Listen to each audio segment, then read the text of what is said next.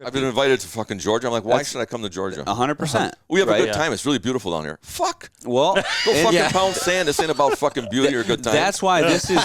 We're not here to have a good time. This We're here is to kill all- a giant.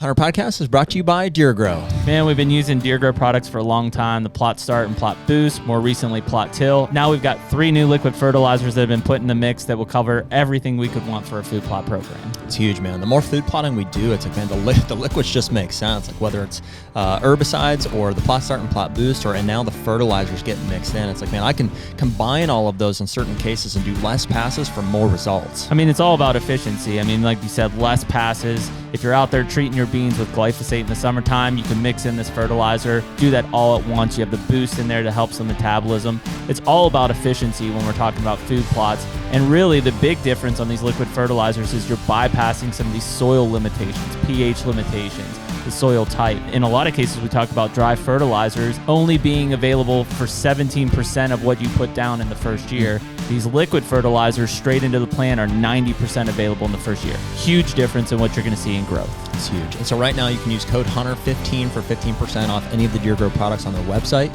And as always, better food plots, bigger deer. And we're back. Here we go. HUNTR Podcast episode, I don't even know because Nick's not here. I'm going to say 202? We're over 200, 202 or 3? Something like that. Yeah. This is a mobile podcast, which we haven't done before. One of the first ever. Definitely through the headsets, and it's not an Illinois or Kansas live from deer camp, which we did with the full setup. So we're just kicking on the couch, and we are in the den, the Lone Wolf den. Yes. Or you guys may have a name for it. It's our living room. He's like, I don't know what you guys call it in Pennsylvania, but it's a living room. This is where this is where we watch TV. This is the living room that I built for my wife. Yeah. So not the day. I slipped a few things in on the side on her. So but it's chock full of some of the biggest deer that we've ever seen. So that's pretty epic. There's not many rooms that'll rival this one. I mean, this is an impressive little room here. Yeah. So I mean, you're seeing it. We're at the D'Acquisto farm in Iowa. Yep, here for the Mobile Hunter Roadshow. We appreciate you guys having us into the couch, and be able to come out. It's exciting. Oh man, we've just spent 2.5 days just busting brush in western Iowa, getting cams and. So I don't know if you know, Andre, but we drew Iowa tags this year. Oh, first time ever. We're gonna be in Zone 4. We were just out there for 2 days. Shit. Busting brush, hanging cameras, hanging sets. I was up in 14, 15 different trees over the past 2 days. A lot of big bucks this year, I hear, so it should be a good one. Yeah. That's the hope, man. I mean, it felt like every set that we were at, it's like could be a giant here. That's just what it feels like out there. It's so remote. I think that was the biggest. What county is it? Taylor. Yep. Taylor and Ringgold. Ringgold. Mm-hmm. Yeah. Yeah, it's a cool area for sure. Yeah. So, but we'll see what brings. But yeah, we've had some 50s and 60s caliber deer show up in 2 days, so it's a good start. The difference is, I mean, you're originally from Northeast too, but so we're from Pennsylvania is where we live, and the difference is like you come to these spots where you're like, well, we're not that far off the road, and we're like, but there's clearly a lot of sign here. And this is here I'm talking. So we'll throw a camera up, and back home you'd never get anything. Maybe you get some does and stuff that slipping through at midnight, but woke up this morning in a hotel. I'm like, hey, there's a 160-inch 4-year-old. There's a 155-inch 3-year-old. We're like, what the hell's going on? Like, here they are. I was onto a state record buck in Wisconsin and literally sitting on the dirt road, and these fucking guys pulled up and were laughing at me. And if they knew what the hell was crossing the road every freaking morning at about 9 o'clock there, within 50 yards, they pissed their pants. Yeah. And the guy shot it the next year. It was the new state record. Yeah. Typical, Dude, Kansas. 186. A few years back in Kansas, same kind of, we're hunting a bunch of walk-on and really just going deep. And that was different for me. I got out there and it was just wide open. So I was totally out of my element. Like, I didn't know what to do, where to go. Like, these deer are just getting up and moving. There's no trees or nothing, and I was hunting little hedgerows, but I ended up honing in on this. Like, the roads out there, the actual concrete roads were beat down, like at those. And I was like, holy shit, this has got to be a deer trail. And I almost had a giant killed, right? But they were just like right off the road, man, just beaten right over the main travel. It's crazy. Yeah. Well, it makes no difference to them, right? I mean, no. And all the time that we were out there the past 2 days, how many trucks did we pass on those back roads or here as we were coming in and out? Funny enough, the one vehicle that we did see was we walked out from this ditch that we were clearing out, and we were just feeling really good about this set. get back out to the road, and here's a ranger coming up, like Polaris Ranger.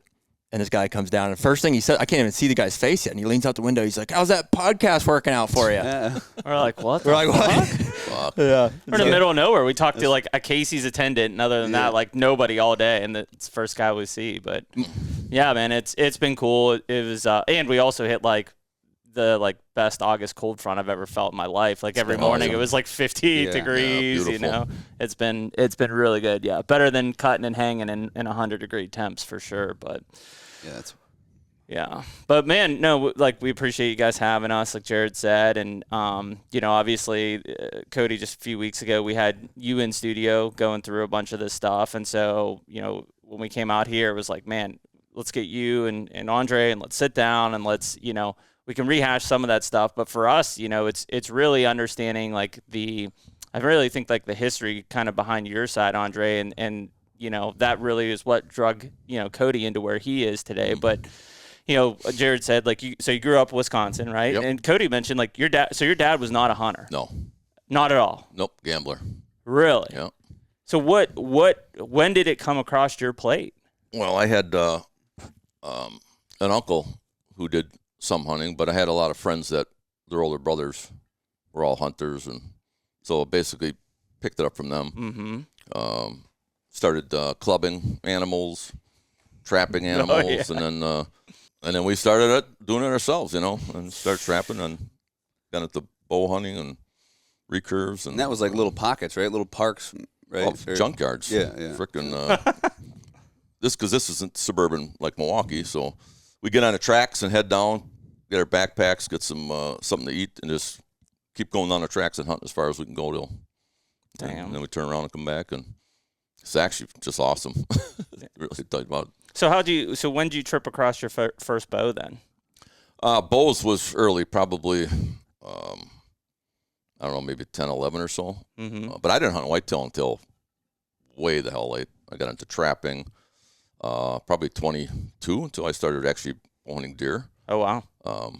So I'll tell the story I told it before, but my first bow kill with was a rabbit, and I ran out of arrows. I was such a shit shot and beat it to death in the deep snow with the bow. So, and that's how my storyline's gone all the way. I'm not fishing about an actual bow or archer, but I'm aggressive and I get on to more animals than most guys. Same back then.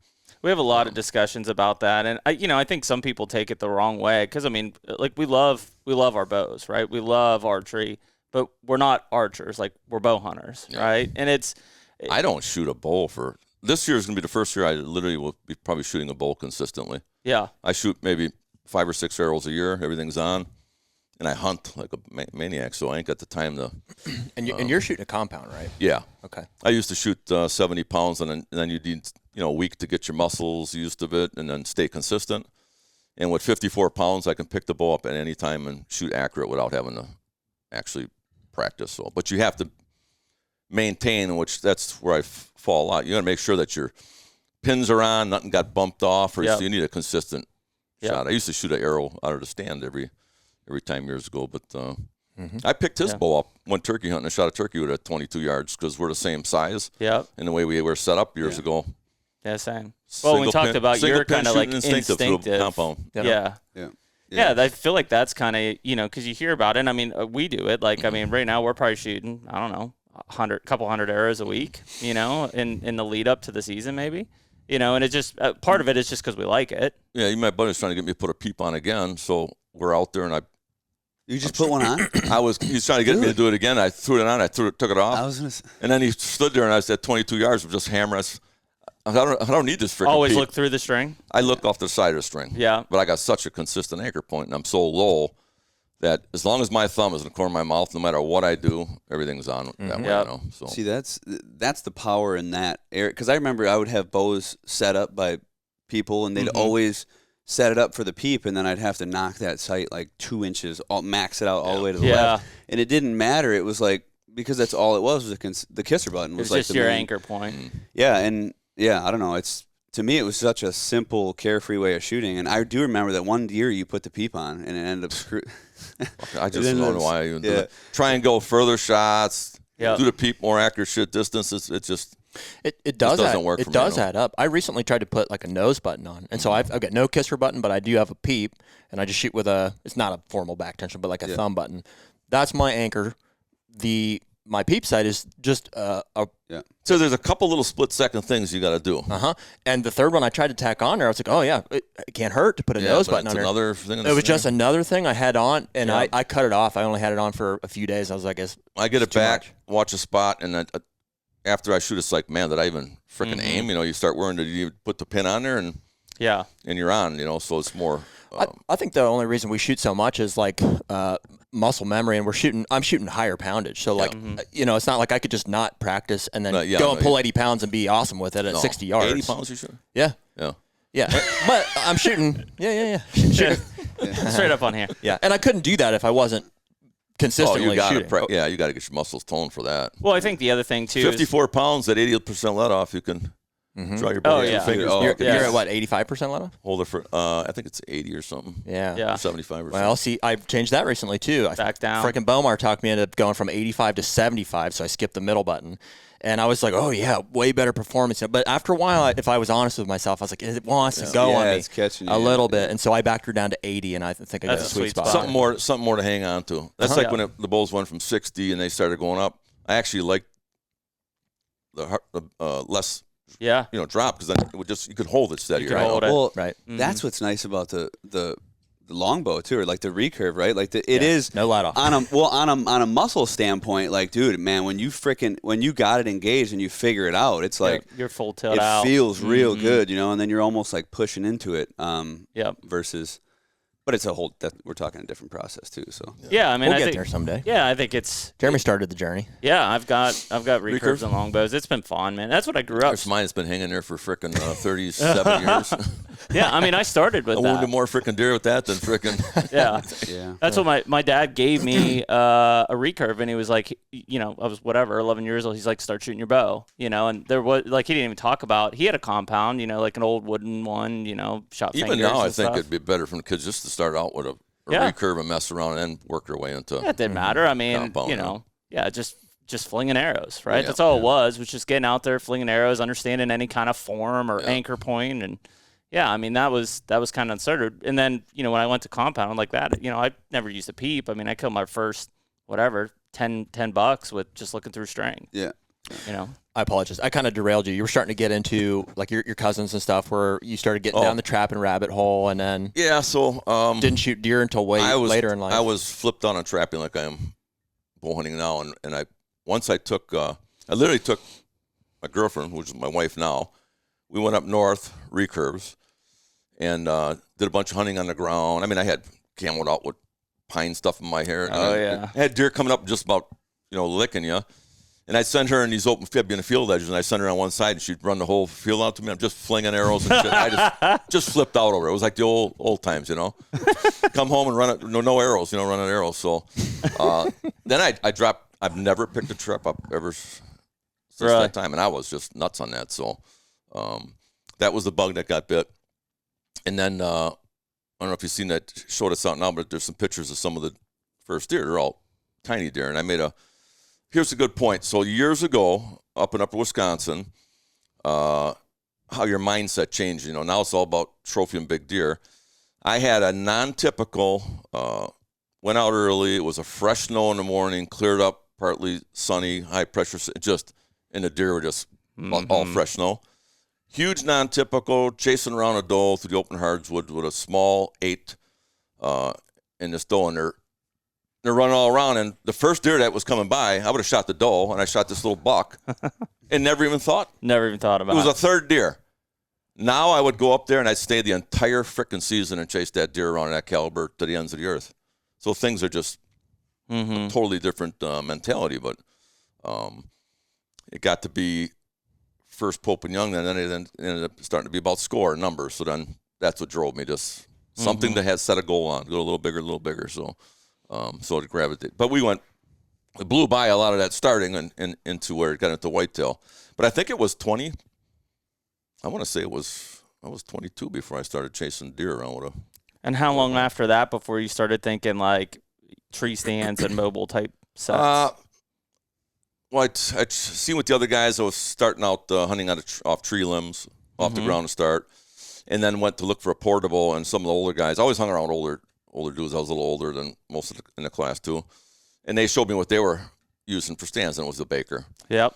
And I'm not saying I'm afraid of heights, but I'm not stupid either. So that thing, I went up on a telephone pole, and there was no way I was gonna. It just wanted to bust loose, you know. Mm-hmm. So I just made my own stand. Started hunting there every year. No hobbies. I just make them hunt the whole season and make improvements on what bugged you. And then next year I do the same thing and just keep evolving. And that was my hobby. And that's where it came into products and all that. Then it was down to mostly climbers back then. Was all the portable. I didn't even have a hang on yet, so it was No, it was climbers. Then when I got into them hang-on with lean and mean, mine stripped down versions, and then with screw and steps. Mm-hmm. So I'd run around with 6 screw and steps and hang on. Yep. And maybe I'd use 1 or 2 steps or 1 and get up in a tree and hunt or get to a limb. Then the tree's starting to get in the winter freezing, not being able to get them shitty spikes in there. That's how I developed a stick. And that's all I needed was 1. Then we did a 2-pack. And everybody wanted 3. And I'm like, why do you guys want 3 sticks? You know, I'm like, 2's more than enough, you know? So, and just keep evolving. Then it got to be a setup so many times that the strap going around a tree one direction started being a pain in the ass when you're doing it 400 frickin' times in a year. So then that's when the VersaBunt came. Reversed strap any way I want to do it. Made everything just easier and quicker. Snaky back, always had one. Had surgeries on it. A stand just setting off a degree. I'd pay for it for a week if I set a bad. So the offset bracket, you know, leveling, crooked trees, getting them more cover. Just everything had a reason for the changes, and just kept changing. You were the end user. I mean, so you were out there using it, and you're like, it was building for me. It was my stand, you know. That's the difference right there. It's still to that point now, but I think I am developing stuff where we are for other people now. There's some things that is popular. That might, there's definitely, I walk a fine line, or I think, and a lot of times we get into bickerments about it too, because I know what is good for me, what's good for him, what we really want, but I can see the trends. I can see what you see these guys, it's like, even, we talk about the saddle game a lot. It's like, we don't necessarily jive with that 100%. We see holes in it, but man, is there a large amount of people that want that, so it's like, well, we can put these, we can put our, all these great things into that product too. So it's like, it sucks because at a point you need to blend, right? You do need to blend what everybody wants or what. Yeah. Well, so I'd never saddle hunted a day in my life. I made the first saddle platform for everybody out there. It was a niche. It needed it. Yeah. And that was, you put that out. And that was well before saddle hunting ever even became. Yeah, because the only other thing was what, like the ring of steps or whatever you hear about. I don't even think that was actually. Was that so what was kind of the progression? That Baker that you mentioned, was that a climber? That was a climber. Yeah. And our first 10 years was climber. Yeah, we didn't have it. It was so all you guys, climbers. And so I've tried it, but I've never successfully hunted with a climber. You That's guys were freaking killing every machine, tree man. you were hunting had like no limbs. Well, on some of them have limbs. You go up a little bit, you find one that's next to some cover, or back then you could hunt deer, and if they even see you in a tree, they'd spot you, but unless they can verify with their nose, they didn't you care. sit still and they come on through. Now them frickers will spot you. And, Okay. Yeah. And so at that time, were people hunting out of hang-ons? And I'm sure at that time, you talk about your dad building them out of stop signs. Yeah, and my stuff. dad that was not my a dad climber. was cutting down stop signs. That was a hang-on, right? No, it was a climber. Oh, he built a climber with it. Yeah. Okay. And just angled but back. I'm in the north woods of Wisconsin, and public ground that's all been logged out. Every frickin' tree, anywhere you want to go, is between. Yep. So that's. Yeah, it looked like just telephone poles. You didn't hang on anywhere. Straight up. Then we got down to Illinois, and you couldn't find a tree. You could put a climber. That makes into more it. sense. Like when I walk around our farm at Ohio, I'm like, how you could get in any tree, Yeah. Actually, I took that climber down last year to Illinois.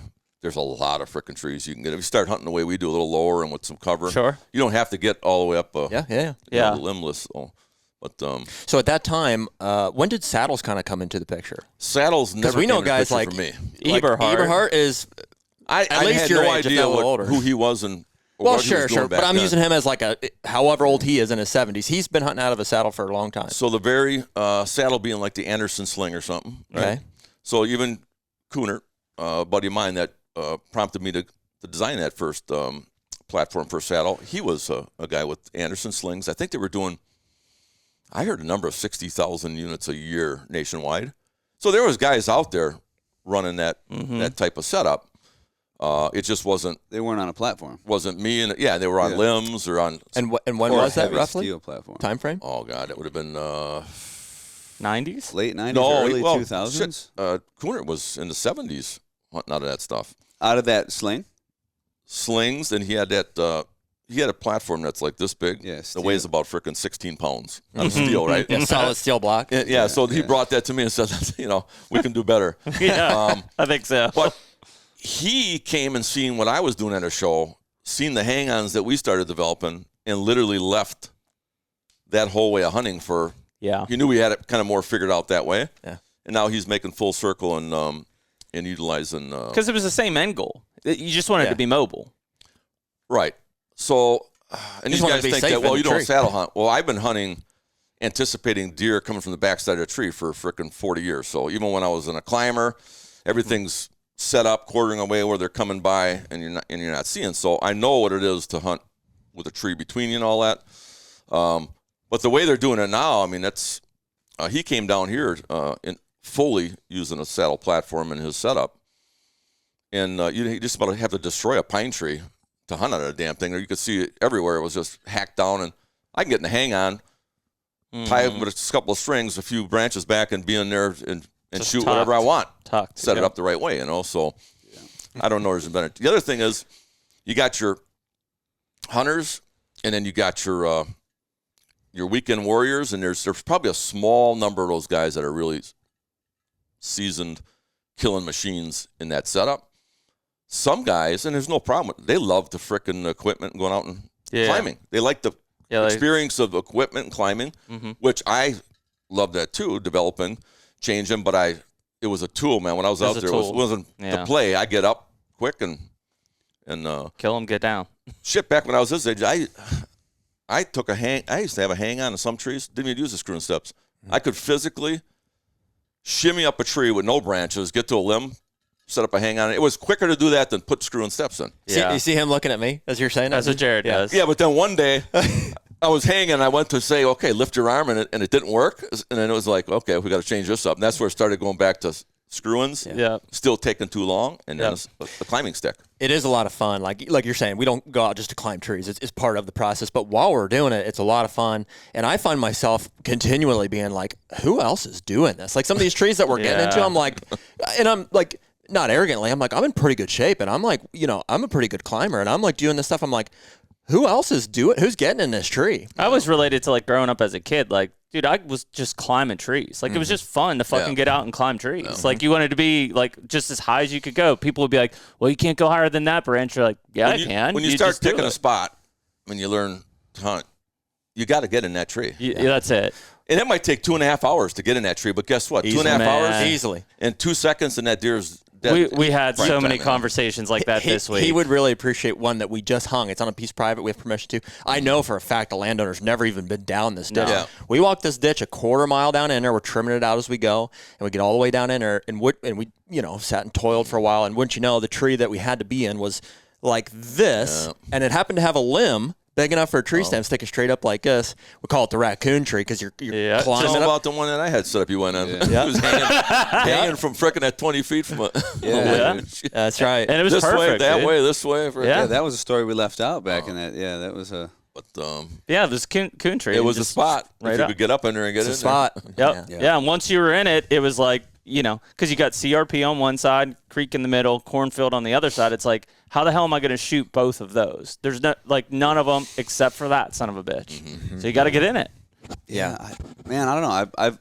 I've transitioned a tad bit from looking a layer deeper than the tree or the spot, because I used to be like that too. I used to do it a lot, and I still think there's plenty of spots that are like that, right? So Well, let me ask him why you set that. You set that up already? We just trimmed it out. Trimmed out. We hung the custom Trimmed it out. So gear you're and pulled it. anticipating that spot getting hot, or is there some action going on there? Yeah. Okay. No, See, I we- never do that really. I one sign, Well, so. and the thing is, like, but even so, like some of those, even during season, right? You find this spot and you're like, oh shit, that's the tree. This is the tree you got to be in. Like typically it's a locust, fucking covered and whatever. And you got your work cut out for you, whatever. But a lot of the things I've been opening people's eyes or try to open people's eyes on too is like also playing your game too. And like I started to expand that a little bit. And you made a comment a long time ago that how many trees does a buck walk by in a day? So it's a shit ton of trees. So like a lot of times I'll get caught up or I think a lot of people get caught up in these trap spots, right? It's like, ooh, that's the spot. That's the scrape I got. No, well, let's look at the big picture. Back up. Yeah. Find that optimal tree where you can play your game, really nail it down versus. So it's like this crazy layering of the spot, like the ultimate vantage point, and then, but the idea behind the products in the end was that you didn't have to hunt for a tree. Right. Any like that tree or any man. And I don't think we are as much. I mean, our goals at home or how we approach a property is different there, way different for sure than how we approach it. Yeah, we got to be aggressive out here. So in Iowa, it's like, we were here in March for 2 days. We walked everything, or as much as we could. We came back this time to prep sets. It really was more about cameras than anything. We want to try to inventory. Yep. Yeah. But while we were here, we wanted to have the spots. If they're built off anything, it's access. It's access and corridors. Yeah. Sick. But now, when you go there and you hunt this year, you're going to have some portables, and you're going to be out reading sign and moving around, or you just absolutely. Spots and There's no stands hung right now. Nope. Okay. So we hung the custom gear 15 times, projected, trimmed them out. So you're trees. saving some. And we'll start there. And if those happen to not be it, then we'll move. Or they're fail safes for like when the deer Absolutely. are running. They're absolutely. So like this year, chasing this guy around, literally in a week, I had difficult sets every freaking day that were taking over an hour to clear, maintain, that if he came through, I could kill him. Then it wouldn't pan out, and you rescout and you do it again. So, I mean, I'm burning up freaking hours and time. See, that's trying to get on him because, man, there's some. Well, that's another. And you're just bouncing. I'm going where he's going. No sign, or I think I got a chance. There's to a difference for us there too, is that we don't have a specific buck that we're after. That may happen, and we may adapt that strategy. Well, that explains the whole thing then. Yeah. Right. Right there. Right. Yeah. And it's also, we fully know that, especially early season and all the way up until like their cruising funnels and stuff. It's like we don't know where to be until that happens. Yeah. So, but we'll be here for that, and we'll be actively reading fresh sign, and we're going to be. And we will. I mean, by the time we come out, we'll locked in and say, we're going to hunt that deer. But that explains it right there. So if you just want to, you're looking for an opportunist, and you're looking for any huge big buck that comes through. That's it. You can. That'd be a good way to describe it. Those. I'm looking for any big huge I buck always said that if runs anybody through. wants to just shoot a buck, I mean, there's nothing to go in and putting yourself in that scenario. But you start chasing a specific one around that's not cooperating. Well, it's a whole different. Yeah, that's a whole different game. It takes longer, and that has to be our approach, right? Because we're 14 hours from home here, right? And we have other states that we're trying to tackle too. So, and it's unfortunate we are opportunists, I think, in that sense. Like at home. So my home farm's in Ohio. Jeremy's has one in Ohio and Kentucky. Yeah, there's specific deer, and we have opportunity, more time. Yeah, we're honed in on somebody. Fuck, man, I don't do it anymore. I just bang. Especially when you have ground. It's like we were talking on the podcast last time. When you establish these pieces of ground, like I know there'll be bucks that I'll shoot here X, right? And then if I see one that trips the trigger, then it's cool because then I lock in and I hone in. And then you're chasing a deer. Yeah. But prior to that, you change from like having more of a systematic approach to kill a certain caliber deer to like just, okay, let me go find a good one. And then you see a good one and you're like, oh shit, okay, now go. Whereas you're honed in on a deer from the last year was get-go. a perfect example. So I got a bunch of tags. I could shoot 3 deer here, bucks if I want. Yep. I got Illinois. I got Ohio. I got a bunch of states I can go to. Mm-hmm. My plan was to go down for the show, Whitetail Addictions, because I had ones here that I wanted to go after and get. Yep. So I got a tag. I'm going to go down there. I go down there the first frickin' time in, and I played it just a little safe because it was the first day in, a little more of an observation, and I could have killed a 220. Now I went down there and seen this son of a bitch, and it was like pissed me off because I wanted to go down there and shoot a decent deer and get the hell out back. And now you see And now it's nothing but that, it's like it's not going to fucking Timber hold out broke. there. I got to hold out for this big one here, and it's like it's a lot of freaking work for no payoff, So, but that's how I've been all. But that's what all my trips your life, trigger. Yeah, As soon as you see him, it's like Jesus me Christ. versus him. Do I go there now and I could be able to hunt in a week and then shoot, maybe a 160 or something when there's fucking that running around? I mean, Well, we've talked about You gotta that. hold I mean, out, dude. we've got a. Or I do anyhow. Took us 6 years to get an No, we're Iowa with you. tag, right? Like, what if we get a fucking 200 incher back home? It's like, are we gonna leave that 200 incher to come to Iowa and just hunt a 170 or something? How do you prioritize the tag or the state versus the experience or? Yeah. At that level, dude, if you got the knowledge of a giant, you can't leave. Like you got, Yeah, you can't. it's almost like dumb. Well, yeah, I wish why? I would've why known a little trade it? more than I Can't did. leave where? What if the 200's in Iowa? You're like, do you just not leave Iowa? Yeah, Well, here's the deal. So exactly. years ago, That's they when you wanted quit me your to, job. to start a Shut the show. fuck yeah. Shut her down. That's when Whitetail Addictions came about, but they wanted to do a TV show on me, have me going all around and shooting during a bunch of different states. And I said, fucking not going to work. yeah. I'm going to find the one I want, and I ain't going anywhere You're else. not leaving until you kill them. So then I came up with the idea, fuck, how are we going to have a show with kills in there? And then I just thought, well, I got a bunch of freaking killers that are buying my shit. Yeah. Let's do a show about them. Yeah. I get a kill or 2 a year. They all get kills, and we got a show in our hand. Yeah. Yep. Not the shit I'm running around shooting 100, mediocre bucks in every state just to have a. Well, we see that a lot, right? I mean, that was the TV industry. Yeah, it was like, 100%. they travel. They had to make 13 episodes. Yeah. So they had to kill 13 things. Yeah. And it's like they're just bouncing. And you either seen mediocre deer and then reactions faked Yeah. because they were killing those, or you seen episodes filled with nothing Nothing. because they were coming up short. And it's like then you'd see the pressure get on, and then year after year they're killing smaller deer, and it's more exciting. But I've never watched them. I mean, it was that was. The same deer they filmed That the was first a- couple of days there, they could have, he needs another Yeah. year. Yeah. Then by the end of the week, it's like, Smack. oh, this deer's better. No, it's not better than you thought it was. Now, why don't you just say, fuck, I Hey, got a day left. I got got a a tag day in my left? pocket. I'm not coming frickin' back. I'm killing this motherfucker smoking. and taking some meat home, Yep. But don't play this part that you're like excited about. Yeah. Something you're not, Well, it's tough. The two just don't mesh that well. Where it's like you can't. It's not like you can just go into a state and like learn it that quickly and kill the biggest deer there and then film Well, that I 13 could- I times. could do that. Well, sure, but 13 times a year No. for however many years you want to have a TV show. It's just not realistic. No, you're not going to do it. Iowa's your best bet. You got 3 tags, and the odds of seeing one is better than most other states. So Yeah, there was a dude playing like he was some big time hunter and shit, and he had access to a deer apparently on a property that I was even after was like world class, some world typical class. And he leaves it to go because he's got to go kill something for a TV show somewhere. Well, you ain't no fucking. I mean, you're just a big. But, I poser. mean, that's not the Yeah. experience You'd that. never in a million Yeah. years you get me to do that. Yeah. That's not what we want. Well, it's so tough. That's fine for him, but Yeah. it's fine for him. But that just ain't happening. Well, that's here, where dude. it becomes the difference, I think, between like the guy who's like just an 8-up hunter and like an entertainer. Like he's working when he's going out and passing on that deer to go and shoot another deer he's working. That's what he's doing. It's a job. So Cooner video down in Illinois. You've seen the old. This is on the old tapes. And it'll be out in another show coming up. 174-inch 9-point I passed twice coming to a pond. He filmed me the whole thing, and we were playing around like it was, why the hell are you doing that? I got one tag, and if you've seen the motherfucker that's running around his farm, you'd know I'm doing it. Right.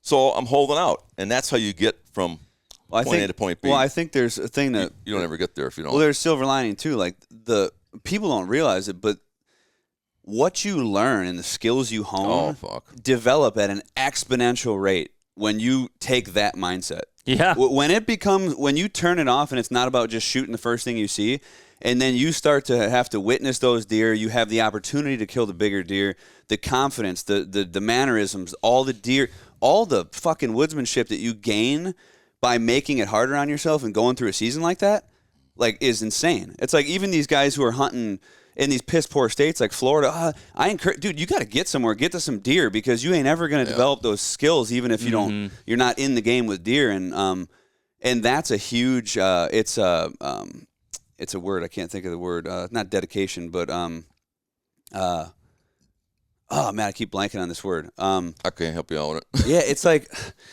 I understand where you're coming the from. discipline. The discipline. So the guys, why don't you do more rattling? Why don't you do the decoying and stuff? I'm sitting in the hardwoods. I got the spot pinned down. I got fucking does all around me, and I got 2 bucks sparring out in front of me. I got live freaking bait. Yeah. Why do I need to be doing anything? Yeah. 'Cause Why draw I'm in the more game attention always. to you? And here's another thing. I don't fuck with maps. I read real sign on the ground. I believe what my eyes see, and I'm out every day, and I'm on a red hot spot every sit. So I'm passing up constantly deer, seeing deer, and honing in on trying to come on something. So it's So every day of the season why even is jag around with that shit? It's just yeah. So every day of the season, it's a scouting mission. I as get well. down and I look around after I'm done hunting. You do. I just gotta. That's the part I love about the whole thing. So. The Hunter Podcast is brought to you by Hoyt. What can we say, man? Another year back with Hoyt. We're both shooting RX8s. I'm shooting 70 pounds in the bourbon, which I love bourbon. That's great. And you're shooting 80 pounds in the straight black. Blacked out as always, man. I got the, so I'm shooting the 500 grain Easton Arrow this year. And at 80 pounds, I'm flinging that thing at like 300 feet per second. I mean, it's deadly. Put a water buffalo in front of me and he's done. I mean, we shot it earlier. You literally put an arrow through a brand new target, like never been shot before. I know. So one other thing that Hoyt is doing this year is they're making all their own strings in-house. And so the quality is top notch, and it just really is something that is setting them apart from their competitors. Well, what we always try to do when we go to our bow shop, Ultimate Outdoors, is we try to shoot other bows just to make sure that we are really giving everybody a fair chance. Sure. The reality is it's a no-brainer. Hoyt stands above all of them every single time. Definitely. And so right now you can use code HUNTR, HUNTR, for 20% off any apparel on the Hoyt website. And as always, get serious, get Hoyt. How loaded subject there, but I mean, you're obviously familiar with this property here. You mentioned it's like about 700 acres? Yeah, 650. Yeah. 650. And so you're how long have you been here? I know this piece since long time. I shouldn't say that inside out. I know it enough that if any deer's here, I could probably I'm gonna end up getting a crack at them. Yeah, and I assume you've looked at maps over the years. You're just familiar with, right? Explain to him. You know where your property I look lines at that aerial for hours every day, and my wife would even, what are you looking at? I said, I don't even know what the fuck I'm looking at. I'm just looking at it. But I'm thinking about shit. But that, even when I went to first in a flight, I had a guy take me over a property in a plane. Nice. Mm-hmm. And I looked at it, and I looked to myself, fuck, this ain't even on the ground what I'm doing. I'm looking at it like the deer that I'm hunting are looking at it. I learned it that way, and it's totally different. And if I thought about it in the way I seen it from the sky, I probably wouldn't even hunted it the right way I was hunting it. So it kind of throws a curveball in there. So that macro level. Well, so the same thing. So if you're going to go into like a new property that I've never been in before. Yep. I'm going to do, and I'm older now, but when I was young, I had a frickin' photographic memory. I'd remember every track, every sign, every little piece of frickin' branch chewed. I'd do a perimeter check. I got it too, perimeter man. walk, I'm right? telling you. Right? So you did your perimeter walk on a map to see generally, but you didn't see shit from that map perimeter. No. I seen every track, every trail, every deer coming in and out of that center. Now I got my map in my head. Then I dive in the middle and I just fucking fuck it up. Find where all the deer are bedding, check every inch of it, and when you see something in there, it makes sense now because you know where he's coming in and what out. was over there. Yeah. You got the whole picture in your head. And that's how I So still say do that it. again. That's a perimeter walk is how you figured it out. Perimeter walk. So if you you just don't go for a walk. You read what's going on. You know, Ideally, when with foliage off, right? So more visibility, the better. You're getting all that information. Just like from the air, you're seeing the perimeter, but you're not seeing the tracks, the trail this deer. A lot of the biggest deer in Illinois and a lot of the biggest deer I hunt even here are fringe animals where they come onto a corner of your property and that monster lives in beds and it's heading out away from anywhere you're going to be.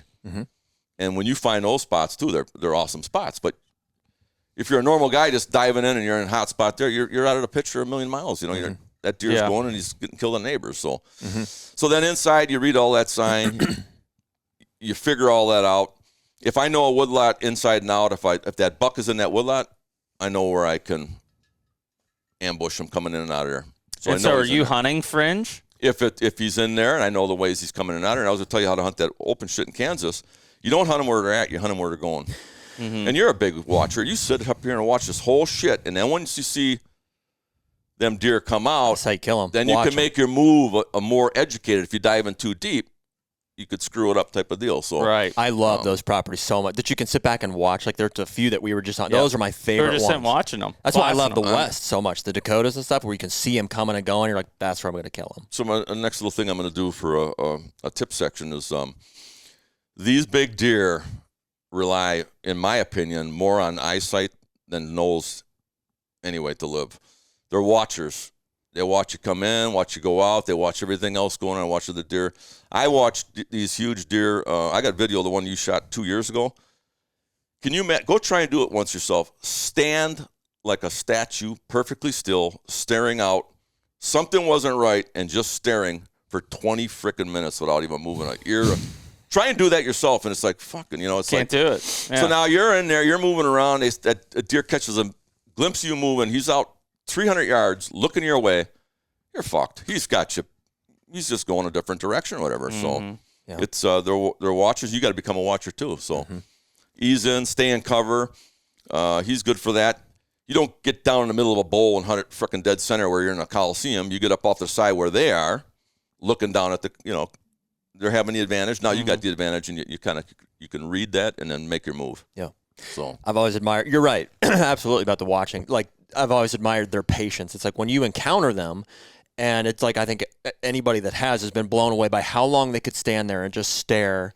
And it's like when you think about it, what do they have to do? It's like they don't have a ball game later or a TV show they're trying to catch. It's just they literally the don't goal ever is make eye survive. contact with them because fucking it's over then. Because Yeah. Don't look at them. But so that buck in the corner there, that Illinois deer, I was hunting literally a world record typical down there, and I could see that from coming from our cabin from the road. And how I found it is I went in a scouting mission on a bike, on a point, and just all of a sudden he was in a little thicket of all canary grass and marsh grass, and I seen him there, and he did not bust out, and I just kept going with the bike, kept going, and my game plan would have been to take that bike and get the hell out of it, and now I know where he's bedded. I got down in the draw, and I'm like, fuck, I can't get out of here. I got to go back the same goddamn way now. So I'm going to play extra stupid and go a little faster, and that son of a bitch just watched me the whole way, go all the way down in there, and this is kind of open terrain too, and all the way back out of there. And then for that whole week that I was hunting this big typical, the moon phase was shit, and this thing would not leave that bedding area. He'd be within 10 feet of that little thing. I'd watch him. I could glass him on the way out an evening post, and nothing was really moving that time. And or he'd be up standing there feeding right there, just no movement. And then no sightings of this deer. It got down to like the last couple of days. That moon phase was getting better. He was starting to come out, feed in fields, and come back, and I caught him on his way back to that bed and smoked him that. And he probably would have been there for a week in that little frickin' spot, just living there. This was late season. So, yeah. Well, that's it. There's actually a huge.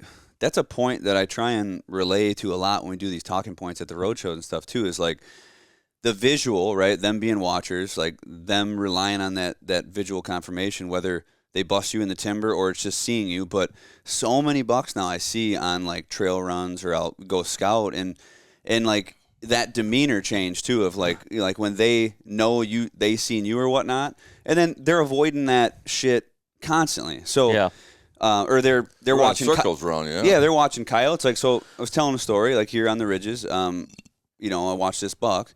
Everybody, they still don't get the concept. They still don't think you can bump a deer out and you can kick them out, and they think it's like this deer is going to run counties away, and these deer are just trying to avoid the immediate. Like they're going to leave forever. Yeah, they're just trying to avoid the immediate danger, right? So I see this. I'll tell a story. I have this buck come in across the ridge from me, and he beds up behind one of these rock bluffs, and he's right in the middle between the two main trails, bottom third, top third of the ridge. It's right in the middle. He's got his eyes on the entire valley. These coyotes come, they're running the length of the ridge, and he's watching them, and totally cool as a cucumber. That coyote split off and went to the top. Buck was just completely licking his shoulder, whatever. Didn't even give a shit. That coyote was up, didn't have no advantage. Went over. Coyote came, the next 30 minutes. Another one comes down, takes that bottom trail. He gets alert, and he's watching. As soon as that coyote hit a point, he busted out of that bed, did a 180, and popped to the top of that little bluff, and just watched the coyote go by. Just watched him go by, and then he just slowly meandered 20 minutes, browsed around, sat right back down in the same spot. That same shit, if you're scouting, and I'll be scouting, I'll see one bedded there, like you said, you don't let them, everybody stops, looks, gets the binos up. No, just let them think you didn't see them. Let them think he got away with it. Then I'll try and go strategically bump him out. If you want to set a stand-up or something, then you know where he is. You come back out and really push him out of there. Then he gets away. So what do you guys think about, like, there was a time frame, and I feel a certain way about it now, probably differently than I did, but I was like, do they perceive us differently than other predators? I think I'll just tell you, I think the answer is yes, obviously. I think they understand that we're like reasoning beings, like ultimate threat. But for a time, I was like, they smell us walk through a bedding area. They smell coyotes walking through there. In certain areas, maybe there's mountain lions or whatever. Yeah. But so it's weird. We talk about, let's talk about most of the guys. I think what we miss a lot in a lot of this story if you're hunting the top end dominant deer, that's a different animal. Right. And when people do this bump and dump and the deer don't come back, they're bumping some bitch ass buck that probably is not going to come back. Yeah. These big dominant deer, they got terrains. They don't give a fuck who you are. They own it. It's their home, and they're not getting burned out of it. Mm-hmm. I've seen up in upper Wisconsin, which is amazing me too, that you can have this is any age class. You'd have a deer that's a 1.5 year old deer that with pressure and a lot of shit, people in there hunting and chasing around, can be the cagiest motherfucking deer. Yeah. At that age already, they pick that shit up quick and they start survival. And now imagine a buck that was raised by a smart old doe. That's maybe an older one he was trained as a freaking nub like that and has been around 5-6 years with us clowns trying to freaking catch up to him. They're just manipulating the hell out of us. Yeah. They watch, you'll come in and go out. Me and Nick once, we were hunting this one buck and shit, and we jumped him, and he's like, and he was like all flustered now. We blew it, So what are we going to do? So I look back in the freaking shit. I can see that deer standing there just watching us. I said, what are we going to do now? I said, let's just go to our fucking spot that we had picked out and get set. And that son of a bitch, as we started walking out, and I'm watching him just drop back down his front freaking knees and bedded right back up and shit and just let us. Yeah, he just knew. And I've seen it with grouse hunters in northern Wisconsin. Dogs, hunter come through, jump a nice buck. He does a half moon, stands there, watches them, lets them freaking walk right on through, goes and plops back down again. Yeah.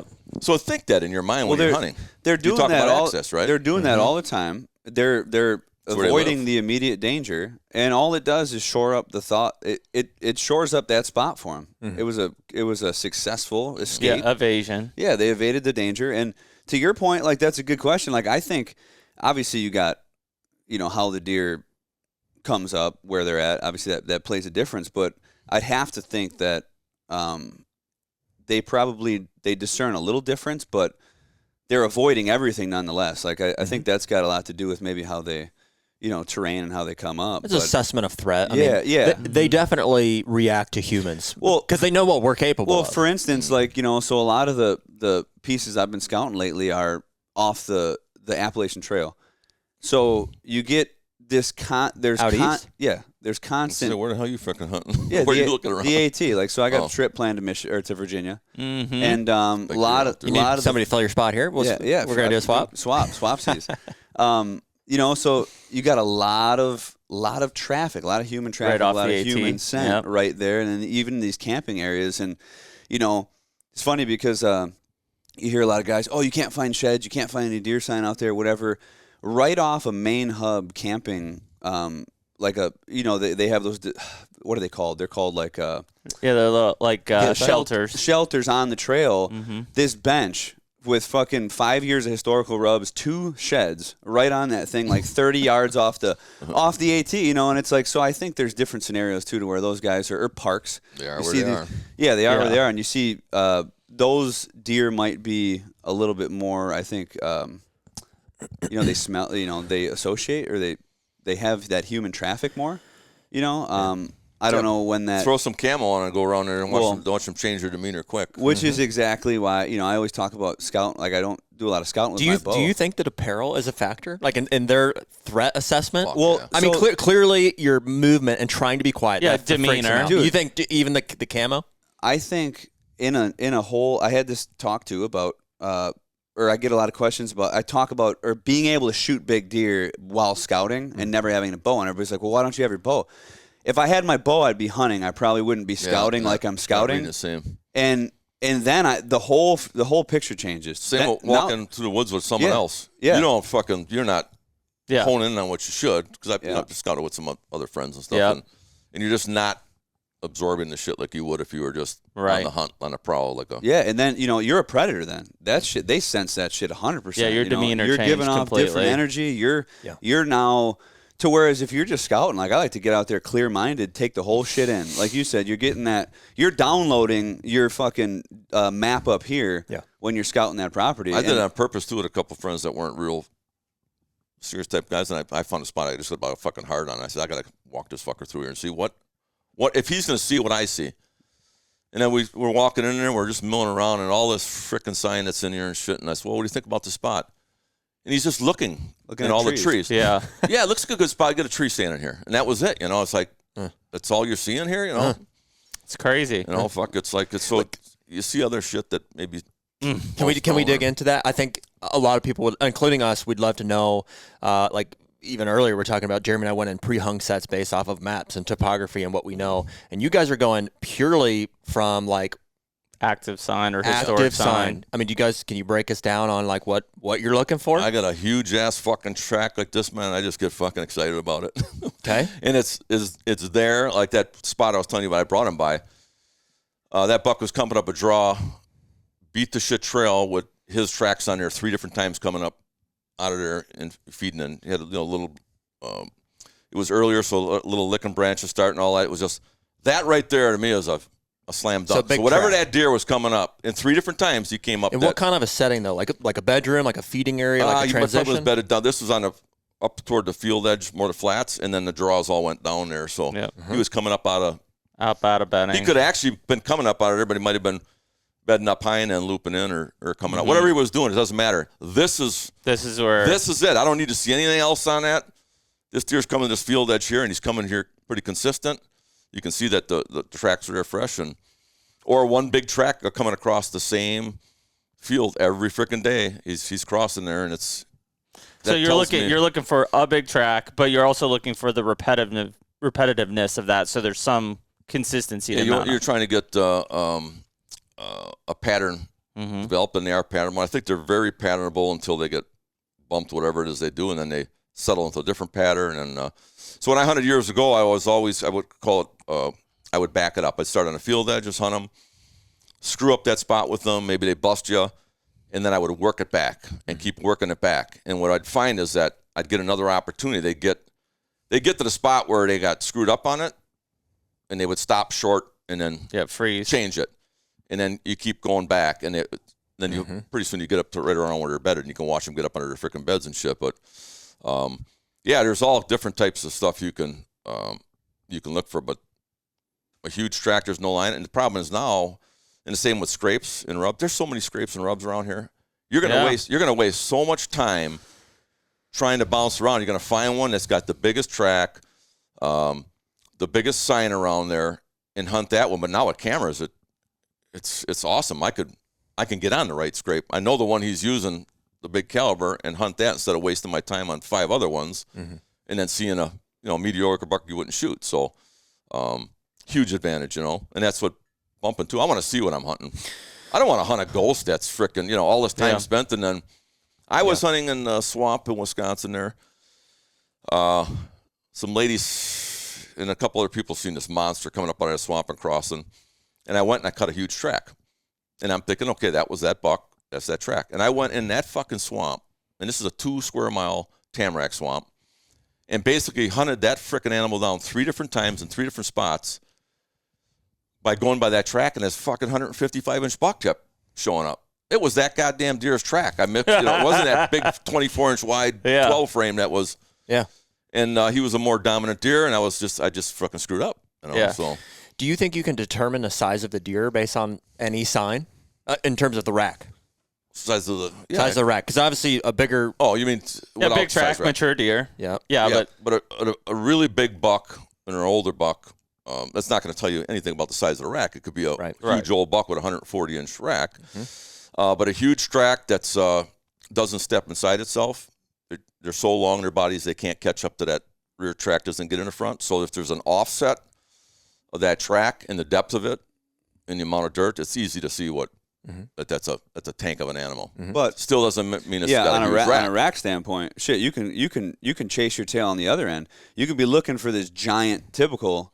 And he's a younger killer genetic fucking machine. Tell them the story about Curly. Yeah. 240-inch frickin' buck with a track like a little frickin' doe. So its hoof was like I put it in a chew. I had a chew can. Wow. It was a 1/4 inch. It wasn't even overlapped the frickin' can. A little dainty sucker. It was so. It was a midget. Yeah, it was so. Was it like a malformation or just how he was a little walking? fucking deer? No, all of his hoofs were tiny. Really? I got midgets here. His whole body too? Yes. If you were seeing. So there's definitely a couple different strains of whitetail around here. Yeah. Not that they're some of them will catch you. 160 will look like a 190 on the hoof. They're just stockier. They're littler. But the thing is like I couldn't believe that frickin'. I've just seen so many, like, even with sign and tracks, and like, yes, you can't go wrong with getting on a big track because it means an all mature deer, right? Mm-hmm. But these guys who are, I think it's bullshit. These guys who are telling, oh yeah, this is a 10-point with a drop time. They have no fucking idea. Those guys are so fucking. The only thing I've heard. I want to hear that. What's the theory? How you fucking? That's the only thing I've heard that had any validity, I think, would be the height of the rub. Not even, dude. I mean, like, so it can, I mean, you know, I mean, it Do you can. see how many little bitch frickin' whitetails try and stand on their hind legs to work a branch just to show that they are big? And it's not a big one. I was just going to say, they use, the height, I've heard that too about the licking branch. Oh, well, if you have a licking branch that's 10 feet high, don't mean shit. It don't mean shit. Yeah. So, like, that just means they won't hit it. I think. They got a step ladder. I mean, I really think one of the only discerning factors would be if you're looking at some sizable rubs and you look at like grooves that are, I mean, that might, like grooves that are fucking an inch deep. There's multiple, pedestal or whatever. And then it'll just give you little insights that, okay, this is a heavy bodied deer with the strength to push that hard. And he's got, like, there was a buck I was hunting that had eye guards, and he was putting 2 3/4 inch grooves, and that was his rub. No, you can see his rub moving around. Yes, but the only way to know it's a 10-point with a drop time, you never know, is if you've seen a 10-point with a drop time. And I do this all the time when I see a big buck. Then you go find it. I want to see that track. Yeah. And once I learned that track, you know, we had one here that had a split busted toe. Yeah. I mean, So you knew. So you knew it was that big yeah. deer piece of shit rack that don't go that way. Go somewhere else. That old 7-year-old buck I shot, he lost a leg or had a leg blown off, and he drugged that foot. Oh, that big club foot. Yeah, the club foot. In the snow, you just seen a line right next to his tracks, and it was like fucking. It wasn't his dick. No, it wasn't. Well, that too. Just drag it straight through. In the deep snow in upper Wisconsin, you see the dick print. So And a buck's always dragging, even in shallow. You know if it's dragging, it's a buck. That's a fact, right? Yes. We all feel pretty confident about that. Does step pretty, and they. Yep. And a doe's just high stepping. They're lazy motherfuckers. They slop. Because this was the first things I learned, like tracking deer in the snow as a 10-year-old or 11-year-old. My dad's like, "That's buck track," and I'm like, "How do you know?" A fucking track that's like a goddamn. Yeah. It's pretty. You're pretty positive. But see, that's the difference too. When you get in zones, like for somebody like you guys coming to the Midwest, you know, this is where we get into the whole age caliber versus size, or age versus caliber of rack, dude. You can have big, like, shooters at shooter 2.5, potentials that aren't supporting that giant track either. So we have a probably low 60s. I would a 3-year-old show up on camera, one of the cameras we just put out. It's like if first saw him, we're like heavy tined, freaking hammer, and then it's like, is that a 3-year-old? Yeah, I mean, it looks like it. That was a 4.5-year-old. Had a lot of mine aged. And we got the sheds from him. He was a 170 at and that's a 3.5-year-old. And that's a swamp buck, Wisconsin. Like, so you can't pull the whole Iowa card here. Like, it's just eating. No, dude. I think that when you have the genetics, the health of the deer, you got a couple things. When they line up, you got a healthy body deer that's supporting those genetics within. They're going to show that potential very quickly. Yeah. Like you said, the shed that was in the fucking marsh was 170 at what? At what? 3.5-year-old. 3.5-year-old. Yeah. It's like. We've seen that a lot. I mean, research has even proved that. There's plenty of places. I mean, that because everybody says, well, you got to get them to 6 or whatever. No. It's like a lot of these deer are going to hit their max antler potential, at least. Maybe their body size keeps changing, but max antler protect at like 4. Well, it's weird. I had a guy in Wisconsin that he had the fed after the winters in upper Wisconsin, had the sheds that his buck every freaking year. And that literally showed me at 6.5, he dropped 30-some inches. The pedestal was still big, but the rack was small. For some reason that year, he didn't get what he needed. Yeah, feeding at it, So well, there's such this misconception that like they have to get the 6.5. I got to let them get the 6.5. A lot of that. I've had 2 different 5-year-olds this year go downhill in Ohio. Yeah, lost 10, 15 inches. I was like, that's weird. When you get that world-class deer and you're thinking next year he's going to be huge, and all the tines just get short on him.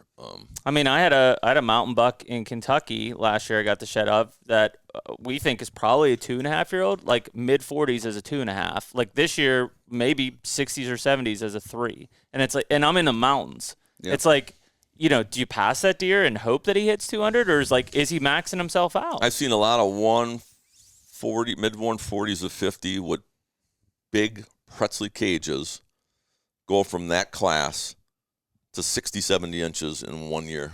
Yep. Just blow through the frickin' rope. It's like they're supporting the frame of champions. They're ready to go, man. You know, and then you get the right year, the right less stress, and they just put it on, man. They just go. Yep. And you got Yeah, it's wild. Yeah, I mean, it's cool because, like, you know, when you're hunting a cagey, you know, 5, 6-year-old, 7-year-old buck, like, man, that one-on-one with him is intense. Yeah. But at the same time, like, you know, if he's hitting 170, 180 at 4 years old, like, well, shit. Some of them young bucks can be cagey as hell too. Like you said, it's situational based, and like depending on where they're at, man. I mean, shit, they up in Upper Wisconsin, where I was at, those guys, they're hunting them fuckers morning, noon, and night. Yep. Poaching constantly in the fields at night. Same in Pennsylvania. People running. I'm on the bull. I'm out there scouting public land. I got a guy bitching at me because I'm cutting him off. He's got a frickin' rifle on the back of his frickin' 4-wheeler. Yep. Another guy's in a frickin' hole. I'm out there scouting, and he's in a hole with a rifle and shit. And I'm just grouse hunting with it, you know. Yeah. Just pressure everywhere, and these young deer they're getting on there to shit, and they're just. Well, you could tell that too. Like, there's certain places you drive around, and it's like you drive past or you run past deer, and they just look at you. There's other places, man. As soon as you pull on that road, why would a year and a half old buck cut a human track in the snow and just turn around and run like I'd seen a frickin' ghost? Exactly. You'd think they would never have even experience yet. They've had enough. What happened? I don't know. Yeah. Constant being chased around, or what Just the hell? war zones. Yep. So, what is the dynamic now? Do you guys both hunt this farm? yeah. Yeah, to get just the two of you, or I mean, I have friends occasionally here. Friends come out. Well, yeah, we don't hunt together. We typically stick to different sides. Very different strategies. He's though, going right? to north side. I'll go to Yeah, I'm No cameras. no cameras. Your cameras. cameras up the fucking ass. I watch them all the time on cameras. Fucking going through fucking Yeah, you run better- cell cameras? I see him. cell cameras. And cells are. We can get into all that. Cells are fucking horrible for trying to hunt big deer. Well, whatever. We don't have to. I'm just trying to understand your dynamic. The deal here. is that I utilize my equipment accordingly. Cell cameras are all very unintimate settings where from a distance I can could barely see rack, but I'm getting intel. Yep. And my cameras I can put right on them and they'll look right in them, and so I get that. Yep. But it's so much of an unfair advantage. You know, he's going to recurve. You're trying to make it more of a challenge. Get rid of cameras, because cameras now, guys are being able to do what I used to do. 2 weeks before opening season, frickin' out every day in the morning glassing for an opening day ambush, sweating the heat. Now you throw a bunch of cameras up and you get all the same shit. You know? Well, there's very little woodsmanship. Yeah. So, and I'm taking advantage of it. Fuck it, man. Yeah, They got yeah. enough in their favor to. So he's patterning you with his cameras. Yeah, pretty much. Well, You ain't patterning him anywhere. well, the thing is like, you know, when you're trying to find, like, you know, you talked about that. Like, I gave you the whole scenario, right? I gave you that awesome scenario. You guys going to Illinois this year. Mm-hmm. He's trying to find the biggest deer on that piece of property, and the way he's going to do that is by running the cameras and getting an inventory. When I come, I have a disadvantage. I don't know what the last couple of years you've been doing, I'm thinking to myself, why is he even? You didn't know it was out there because you didn't have cameras. That's I'm like, what I'm saying. fucking this dude. Yeah. If he's seen what was out here right now, he wouldn't be chasing the one around. He's chasing, but he don't know. He doesn't know. And that's something that I had to swallow. The question is, are you happier doing that with this? 100%. Yeah. Well, and that's now. that is I mean, I'm happier he's doing that too. Well, I talked to guys. I've had guys on like the lease. They're like, dude, I'm so glad you ain't because oh my god, the fucking camera's on that lease. because it's like I don't know, man. Something about when I get back into that, you know, you talk about those stories, man. You talk about those are the best times you had back then. Oh god, that's what I'm trying to create, and that's what I've created by doing this. Now, so you got back there? Well, I'm saying, I didn't think I could ever get back. Well, to that. I'm saying when I'm out there now, that me knowing that there's probably, or I know there's good deer, right? This is not, you know, I might, if I was trying to narrow down a mountain, I might run some stuff what to are you get some doing in intels. Virginia? Yeah, so I didn't run any cameras. So, for instance, like out there, the level of deer is going to change, whatever. I'm just looking to get there. I want to get on something, and I want to put something down just with nothing, right? Mm-hmm. So, but so here's a side tangent. You know, me and my buddy that are scouting out there, we're looking, oh, shit, where do we go? How do we narrow it down? I'm like, quit thinking too fucking far into it. Yeah, you get two. I said, there's a lot of deer in these hills, and there's not a lot of people that are going to pressure this area. I picked a general point of interest where I thought would be a good spot on a map. I said, we need to see this. We need to walk there. We put on 7-8 miles, got there, scouted around, fucking ripped up.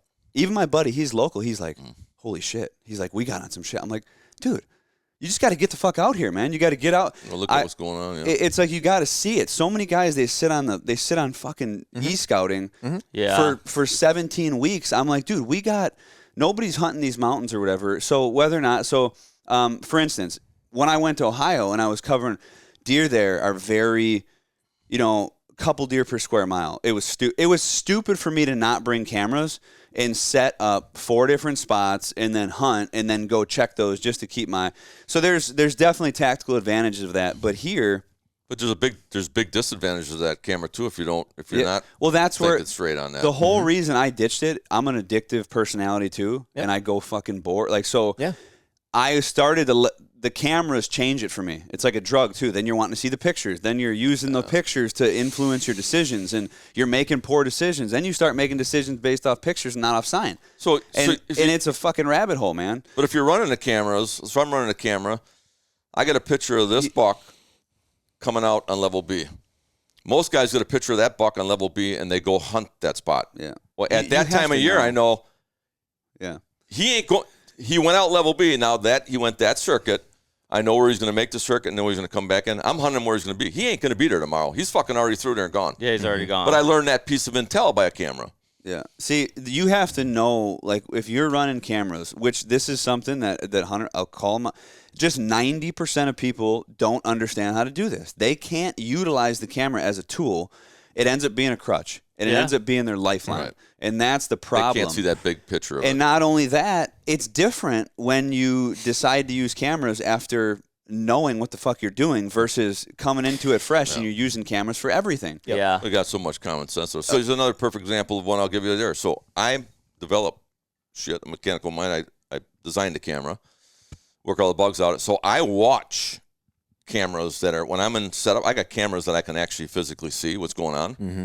And you would not believe fucking how some deer will fucking freak out just seeing a camera. Oh, yeah. Or a perfect example was one over here. Bunch of does came down the trail, got their pictures taken nice, couple small bucks. An adult fucking doe was last. It was coming through. She spotted that mother freaking camera, did a huge freaking loop around, freaked out the whole time. Got out to that field over here, and there was a big one that was following her. Yep. Fucking did the same goddamn thing. thing. Now, when I went and checked that camera, I got these couple of bucks, couple of does, and I'm thinking this is what's going on there. Yeah. And then you don't hunt it. Or you got a world-class deer you nose on a piece, and you're not getting on a camera, so you don't go hunt it. It's fucking insane. Yeah. But that's that you gotta addictive remember, they're personality that would mess with how I would hunt. Dude, I'm telling you, I'm telling you guys, knowing him, and I don't even like saying this, but I think of, he's like, oh, I'm glad he's not using cameras anymore. And I'm at the same time, I'm glad he is. Because I know that if there was no cameras out there, he'd hit it 10 times harder. And I know, like, it's just. You have to. You have to. Here's the real shit. Well, here's I'm the still thing. doing that. And, like, so, we kind of dove into the first half of my freaking story.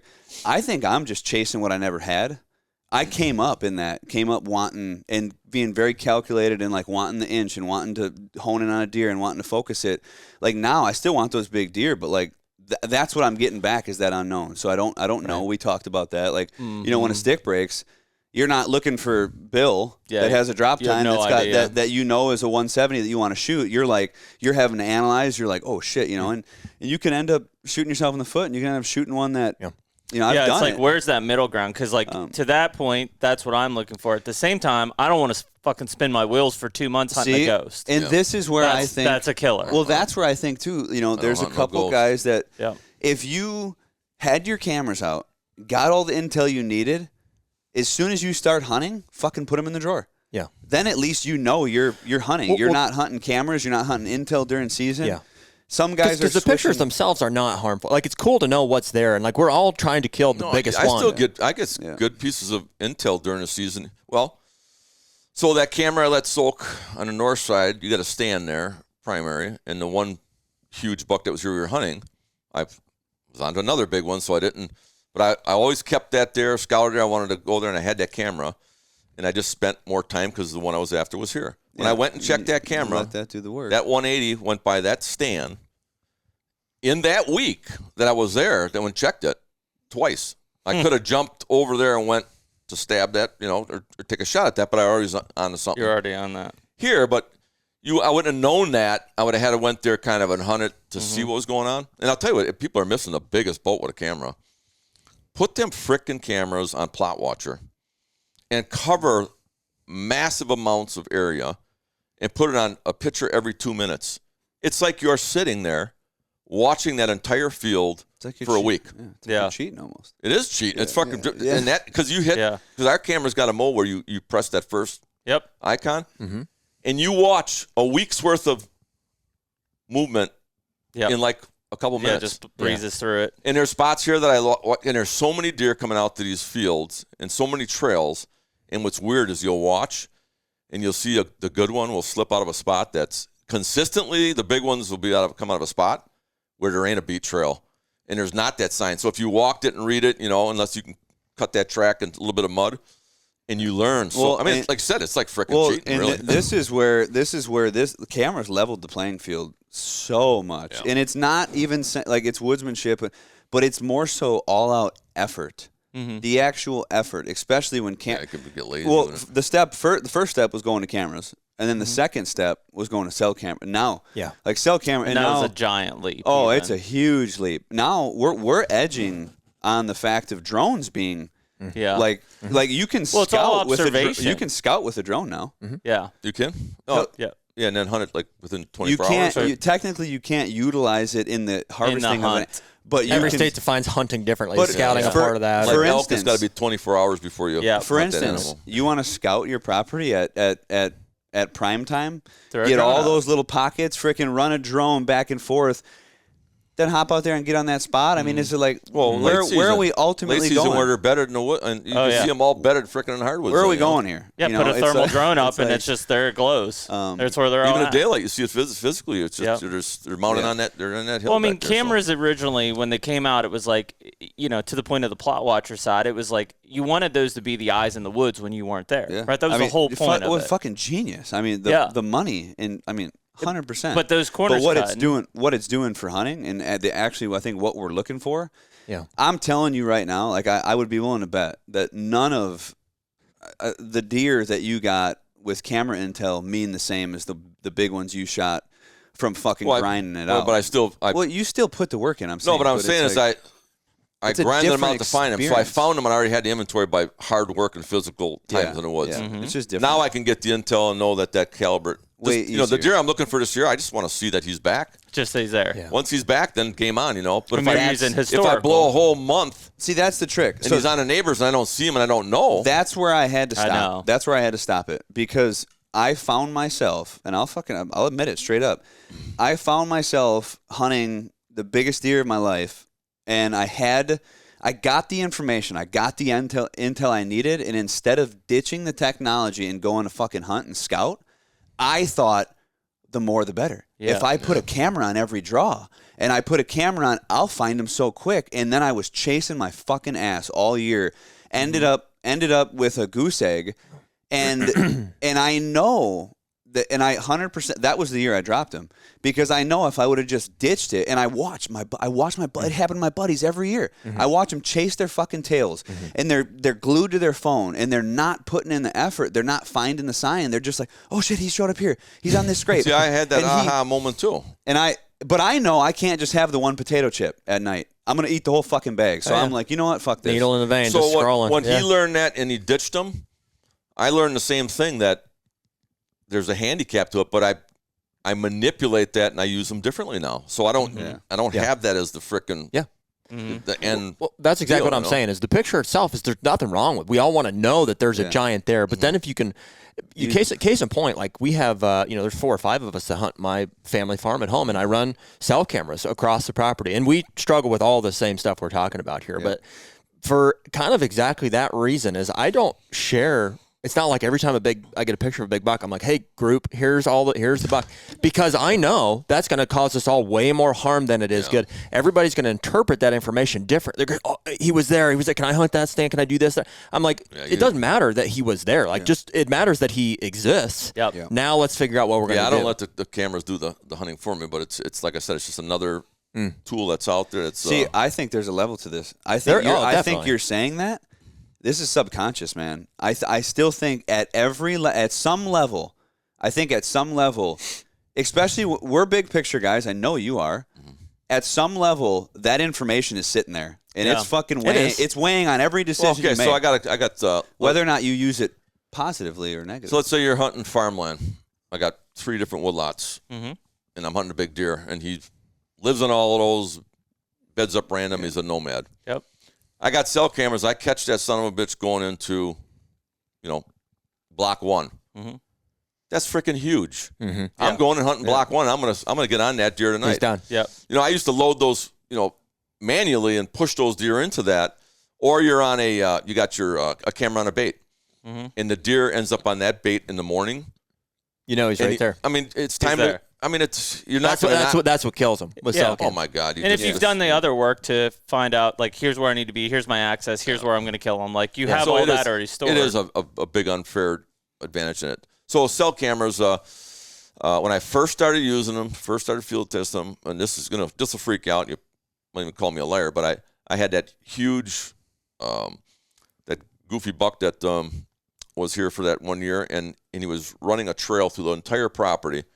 And those trails are beat to shit in October. The leaves are, and they threw in the mud. And I put 3 cell cameras on that. And when I was thinking the same thing, I'm gonna fucking know where this bastard's at every moment. I'm gonna get my crack at him. That trail literally changed in 2 weeks around every camera. You seen that beat trail loop down around this one, then it got back on the trail, another quarter mile, then it looped high around that one. And I'm seeing, and I pick up on this shit, and I read it. And it's like, it's not coincidence, And the frickin', it's changing the pattern of them frickin' deer because there's something going on they didn't like. And I don't. Sorry. Go ahead. I'm just saying, I don't care who you are. There is only a smidge percentage of people that when they pull that card, in their mind they still think, oh, this ain't everything. There could be a giant here every night. Right? Yeah, very small. Nobody fucking thinks that. Well, that's their problem. I'm trying to get that mentality they into their think head. it's 360. It's capturing every freaking thing. The layer of putting that into action too, like where you find yourself questioning, you're like, do I hang this where I'm gonna hunt? I'm saying that right there goes into your decision making process. So here's I hunted. Let me get one. Let me just real quick because I remember what I'm going to say. Go ahead. Because I hunted a stand and seen a fucking mega giant, and I wrote that spot off. I ended up being there because skirted right behind. Didn't skirt the camera intentionally, probably, but it was happening there. And even though I knew that could happen, every time I pulled a card was like, oh, no, it's not. It's not happening there. It's not. Yeah. And I would go scout somewhere else instead of deep dive around that camera. I never checked 20 yards behind the camera. I'm like, why would you? Go. So I one of those cell cameras too. I took in and I put on. There's a primary scrape there every year, and it's in the core. And I normally don't. I hunt off of that, hunting that scrape, but I'm off it. So I'm gonna go put that fucking in that core area now, a cell camera on there, and I put it in there, and it was beat to shit, hot sign, everything working, and I'm not getting shit on this cell camera on that scrape, and I'm like, 2-3 days, nothing. I'm like, fuck this shit. That thing was. I dive in to hunt that stand. That camera's on that scrape. I could have shot 3 bucks over 150. That morning, it was like chaos in there, and nothing was frickin' going by that goddamn camera. So they weren't going by it, or it wasn't sending? No, they weren't. They were avoiding it. They were avoiding it. So what happened is, so again, I'm doing all this research, and we got some patents coming, but there's frequencies, and different cameras have different frequencies, and there's literally electronic devices out that are put into the field purposely to keep deer out of your crop fields. They don't tolerate these lower frequencies. And that camera, the company must have noticed it. I even frickin' told a buddy of mine, I says, hey, dude, you got to be noticing what I'm noticing on this. And he was in Ohio, showed me a picture. After the season, he put a bait pile on a field edge and put his camera up in his tree stand facing it. And there's this 160 doing this, looking right at that frickin' camera up in that tree. Nobody up there. I said, something's going on, and they changed whatever they did in their electronics. It probably had that frequency that was just freaking fucking deer out. So that's why these guys you send those pictures later, get them up high. you got to set these things in a less intimate setting because they don't tolerate that. They can sense that. Dude, I've been electronic noise. The Hunter Podcast is brought to you by Lone Wolf Custom Gear. Man, Jared, we are tree stand fanatics, and I think the one thing that we have learned over all these years is to kill big bucks, we got to be mobile. We've been hunting out of Lone Wolves for many years, the original Lone Wolf, and then obviously with the custom gear stuff, we were using the 0.5 and the 0.75. Yeah. And the one thing that we talked about is like, what if there were no cables? Here we are. I really just don't know how you can beat it, frankly. But, you know, a lot of that came, too, from a relationship that we've built with the D'Acquistos. We've had both Cody and Andrae on the podcast a few times. The passion for hunting, the outlook on the sport and stuff, I think is eye to eye with how we look at it. Everything that has gone into building this brand and to building these tree stands is something that we want to be a part of. This is the 40th anniversary of these guys creating tree stands that have been critical to how we hunt whitetail deer today. If you look over the past, you'll see Andre's designs being implemented across so many stands over the years. Such a cool thing, but really has changed the way that we all hunt whitetail deer from above now. Right now, you can use code HUNTR, HUNTR, to get 7% off anything on the entire website. Be the Lone Wolf. Okay, here. This is where I want to be very clear. You can't deny that the use of cameras is going to put you in a better spot to kill the biggest deer Absolutely. on any given piece. No doubt. Or Or the worst. could fuck you up. Well, Yeah. but that's my caveat. Like, Sure. if you know how to use them, right? That fact is plain and simple, right? Same with reading sign. What do you mean? Wait, Yeah. what? Well, same thing. Some guys Help you or just got hurt it, you. and some guys don't. Oh, yeah. Well, Yeah. If you can't see what's going on, it's a double-edged sword. But I mean, they're critical from an inventory side. Like, to That's the point. huge. Like, I don't. That's so fucking I huge, still dude. can't. And even now, like in the summertime, I just want to find that he's there. I don't want to hunt a ghost. That's the so big last thing. year there was But- like 6 shooters on this property. let me And he ask also you, doesn't want to get tripped up on, I only know is he it- here, is he not, how do I hunt him with that information? Yeah, But because let I'll me- sit on the sideline. I just won't hunt him. I'll just be like, okay, he's not here. I'm just not going to hunt there. My ass should be in that stand killing him. well, prime example, you could be missing out on deer you never knew were there because you're not getting pictures though either. Absolutely. So, and that's where I propose that scenario, because I know you guys you have a trip planned, right? Mm-hmm. You know the farm, you know it's producing big deer, you know, like it's one of those things where you think you need the inventory pictures, you really don't. It's really what are you guys going to hold out for? Yeah. Well, and so I tell you, our approach is we're not going to base our trip off of Nothing. pictures, Oh, like yeah, a pattern yeah. or anything. Yeah, If, you if just I wanna get know there's a I just good want to know he's there, Yeah. and then I'm going to base it off weather. Weather. Yeah. Yep. Because like I know that's what I got, or what I get back is that also unknown, because I've been in slumps to where I thought I knew everything. Mm-hmm. I've seen you like this, literally depressed. Like you're like, oh shit, I got. And for one, it could be not true, but for two, like, well, what kind of way is that to look at it? At least now I know, even if there is nothing there, I can be at least. At least you don't, That's at it. least you don't know there's Yeah, nothing. I was going to say, you that, can be optimistically when, jumping in when the you're woods. at this level, if you want to kill like the biggest, baddest fucking buck in an area Yeah. and you don't have one, there's not a worse feeling in let the world. But let me ask you this though: if you're at this level and you can do that with no fucking technology, how much more of a bad motherfucker does that make you? Yeah, you're insane. Well, I mean, does I don't know. Is there a double-edged sword there? Yeah. well, throw this out there too. There is a difference between Iowa and most of the stuff that we're hunting. 100%. So the reality is that your odds of fumbling into a big one is better than ours is back home. I Which can is put you in a spot in Iowa you ain't even fucking see shit. Well, If you want to go. But that's what I'm getting at, right? shit This spots. is all relative to a given area, Yep. a Yes. given piece. So, for instance, like we're talking Iowa, we're talking Midwest. If you had the same thing in Pennsylvania, once you hone down that area, or like you were hunting the Allegheny or something, right? Once you hone down that area, for one, you have different expectations of what is there, what you're going to shoot, right, or what you want out of the hunt. Yeah, we want to kill mature buck. And and you could narrow it down by getting into that area. But once you have that inventory, Yep. then you just ditch them and go hunt the mountains. Versus but here is a little different story. Like I tell all these guys, you got so many guys who are coming here from out west to kill a 135. That, and they're running they're just Easy. like you said, they're just looking for a buck. You guys got a fucking 1.5 million hunters in your state. Yeah. Oh, yeah. absolutely. It'd be tough. Most And of any country in the state. Rifle on hills. It's tough for anything to fucking make it. Yeah. If It's the guys Orange are Army, following man. it, yeah. Yeah. Yeah. But look at some of the shit that's coming off of some of your private land that guys are managing. Yeah, killing giants now. Some fucking world class shit. I mean, too. there's big ones up in there. Wisconsin's a perfect example. Up in this county had the most registered deer gun season, and like 90% of them are a 1.5-year-old bucks. Yep.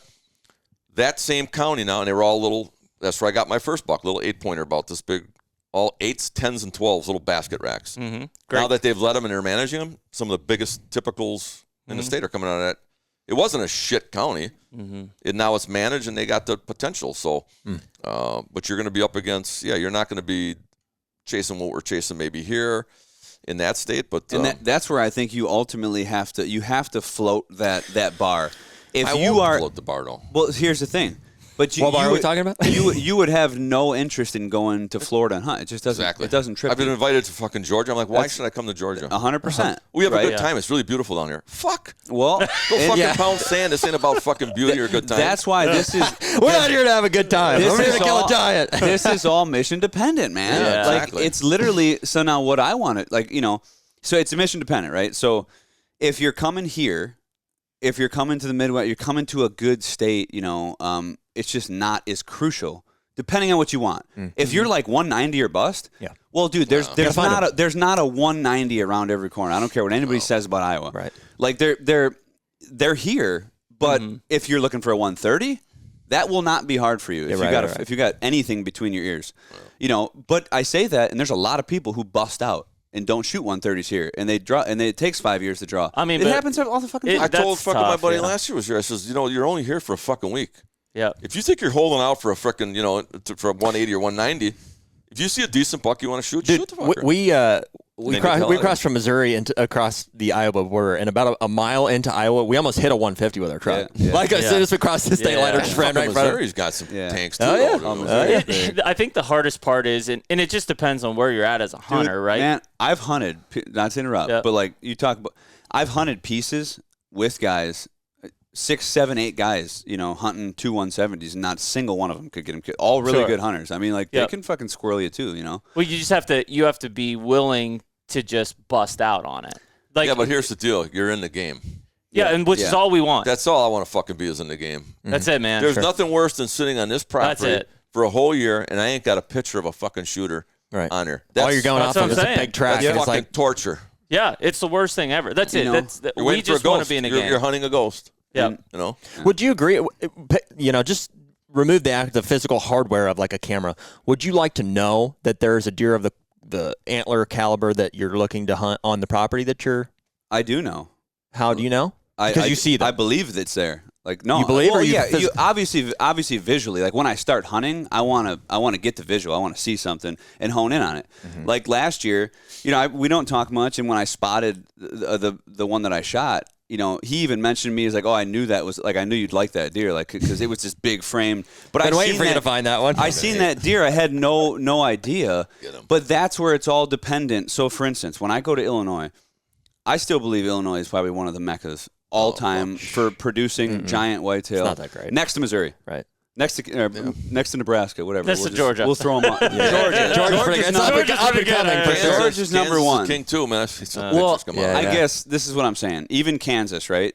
Everybody goes to you can go to Kansas blind. The age structure down there, the buck to doe ratio. Get on a river bottom, you'll see one. It's what I'm getting They're at. So that's how I look at this. It's not like Eastern Pennsylvania in suburbs, right? So I know there's a buck that I want because I don't have I'm not looking for if I was looking for a world record and only a world record, that ain't gonna cut it. Well, then I'm just wishing he's there. Yeah, but right now, dude, Dude, you give me a fucking gross 180-inch buck, I am jacked up. Oh, fuck, who wouldn't be? What I'm getting at is, like, I believe that all the places I try and put myself, I want a 180 there. I want to know, and I'm pretty confident. Maybe there's not a 180 that year, but there's going to be some 170 gross. So let me ask you this: how long? Like, let's say you go to Illinois and you do that. How long are you in that mindset before you're like, I got to fucking move?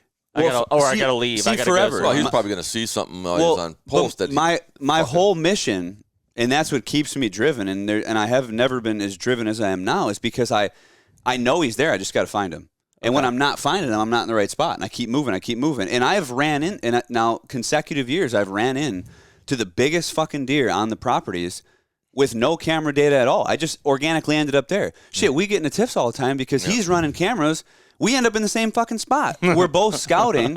But So like that one last year, I jumped that fucking buck off that flat. So and he was not. I checked his fucking bed. The fucker had a leaky pecker, and I fucking found where he was bedded somewhere else where Hollinsworth was. And I even told him, I said, that fucking deer is bedded right here, and he's coming out to here. I gave him some intel on that. But I found that not by camera, by doing old school. I still, even with cameras out there, dude, I am fucking shit up. I'm out there bumping them, jumping them. That's what I'm getting at. The use of, even like regardless. You know how many cameras were on that fucking property last year? Dude, it's sickening. I called that fucker. I says, dude, there's got to be. I says, guess what, fucker? I says, now there's another 4 cameras on this property because I put another 4 out.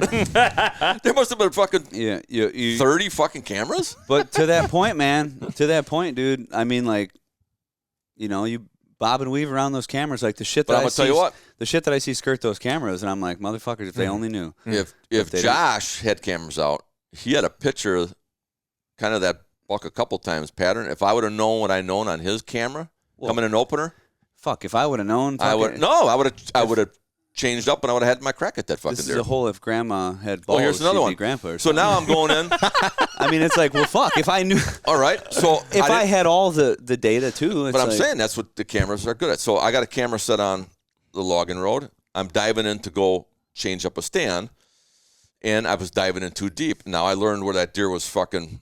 I was a little off on where he's at. I dove in. It was like 11:30. And then on the way out, I pulled that card. I dove in, and that motherfucker dove right out in 5 minutes and went on the other side of the road. So he was bedded right frickin' there where I was constantly going in. He probably was watching me going into that field. I just look. I wouldn't have known that if I didn't see that camera card. Well, but I can't help but, like, where are we trending here? And it's like, well, if I just told you everything you needed to know and everything you needed to know to walk out there and shoot it, like, where's the bliss in that, right? Yeah, because if he's a 200-inch, I'm fucking down with it. I'll find some bliss. It still wouldn't. See, to me, it wouldn't matter anymore. I'm different. Like, I want that buck, but I'm through an experience. I'm trying to curate exactly what I want to happen. Like, that's where I'm at now. Like, I don't think that. Well, you got an enjoyable life ahead of you because there's all kinds of big deer and you can go fucking hunt everywhere. Well, so that's what I was going to ask in Virginia. Well, here's the thing. Oh, huge deer in Virginia. Everybody. That's the caveat with this. There's like 2 camps, right? And everybody that tends to adopt the philosophy in the camp that I am, they're using it as a fucking excuse. Right. I don't want to run camera. I'm just hunting this public ground. I don't want to get a lease. I shot this 2-year-old because I don't run cameras. Yeah, I shot the same with public. I'm still, dude. Don't hunting public. I'm still looking for, no matter what ground I'm on, no matter what, I'm still looking for the biggest buck. Yeah, but you guys are just prioritizing different things, and I think that's totally that's fine. Whatever turns your crank, So Cody, you're prioritizing like the experience at the potential consequence of shooting a smaller antlered deer, whereas you're after the biggest deer, and I'll use every tool that I can to at least find it and say that he's there.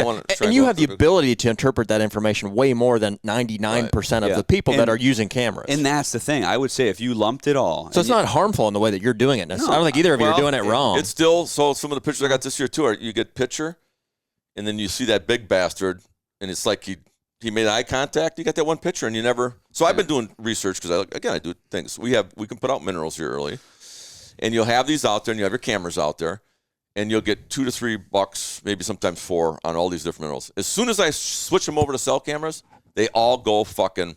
You get a picture here and there, and they just go dead. So you think, like, from a traditional camera, it's not fucking with them that much? Cell camera, it's got to do with the electronics in there and the modems. If you're going in there every freaking other day, to check card and pull your card. This is that's that's another. I used to be able to go in not every day, but you pull a card and you got these deer looking right into these cameras, not alarmed. I'm just saying that you're now putting a lot of odyssey. Like, these guys get gun ho on cameras, they hang it, they're checking it every week year round. Yeah. Because they're so amped up. Yeah. Trying to just keep that. Know that it's fucking you up as much as it's helping you, and know what's going on. That this is the possibility. Well, a lot of guys are letting them soak for the whole season. They don't check them all season. After the season, they pull them, and then they use that historical data for next year. And you'll see, like, so I have the same. I have the same philosophy with a lot of shit. As you can tell, I trend with that whole like all or nothing mentality. Same thing with the scent control.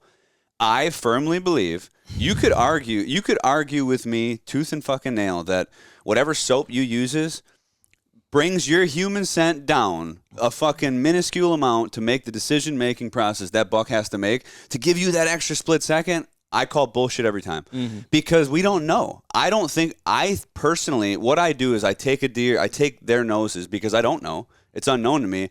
And I put them at the I tell myself, Cody, there is nothing you can fucking do. There's no magic serum that you could ever put on your body that minimizes your scent enough to give you even a fucking second. Yeah. And when I have that mentality, my setups need to be more bulletproof. The wind needs don't cross their path and don't let them get your It's wind. like- thermals.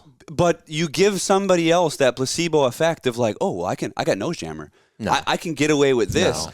That's Nose when, jammer. well, that's when you start, I think you start getting, you start to creep that line and it's like, oh, well, okay, I can just, so it's the same, I kind of correlate it to things like that where that's just the way I look at things. And then because of that, like, I personally think me being stinky on the fucking side of a hill for 5 days, sweating my ass off, no shower, and you freshly showered, I think a deer is going to smell us the exact same. That's how I look at it. I mean, and look at these guys out elk hunting. Same or not, I agree with you. They're going to smell you no matter what. Yeah, and I don't Unless think you're in a spot that's. Oh no, yeah. bulletproof. I'm just saying. So it's more the spot and the setup is more important than any It is. scent precaution. So, Definitely. You guys all remember Todd Pritzink? He's Yep. a We do. good friend of mine. He came from Michigan, small deer, came to Iowa. He hunted with me in Illinois. Yep. And I sat him down, and he had a problem that he perspired extremely a lot, and he was scent lock, all fucking regiment. And I sat him down, and I just fucking told him what I thought about all this, that you're using this as a handicap. You got to remember that this is not fucking 100%. From that conversation point on, that kid shot his first nice Pope and Young in Illinois and started harvesting deer Just start pretty killing consistently. them. Because now you start thinking that, just like you're thinking, you can't beat that son of a bitch's nose. So you better be doing shit that can. No molecules, no scent. No matter if you smell like shit, if the molecules aren't getting to them and it's off somewhere else, you're golden. Here's where the difference is if you're a better scent regimen is that early October, high humidity, no winds, your pockets that you're hunting can fill up with molecules and you're going to get winded and you're going to have some issues. As soon as that wind picks up and it starts moving it off, things happen. So you're better off to be Well, see, I probably don't. as scent, not with crazy stuff, But we can't say that for certain though. We can't say that that's clean skin smells any different. I'm not saying that clean skin. What I'm saying is I don't think human skin and human sweat smells at all. It's when it gets on clothing where there's bacteria, and the bacteria that could have a. So, but for instance, a dog, right? A tracking dog can, they use that analogy of you're cooking a stew. We smell stew. They smell carrots. They smell fucking potatoes. They smell. They segment it out. How do we know? How do we decipher? How can we decipher that the whitetail has more of a? What do they smell better, the carrots or the potato? Get in your head. It doesn't matter what they smell better. That's what I'm they saying. They can smell fucking whatever it is. That's what I'm saying. So if they can smell whatever it is. Ain't right. Well, do you understand what I'm getting at? Do you think that? So there's a whole concept about hiding in plain sight. You could go down the senses of visual. Nope. There would be an argument that hey, on our Illinois farm, when I could go into our farmer's house and I could grab Carl's jacket and I could go to the deer stand and he'll smell me. It smells like grease and Carl and whatever. Snuff and beer. And I bet I'm not going down that road. I'll bet you that I'd be way better off, wearing that than trying to eliminate my scent because it can't happen. Yeah, that's different though. I think and that's a spot that's we're getting into a different like if you're hunting the back of this like diesel filling plant and you smell like diesel, that might be different. I'm talking about what you mentioned. Don't let any molecules get. But scent to get to them. Even to that point though, you talk early October, right? You're getting these high humid environments that are holding more scent. I'm just saying I don't think there's a discernment between the carrot and the potato. No, our clean skin, whether we're washing our clothes, does the bacteria on a polyester shirt that's holding fucking odor, does it smell more or more potently, or will it change the decision-making process than them smelling fresh hair that's just been washed with you know what I'm saying? I don't know. I can't say that. Know. So I just say it's the same. But then you're better off with less scent if something downwind or frickin'. But how are you getting less scent though? By having a regimen at least to have good that's where hygiene. This is what I'm saying. I can give you my scent regimen. Well, what my point is this is what I tell people too, because there's so many people. I say, this is my firm belief, if you take all the fucking time, and this is mainly because people aren't allocating their time properly, if you take all the time you put into scent regimen and you put that into scouting and actually fucking applying yourself. 100%. But there's easy scent regimens. You ain't got to But go it's not. nuts with all this But shit. I don't think it's doing anything. Is what I'm getting at. So even that easy regimen. See, So it's so easy for you to say, but you play shit to a T. You're so versed in the. You're mobile. You're going. It's like just almost like the bump and dump. I go in there and I fucking trim up shit. I scent the whole crap up. It don't matter because when that fucker comes in, he's getting the arrow before he even knows anything happened. Yeah. So that's the scenario. But if I'm hunting a permanent fixture stand, and I go in there and I scent the shit up, and the deer start learning that that's a spot, it's not a good thing. So the less is probably better. Just like your first time in is better. So back to it. If you I think we're on two different wavelengths. Okay, like, so because I scout a lot, when I get down in the morning, I don't want to be smelling like shit and bad. I want to be clean. That when I go start tromping around and doing my scouting, I'm not putting out a bunch of frickin' I think bacon scent or frickin' I stew think scent on your. My theory on this is I think you're putting out the same amount of scent. Yeah. Well, do you No. think you're putting scent out? I mean, obviously, right? Like, scouting? Yeah, whatever. Yeah. When you're walking around, like, there's no way to eliminate the scent completely. Yeah. Yeah. But if you're, and that's what you're saying. if I think you're you're garment- agreeing And more I than think you're it doesn't disagreeing. matter if you just took a shower or you just hiked 5 miles. I don't think it matters. Well, there is a degree. I mean, I don't when think, you can I don't when you think- can smell yourself, we can even. do you smell. have any? I don't think do you so. have any? How do we know that they don't smell our clean skin at a more potent level? See, I guess technically we don't. For instance, you spray perfume. It may not hit my senses. Yeah. But it may. He might be like, "Holy But shit!" I guess what I've are seen you? this enough with all the years I've been hunting, getting winded and scented on different days and that. To me, I've noticed over the years that when you wash your clothes, it's for the first 3 days, it's shit. It doesn't really take the effect. So what I do is if your external clothes, you don't even need to wash them. You keep them outside in the sun and fresh air oxygen. Fresh air for sure. They're completely 100% clean. Dude, fresh air is the shit. You start with a clean body, Fresh air's the shit. a clean base fucking layer, and then you put that stuff over and you stay the hell out of the kitchens and all that. And that's your regiment. I'm not going out of my way to do anything goofy. I'm just not bringing my coat in here, and I'm not freaking. I'm going to tell you, here's a perfect example. I just said, fuck it. I don't even wash my clothes anymore. I just. I'm in the Northern Woods, public ground. I got these mass fucking oaks, and I got bucks coming from every direction to this shit, and it's getting toward dark, and they're starting to mill around back in there, and now it's starting to get a little cold, and I had a backpack contained, and I had my last garment in there, which Was all dirty. it didn't smell to me when I put it in there, Yeah. but because it was in a contained area, And then it just. I zipped it open. Dude, I smelled fucking Newski's bacon and them freaking deer within, I swear to God, it just permeated, all of a sudden snorting shit. It just fucked the whole shit up. Yeah. It just is not good to have, Now, man. could If that it was have- a clean garment, I pulled out. But could that have been the sudden influx in scent that was captured, that was not there, right? So had you been Well, if you can wearing smell that, that with your human nose, it's, well, had you? Oh, no. See, but that's Yeah. what I'm saying. I don't know if there's a difference. Yeah. It's like the potato carrot thing. Yeah. we just don't I think know. I do. To me, I think it's a big. Well, how about a deer that gets your scent? Whatever you smell like it, he knows your scent. You're fucking good. Yeah, you're fucking. You got done. your game on now. Try and This get is next all to just. that. This is all just going back to what I'm saying. That's more bulletproof. Yeah. If you just tell yourself, they win every time, and even washing your clothes don't fucking matter. Okay. You're just going to be more dialed in your setup. So I'll take your side for a second. I have wondered, like, how many green bottles do you see in showers at deer camp? Do they know that ingredient? They're like, that guy smells like green bottle. Very well could. I don't use Fuck green yeah, bottle. And those, every time I run into a green use bottle smell, soap. that guy's shooting at me. I use a soap that they tell you put in your garden to keep deer out of it. So Really? listen But to this. I don't smell like the soap. It kills bacteria. And once it's off me, now your skin's holding that a little bit. This is just another point to my. It has to be, right? So listen No, here. No. non-scented Oh, it fucking- fucking is. It is. Here, this because a little bit of that non-scented soap that you think you get an odor is better than having bacteria growing on your body on your clothes. well, 100%. Sure, you'd think. Okay. I don't know, man. I think would there's argue, science that says deer smell of bacteria, right? There's that. yes, biologist? but Jerry's I don't know. I would I don't know argue. if I'm a deer. Okay, so here we have. I would argue that a T-shirt, a little bacteria growing on it, smells of body odor, right? Mm-hmm. I would argue that a bar of dial soap or a garment that was scraped with dial soap. Oh, yeah. If you scraped with dial soap. What is your point? You think what? I'm just saying We're not there's scraping it with dial soap, but that one stinks to high heaven, and my skin with all the bacteria doesn't. Dude, your create scent is that. holding the soap you wash with. And it is. So here, you are I one agree. of. It has to be. But right? here's the thing: he's one of the reasons he doesn't even know it. Perfume type fucking. He You're talking about. He doesn't. Can you smell it with your human nose? What? Dude, we I can't. can't. We can't even compare it with. Well, the human body blood. wash that you wash with, that's what you smell like afterwards. can put- It could be perfume or whatever. My wife could take a shirt that I wore one day and put it in my closet, and I will open up that closet and I will fucking sniff right to that fucking shirt. Just a little bit of.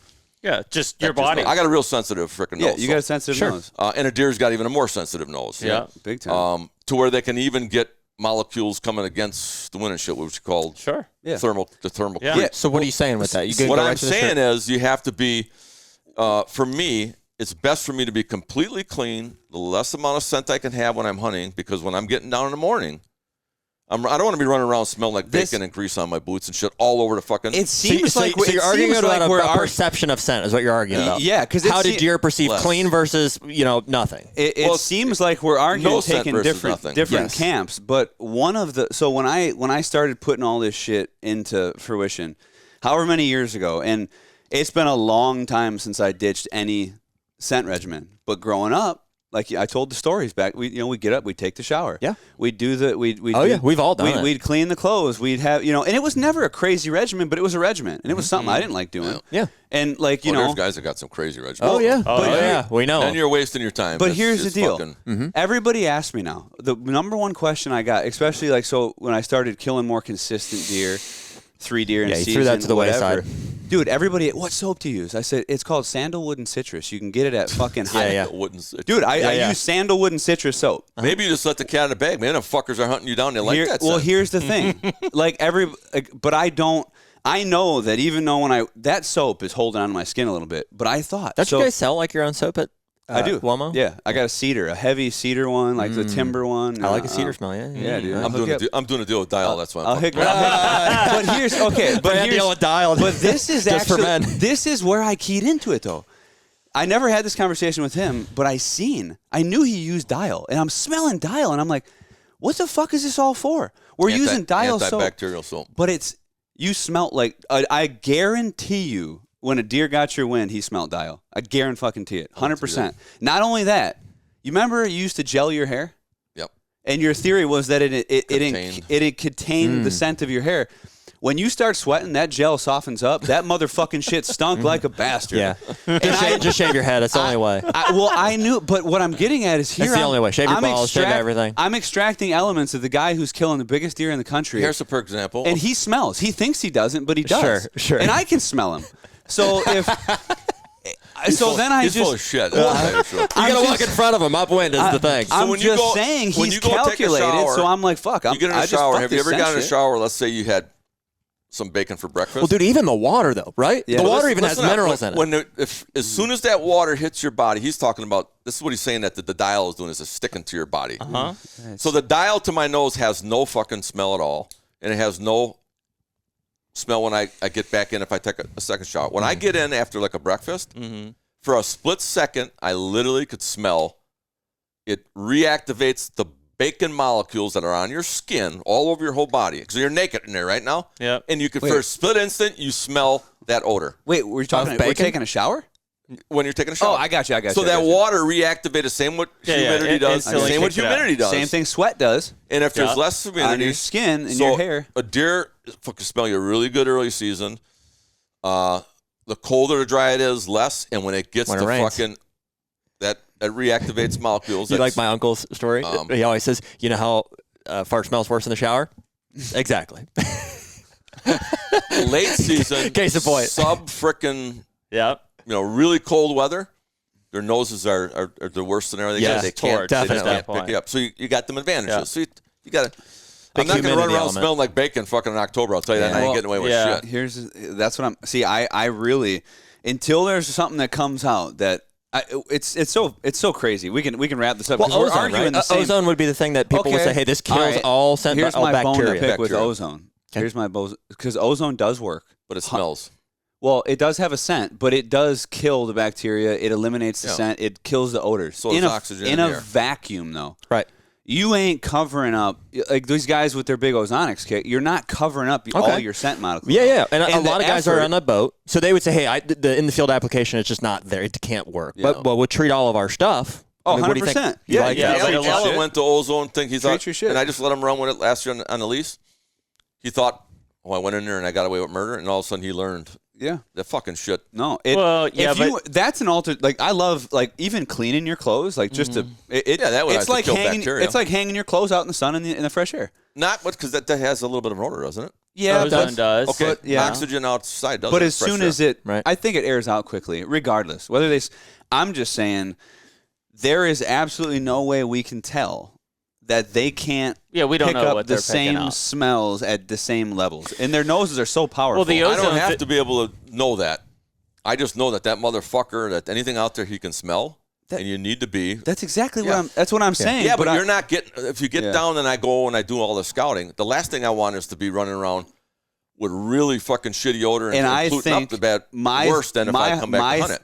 My theory is that the effort you're doing is making no difference in the scent that you're putting out there if you're doing the same scouting and you're relatively clean or relatively Yeah, but dirty. I'm not going through no fucking Right. In crazy fairness, there's regimen. very little effort, so it's not Well, taking yeah, away. but, I It's mean- just doing that, the green shit in the morning, and so I had a guy that was in a camp with me, and he got up an hour and a half, to start the regimen. and he was doing all this fucking shit, and I'm looking at this fucking thing that he got, and his hair was different than his body shit, and I said, man, and when I was talking to him in the morning, I said, that must really been, working out for you in that, and no.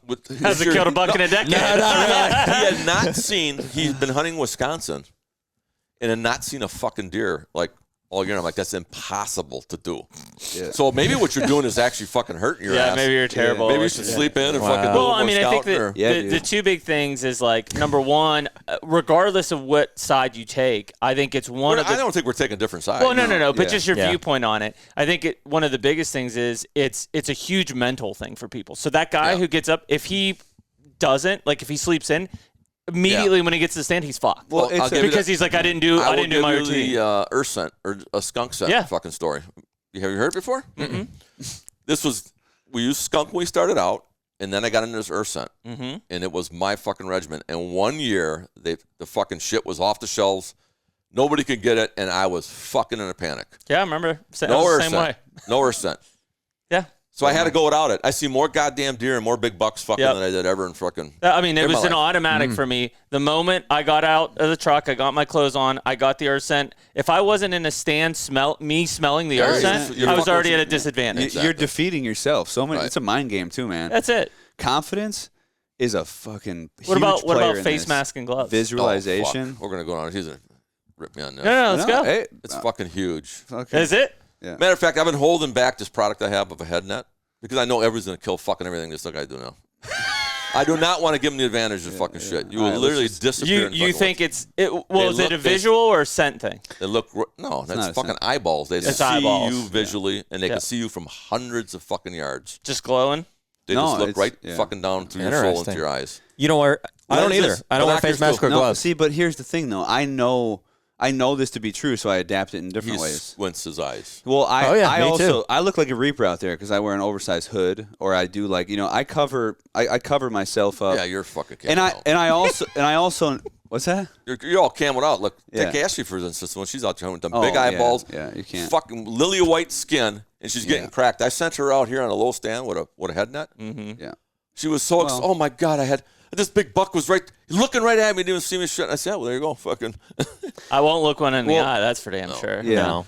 So I'll give you another example. When you're have you ever taken your binoculars and had a deer out in the field and you're binocling and you had them look right at you and fucking bag you from seeing Probably. see you? Okay. Whenever that happens, I don't next know time, if I have actually. okay, so if it ever does happen to you next time, just slowly take them binoculars and just slowly Yeah. turn them down and just watch that tail will fucking flicker within 2 seconds of that lens disappearing, and they'll just go about the I would have business. thought it would have been like reflection or something on the. Well, they're hitting the glare. They're They're seeing the glare that of the lens. fucking, instead of seeing an eyeball like this, Yeah, now they're just see seeing a glare. an eyeball like this. Yeah.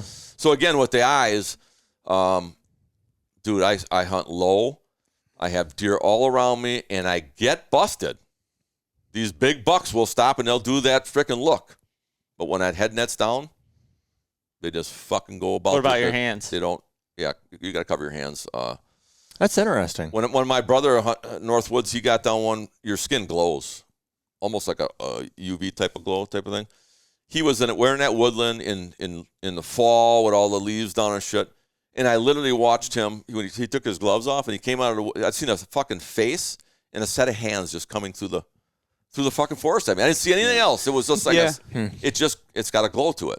And but out of sight, out of mind. But 100%, you got to keep them eyes. dude, I think this is a lot. I think this is an energy thing too. Like, this is where I'll hip you up a little bit. Like, I think he's got this shit dialed. Obviously, this is all correct.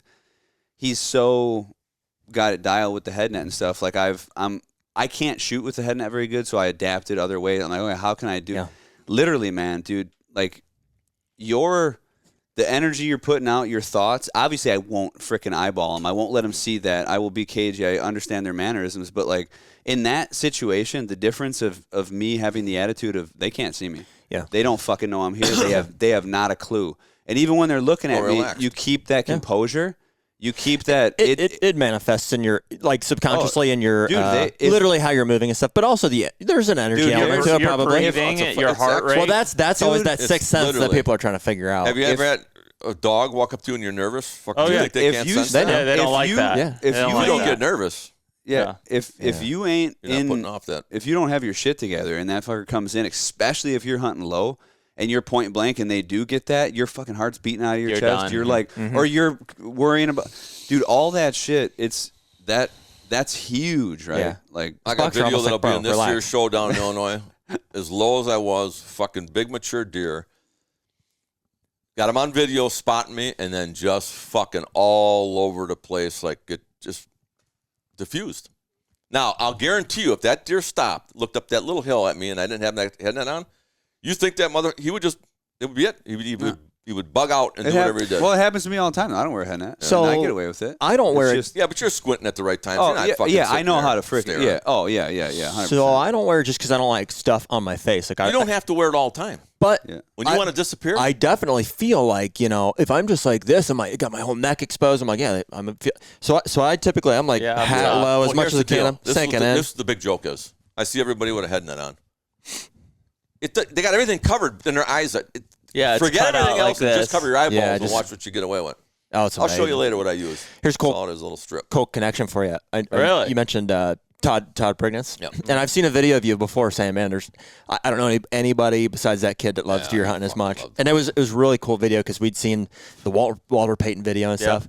And so I hunted last year, and I'm hunting again next week in North Dakota with Lucas Psycho, who was one of his best friends. Oh, no shit. I shot a 160 off public land, North Dakota, with him last year, just he and I. Huh. And Yeah. Yeah. so, he I'll be was out there next week. Literally flipped over the freaking sport. Yeah. He loved it, man. I mean, that's the energy you want, right? What Todd would like put out there on I it. I had that bug, I'd like to, like you said, I'd like to get back to be able to get that feeling, but it's just, I think those days are that first hunt and all that. That's kind of gone. It was the ultimate. It's there. Give it man. all up to have that. It's there, man. You One just more gotta- season, but you just got to grab it. Here's the dude. deal. So, thought numerous times about going back. Hey, Andre, start to real quick, pull that up for him. Sorry to interrupt. Hunt with a recurve and all that stuff, and I'm still chasing that dream. And the last fucking thing I want to happen is a world record tick will come out with me on it with a recurve in my hand. I would fucking crumble. So in my mind, I already know that I wouldn't get it done. And that's why. Is that what you're chasing every That's year why in you your can't do your it. head? That world record typical? Well, Is that was the dream that at least my goal was to get a typical 200-inch net, or a shot at a world record. I mean, that's basically, isn't that everybody's dream? I would think so. I mean, it's a lot. I mean, from a big buck perspective. I've been on 2 different bucks that would have been world record typical shit and caliber over the years. And like I said, if I'd be there with not having my game. Fuck, I could. Do you think that's possible? Like, because most of your hunting is here on this farm, right? No, it is now, but I mean, there was a fucking giant on here that would have been probably, and then Illinois. But every state right now, just about every year, sheds are found. Yeah. That will be Dude, they're Mel all- Johnson's. I'm talking They're all world over, record. man. Yeah, on the bow side. They're there. Hunter Podcast is brought to you by Spartan Forge. Dude, maps. Mapping, right? Yeah. It all starts with a map, a visualization of a new property, into the fine tuning of different food plots, different habitat projects, where those are going to go, all the way to sharing pins and looking kind of like beyond the layers with something like a LiDAR, which is exclusive to Spartan Forge as of now. Yeah, and whether we're looking at it from a management side to put in food plots or switchgrass, or if we're taking a run and gun public approach on Kansas, it all starts with a map. It starts with a strategy there. You and I are going to have our own Blue Force team, which will allow us to run our own devices, but be able to see what you're adding or what I'm adding to that single map, which is really going to be critical moving forward this hunting season. That's right. So if you're looking for a mapping software to try out this year, or maybe you're just like not getting what you need out of the one you're using currently, Bill's offered us a promo code of HUNTR20, HUNTR20, that you guys can use to get your own subscription up and rolling. Check out Spartan Forge, download the app, use that promo code, and we'll be using that this year. Make sure you check out Spartan Forge. I was driving through the Allegheny. I tell this story all the time. Lost, just scouting some shit, looking for access. Came across an old fucking like trapper's cabin. Nailed to that cabin was two fucking upper 90s, 200 typical giants, just That deadheads. state's loaded with Just fucking deadheads. And huge I was deer. up, near Erie, whatever. Yeah, you're in the middle of nowhere. Yeah, and I'm like, I'm like, dude, they're fucking here. Like Oh, they're, they were old. I don't know when they were from. No, but they're still there. I've been eyeing that fucking shit up for. Well, they find them. It's a needle in a haystack. Sure. But they find them in Kansas. They find them in shit. There was one in, I think, was it Oklahoma? Yeah, I think Oklahoma a couple was one. years ago had like a. Yeah, Oklahoma got killed in 8x8. That Yeah, was dude. like, Oh my 205, God, 206 dude. net, with a gun. But yeah, I mean, if they that was shot exist, with a dude. bow, I mean, it's freaking game over. I think every year, not but a the lot. chances of, like maybe us in our property is like. Well, that's it. That's the numbers. There's go. whatever. There's 10 of them out there. Yeah. Now, how do we come across one of yeah. the 10? that's And where the only way you do that is to find them, locate them, have somebody send you the lead, and be able to get on that Right. property, pay to get on it, and go after it. I know. I'm just fortunate enough to get lucky to have a couple that. Well, would be that's on. the hardest part anymore, right? Because maybe A&F or Virginia, or maybe you come across one. But now, if that exists, more than likely somebody knows about it. Somebody's paying to try to kill them. Yeah. I mean, that's almost the only way. Back it's in the day, happening. years before there was a lot of even the caliber ours now, a guy from Virginia showed up at the Pennsylvania sports show Yeah, and the showed me a Harrisburg show. picture of a whitetail that was just fucking it hacked off under the throat, just world class freaking. Mm-hmm. I'm like, where the frick did you get that?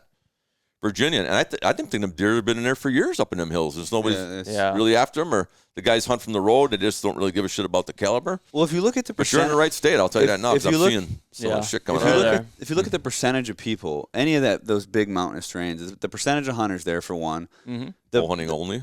the percentage of bow hunters that are diving that deep, or that have the time, Yeah, I mean, it's to tough put- terrain. tough terrain, and then you might get a percentage or two of those dudes who have the will to push that deep. But then only a slight percentage of those guys will do it consistently and do it enough to what it takes to. It's just the numbers. Yeah. And there's good deer population. And up how in many? them hills. Because they're good to your how many of those guys are going to pass a 140, 150, No. 160? Or even, they're shooting them. they- yeah. Yeah, they they're don't. not. They won't. They're not. 100%, They're not yeah. going to do it, right? 100%. I mean, if you bust your ass to get in there, and But if you're looking for a 160 world-class deer, Virginia, frickin' Kansas, you go to those places that are really producing it's a some big different shit. breed, man. I mean, you've got to either put yourself in the kind of the feast or famine situation of like, I'm just going to kill this 200, and that's the only thing, or you got to try to go have success somewhere else so that the pressure's kind of. We talked about that last year when Jerry killed that North Dakota buck. It's like, dude, pressure's off all fucking year. Like, go for broke wherever you're going. You know. Well, there's a decision that you're making there too. I mean, not that you're compromising by being here, but it's like, even you would have a choice to say, do I want to, in pursuit of like the world record typical or whatever, the chances of him being here as opposed to me going out and find it's not great. Yeah, you'd have to get the lead on her. But the experience that you get from hunting your own farm and the work that you're putting on here, and you have amazing deer to hunt yeah, here. and there's just a big enough class that fucking. Yeah, and I err on that side too. I'm like, dude, Exactly. I would rather hunt my farm and I'd shoot lesser deer, and I want to share it with the people, and we put the work in on it. And Okay, here's a scenario. Mm-hmm. A world record typical shows up in his farm. Mm-hmm. Am I a prick if I tell him to get the fuck out of here and don't ever go take Illinois for us here? Or is he's that not going to know He about it. doesn't know about it right away. No, what if I don't let him? I don't want him going to fucking know about it. What if I just say, hey, I got this Hey. one here, and I'm gonna. Let's flush it out. I mean, are you doing that now? You got to leave. I did it once, and I said I'd never do it again, but I don't know what I would do if it was a typical world record. Yeah. I'm just saying, does that make me a bad man or a bad father or a bad friend? Does Or? it make me a bad man? These are the questions, right? These are the Well, it's your farm, right? Yeah. Yeah, no, I mean, it's, And you respect your dad, right? Yep. And so he'd be fucking. I think you would probably default to him. You'd say, it's your farm, dude. Like, what do you want to do? Well, he backed off on some Yeah. big shit that I hunted in Illinois that he could have, but he was just getting going in that, obviously. Yeah. But and hypothetically, if it was the potential world record, that's the last check on his box. Yeah. well, that's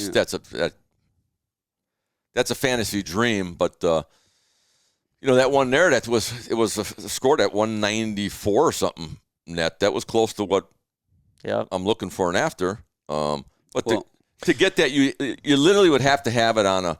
If there was one on this property and I was hunting it, I think I could get a crack at it. But what are the chances of one showing? It's not. You're gonna have to go to where it's not. You're gonna have somebody telling you that, okay, I'm an outfitter. This piece of property's got that deer. Yeah. Here, let me buy that fucking property for a year and let me go after him. Well, let me twist it Then on you got a you. chance. If that deer existed, obviously you'd want to kill it, but like you also could get a look at a 180 and you'd be just happy killing that, right? Well, Fuck we no. got Just as happy. well, we we touched on this, or we started to get into this on the last podcast, but I think where we started butting heads was when we started wanting the same thing, right? So like there was a long period of time where that was my mentality. When I seen a big one, I'm like, well, I don't need a freaking 190-inch deer. Like, I'll kill him. I'll go shoot this. There's plenty of 165s, whatever. And then when I got to the point where it was like, well, shit, no, I need to raise the bar now. Now, like, I need something that's big enough, right? Like, in my mind, a grossing 170 wasn't. I just wanted a bigger one, like a real true giant, right? That's when we started butting heads, and that's when because it's a limited resource. it is. There's It's not that many of them. and especially, yeah. For example, is the lease down there. I don't put frickin' restrictions on. Like that, that guy said, "Oh, it's got to be this or bigger." Mm-hmm. I'm hoping the motherfucker shoot a 140 or 50 and get the fuck out of there and leave the big shit for me. Yeah. There's plenty of 140 and 50s, when you manage that. Mm-hmm. Or like when you started coming up, some of them deer you were starting to coming up were awesome for you, but they'd be good seed bucks for next year. But how many times have we managed it? They just don't. They get shot there. Yeah, they get gored. They just die. Hunt what you got. Go after what you want, and frickin' and be happy with it. Like I says, if I'm looking for this caliber, that's all I'm setting, and I'm setting my goals on. I don't need a bunch of other deer of that caliber. I just want to go after. I want to be the deal that we bumped into one of the years that this property did not have a shooter for me for years, and all of a sudden one showed up that I was excited that I could go hunt and chase. And now we're both chasing the same animal.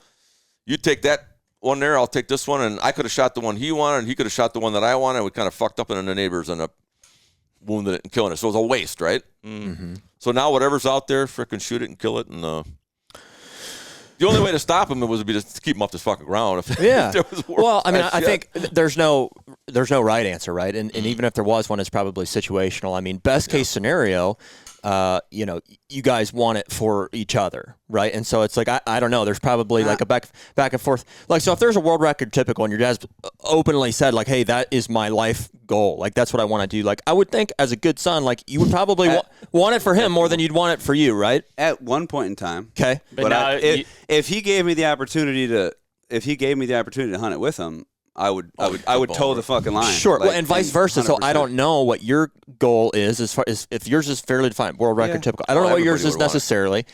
I would think that your dad would say like, man, I want that for you more than I want it for me. No. But if you are at a point where you both are saying my goal is to kill the world record typical, then there's only one. There can only be one. Yeah. No, well.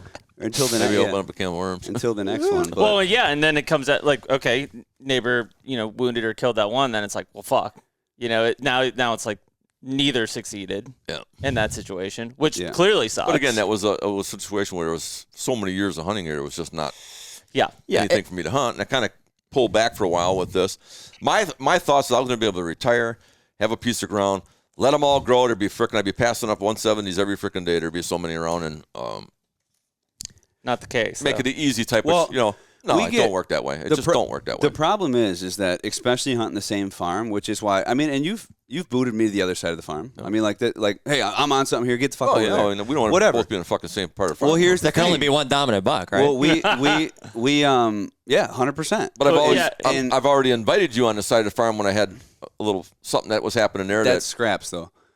So I mean, well, that's the deer that you were after was on fair. That's a no. What happened one year? You know what I'm saying? No. That's like more of a petty, like, hey, there's some bucks over here. Right. No, it wasn't. What happened that year is that a doe was injured that had the scent of going in the heat, and the entire farm's deer thought that This was very early. We're all in a frickin' draw, including the one he wanted. They were stacked up in there. Just piled. And he was hunting. I said, dude, you can go hunt all you want there. You're not running any bucks in there. They're all in the north. So you shared a piece of intel with them. Fucking come and shoot that one.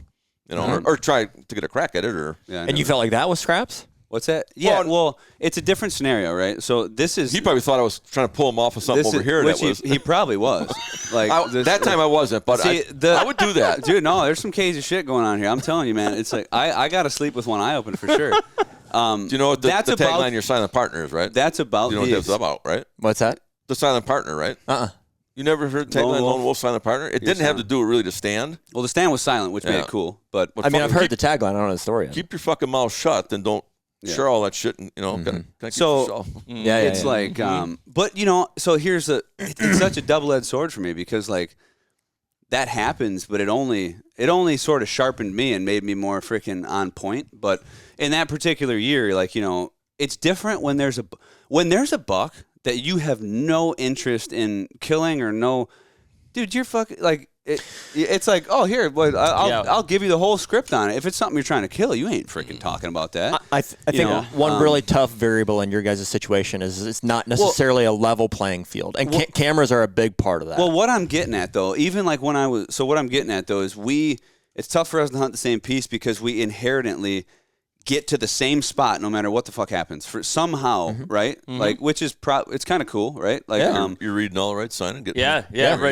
Yep. No matter, I don't know anything he's doing. I don't know any pictures he's got. I'm just doing my own fucking thing. I'm just rolling around.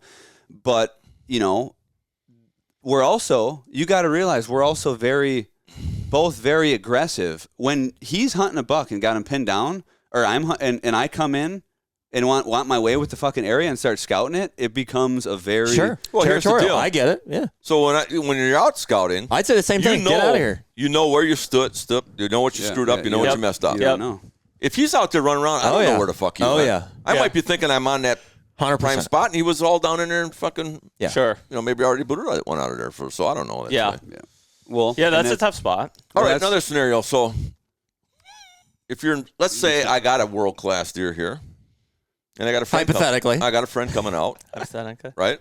Yeah. And normally I wouldn't fucking have anybody even come out. But I'm gonna. Would you say to a guy that, hey, this deer is living here, it's off limits? So we've had this discussion. Yeah. What is recently. it? Am I a fucking scumbag for saying that? Well, didn't your dad ever tell you don't let somebody borrow your stuff if you don't expect to get it back? Yeah. Type of a thing. See, that's where, dude, you got. But your you also son know and where some- they're at. And so. some buddy that's coming there is a little Different situation. It is a different situation. Don't put them on that side of the farm. Well, Jared and I have had No, that. you can't do it because it could happen that way. I think you can. I think you can, Andre. As the landowner, you can say that. No, I don't want you hunting here this year because I'm fucking onto a good one. I don't want you there screwing From shit a up, friend or permission for sure, because we're you in the have same every right boat. to say. And frankly, hey, that's the one deer I'm after. Please don't shoot him. As a and they should respect that as a guest. As a dedicated, like if we're aggressive hunters, like Jared and I are, if somebody invites me out and then I come out there and they're like, hey, sorry, these 2 bucks you can't shoot, I'd probably go hunt somewhere else just because I want to go balls to the wall. I'd go. If he had his target buck, I wouldn't shoot his target buck. But here's- if you didn't want me to shoot that, Yeah. I'd shoot one bigger. You've, but you've shot a target buck of mine before, so you can't say that. I never asked you not to shoot it, but you've shot it. And then even I remember you kind of felt like you might have felt bad. But you're like, oh, if I would have known, and I was like, don't bullshit me. If you would have known, you still would have shot it. Isn't it kind of weird though? No. It's like, isn't it kind of weird though? Like there is a feeling that if I shot that one by accident. I didn't know it was your target buck. Yeah. Well, See, well, no. The thing is like there's no 200 incher. Well, Oops. I didn't know it was that big. Oops. I had no idea. Did I play a good video? Did I? That'll be the dang. reel for the episode. Right Yeah, there. I was just doing a practice draw on him. I didn't mean to pull a trigger. Oh, this thing looks bigger than I fucking thought it was. Here's the thing. This is where it gets tough for me, because it's different when you're looking at a piece and you're coming into a situation and it's like, hey, brother, like, this is a buck that I'm after. I'd appreciate it if you didn't or you can't shoot this one, whatever. Me and him go into the same season. Let's say we don't know about that world record. Yep. I get on that world record. I find him. I seek him out. I see him. I'm on that motherfucker. Then he stumbles on him. Mm-hmm. Stumbles on him. Well, I'm saying Sure, finds him also. But we've always done this, and I feel like we've always went by the first sight. First one to see this fucker, you kind of like claim your stake, right? Yeah. We don't got no pictures, so if I'm actively hunting this deer, then you come in and, well, no, you can't shoot that deer, because then you found him after the fact. Well, that would be kind of low then. here's two things. Isn't it weird to Because they got the lead basically from you. Yeah. You fed him the intel. Isn't it weird that if that was the case? But the thing is, if he's hunting his deer or vice versa, and then one of you passes it, it's like, well, it takes away from it a little bit, because he's like, well, he could have killed it. Yeah, it would. It probably would. Okay, and so also, I guess I would advocate if that is the situation where inevitably you end up at the same spot, you have the same goal, the mindset should be best man win. To a point. But for what you're saying is like you got to communicate also to be like, hey, I'm hunting this fringe. I don't want to penetrate this area, but he's already been down, and you guys should talk about it. I've done that with my brother, and I've done it with my good friend before on 2 world-class frickin' deer. Mm-hmm. Thinking, okay, I'm going to let him know I got this fucker pinned down and where he's bedded. And they just stay over here. That's why my brother does a huge fucking loop around. Oh, my God, you should have seen the buck. What do you mean that I jumped, Shit, you end up screwing up. And another guy, I told him, stay the hell out of there. Go sit on this part of my property and hunt, because I got a 14-point typical I never had before. Got him pinned down. He's coming out earlier every night. Stay out of there. I go home for frickin' lunch, and the bastard goes in there poking around and frickin' screws it all up and shit. I mean, that is hard. It's hard. So, I'm doing that so you stay at it. Then I got pissed, and I didn't kick him off the property. I said, look, you got that fucking 40 over there. That's it. And don't let me see anywhere else on this fucking farm. I'm hunting this. Yeah. Never could catch up to the deer again, but it is tough, because I mean, at the end of the day, and if you're in that like 1% of mindset, like you're trying to be the alpha hunter in the area. Well, I don't usually hunt with people though. It's so, you're and you guys lone wolf, so exactly lone wolf. So now you've got 2 guys trying to be be the hunter. It don't work out. Yeah. Well, he could be down in Illinois, and I could be here. Exactly. Person advice, but what? It is rough, man. It's a constant battle. I mean, I know to keep. It's sad. He'll But wheel me out there in my frickin' I just know it. wheelchair, and then he'll put the brakes on the fucker or something, so I can't get closer. Yeah, it's lion pride, dude. So let's say this. Let's say your dad's on a buck, right? You think you've got him pinned down, but you're like, I can make a more aggressive move to kill that deer. Oh, that'd be low. You're saying would I do that? That'd be like you'd be diving in there and cut me off or something. Right. Well, essentially, so here, all the times we well, just because he's not going off camera detail, I'm not right? looking at cutting anybody off. Camera, but like, I mean, here's the thing. So all the times we've really butt heads were because we've both organically found a deer. I don't know what the fuck he's doing. He doesn't know what I'm doing, but we both end up hunting the same deer. And it's like, hey, this then it's like said, we're like, then the card of, well, it's not my fucking farm. So like, okay, whatever. I'll go wherever. I'll go hunt here. I'll go wherever. But if that deer were to show up, then wherever you went, you would have killed him. Shoot it then. Well, but it's happened in the past. Like no, but that's what I mean. After that fact, then I said, go. You know what? If ever it happens, then. But now I was talking about a world class shit. World record. That shit. was a giant. That'd be different. That was a giant. What the big non-typical? Yeah. I mean, well, that was the time. I mean, it was like, it's a prime example. I think I had. Now, I wasn't in. I guess what I always wanted was like, hey, in the mode to kill it. Well, it's like, dude, just give me a shot, give me a fighter's chance, right? Like let's both hunt this deer. I know it's lone wolf mentality, but like if I'm hunting over here, you're hunting over there, we're both communicating, not stepping on each other's toes, and the better man win, or the first man with the opportunity win. Like that's how I think. First, it let's should be. implement this in for your freaking audience. worst case scenario is hunting with frickin' other people.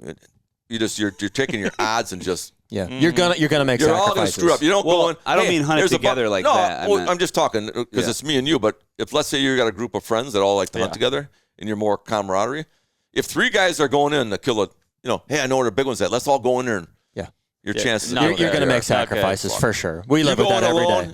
You'll get it done. So that's up to you to make those sacrifices. That makes sense. Mm-hmm. But like on a farm like this, where you've got a sizable chunk. Well, you could be on a whole other side of a road. Or, you've got 2 people that are looking to kill essentially the biggest buck that they can find on this farm. That's a tough situation. Well, he was hunting a buck on that side, and it just ended up having to come way the hell. I mean, we're talking 3/4 of a mile back. Mm-hmm. Yeah, and it fucking got killed by me. I mean, that's a deer doing deer things. There's nothing you can do that about big that. non-typical that you're talking about. You were hunting somewhere else, and it came to you. Yeah, he was under his fucking stand for like. Yeah, I remember. Yeah, I remember. He's gonna dump some shit on me. I remember actually calling you. I was like, "Fuck, dude, this is that deer." Well, I knew that he wanted to kill it. Like I but at the same time, how far away? I'm not gonna lie, it was a little chap because there's this big one, 5 right? feet. There's this giant. He's got a wall full of giants. At this point in time, I'm like, this is my giant, right? So like, I'm thinking we're gonna come into the season kind of like whatever, and but he's coming off this low of having nothing to chase, right? So, and it was running, but there was no. I don't know how close he was to it. Like we don't share. I never really got onto that. Yeah, that deer like you got it, but I got on the one that you wanted. I could have shot on there, and then you got onto the one that I wanted. This was very well. I never got onto the one. But you knew the deer. He'd shown you pictures. So I'm aware of this. This deer. was before I stopped doing. So there's cameras. more to This that was years scenario. ago. Do you know that I actually put an arrow in that deer the year before? So that was part of the fucking shit too. But I had a bone to pick with this motherfucking deer. Mm-hmm. Yeah, but I don't So know. that was part of it. It's anyway. The deer ends up 15 yards under, or I see him beelining it to me, and I'm like, oh shit, here he is. I got him dicked. But even prior, I'm like, okay, I'll call him. I'll get the okay. So you knew the deer existed. You had him on camera at the time. We were both hunting him. I don't remember hunting a Okay. different deer that year because like he was the giant, and I was like trying to get my first giant. Right. See, now that's interesting because he had me thinking that he was hunting this other buck that was like 180 or something, or no, 170 something. No. So I'm thinking I'm doing there's and he's the whole time he's hunting the motherfucker. All right, little misdirection. Don't look him in the eye, right? But here's the thing, though. Here's the thing, though. There's no sharing of information. Yeah. So he sees me frequenting an area. He's shit. Last year, he rolls into a piece that I'm hunting. I'm set up for the morning, and he's like, "Well, I'm going over here." I'm like, "What the fuck? I'm set up for the morning." And it's like he's like, we don't know what. Which definitely Well, makes it a big challenge. But he doesn't know that I was there the week before, a week early, and already set up for that area. Okay. So now we. But what does that matter? Well, I'm just saying. And So you set up this morning. I set up a week earlier. I'm coming to hunt this fucking buck, and then he's in there. But who? Yeah. But that's what. So I get the boot. I'm the one actively I hunting. just backed off it. Yeah, you backed off it. But what I'm getting at though is like, so he wasn't aware I was hunting that buck. Maybe because we're both hunting big deer. Like he always asks me all the time with a grin. Oh, what are you hunting? Oh, a decent one. It's decent. Like I'm not gonna, is that the conversation every year? A shooter for you? I damn sure ain't gonna tell him what it is because Why not? Won't you tell your old man shit? What you got? because then Won't you give him a little? yeah, his old man. We ain't don't have gonna- world record typicals his running ain't- around well, our place. we're not. so. And we've never We're not had one. talking. But We're talking. we do have that discussion. I mean, not you and your dad. Your dad lives on the property. You don't. It's a different dynamic. My dad is not. I like my dad. The lone wolf. Well, no. I mean, I know what you mean. I do. He's satisfied with He's more for the camaraderie than he is anything else. Yeah, and I don't know. We haven't got to this pinnacle of like, hey, we're butting heads for the biggest deer on the property. I think that was a great point that I don't think we touched on last time, was that it didn't really start happening until you both were seeking the same thing. Yeah, and it was like which is an evolution. We all want to get there. We wanted the same shit. And I guess in my head, it was like I thought the family aspect superseded the lone wolf mentality, but it never did. And I learned kind of the hard way, I guess. But for instance, the giant on the wall out there, remember that one that I just didn't really. I was totally fine for so long, right? And then I felt like when I stepped up to that that platform. It was going to be like a welcoming platform, but that happened to be the year of the big one after the drought, right? So that deer ended up coming in 15 yards, and I'm like, hey, I'm going to call him. I'm going to call him. Like, dude, and I remember because I seen him coming in. It was a weird vantage point. There's all these cedars, right? It was like this cedar thicket. And I was real low in a hedgerow, and I seen a glimpse of the rack, and it was unmistakable because it was a freaking just. I mean, we're talking 18-inch fucking. Just an 18-inch sticker fucking out there. It was just such a conglomerate of tines that you wouldn't mistake it for anything. And I'm like, oh my god, that's that freaking buck. And then I just had a feeling, so I knew. So I'm like fumbling for I had my camera on, I was filming it. Well, I showed you guys the clip. You guys know what I'm talking about. Yeah, yeah. Giant.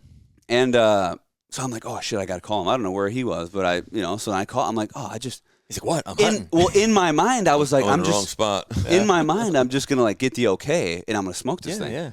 And then he's like, no, don't shoot it. And I'm like, oh, and I knew it had him jazzed up, but I'm like, well, fuck, it's got me. I jazzed did up say that too. before you even called, though. I said, this is what I'm hunting, and then. Yes. So it's not like I just fucking made a no. You can't. It's like yep. It was like a pre-thing. No, what are you calling me for? I told you no. Yeah. This then is he dumps fucking on me, and I'm like, oh. well. This I is should have said, go ahead. This is where it was interesting, is because yes. So it was like, hey, okay, like this is my buck I'm hunting. You hunt. In this particular situation. This was not a tactical setup for that buck. This was happenstance. He booted me off an area. I went to the next viable area, and it just fell in my lap. Yeah. So I was like, oh, Which shit. is how it happens a lot. I was like, oh, shit, I got him. This is him. Oh, I better call him. Because I knew that was the driving force for him. And then he was like, no. And I'm like, for real? I'm like, what if, I'm like, dude, I'm not going to take a crazy shot. He'll come in. And he was like, no. And I was like, oh, shit. So I just. No, I hear it that way. I feel like a real fucking guy. I put the bow down, and I filmed him, man. It was one of the, dude, it was soul crushing. I'm not going to lie. When you then learned about, like, okay, he passed that deer, did that take the wind out of your sails at all chasing him? Well, no, it gave him intel. He's like, oh, shit, he's over there. All right, get the fuck off that hedgerow. I'm coming in. Yeah. Come back to it ended up. You know what I'm saying, the deer ended up dying. Because, like, he could have been dead.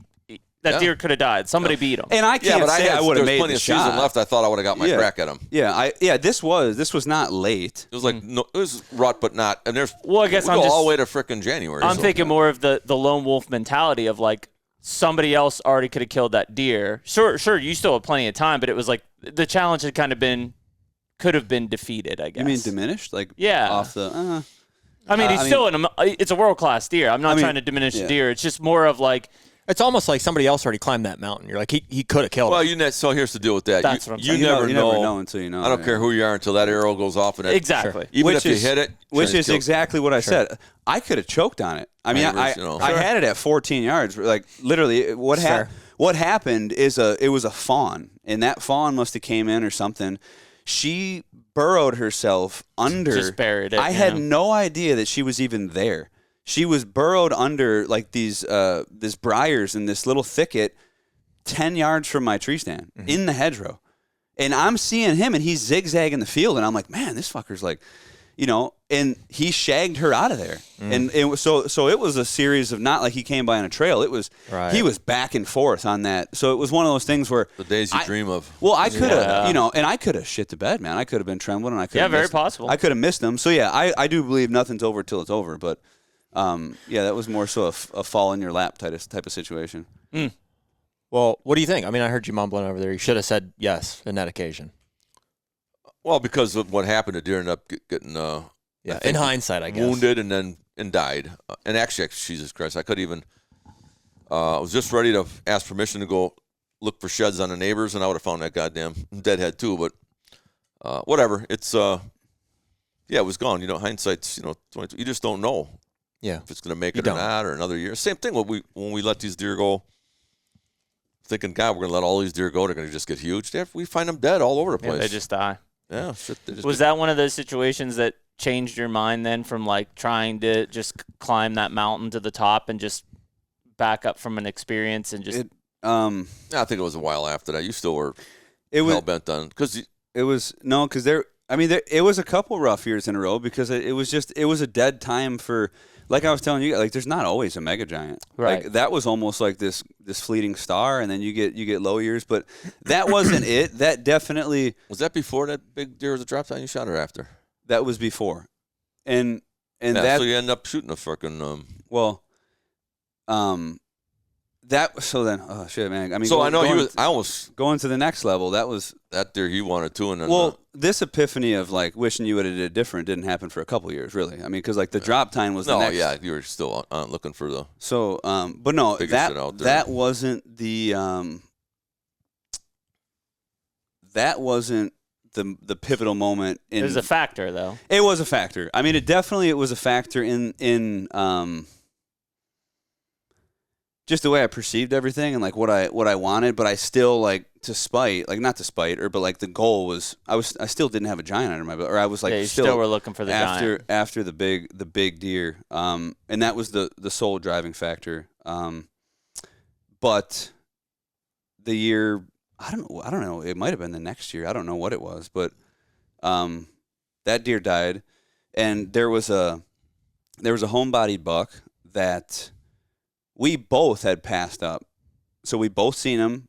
He was probably a 160-inch 8-pointer, and like, which is a freaking That's a monster stud eight. of an 8. But even found the sheds. Like, he got some phenomenal footage of it. Had it essentially, well, not dead, Is that in the field dead fighting? to rights type thing.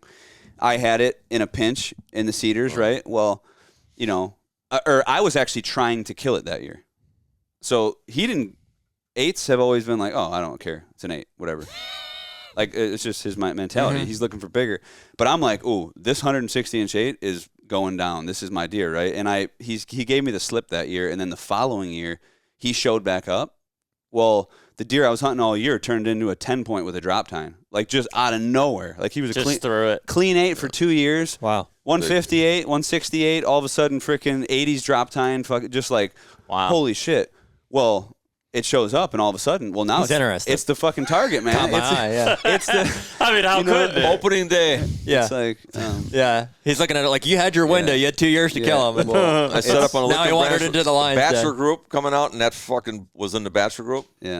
and it was coming to work that thing, and some goddamn 2 raccoons, for whatever reason, were coming down the hedgerow behind me and spooked the whole fucking group off, and then I never caught up to it, and you end up when did you shoot it? In November, or was it October? No, it was actually January. Oh, later, Super late. But yeah, no, it was a huntable deer then. But he was after The that tank. deer all year, and it was like Big, nice. heavy There was deer. another situation where I was like, dude, I think I get the fucking. I think I should be able to at least chase that deer, right, with Yeah. you. We should be able to chase it together, and then that was the one that I ended up getting a beat on that I obviously didn't say anything And about. so, did you guys chase it?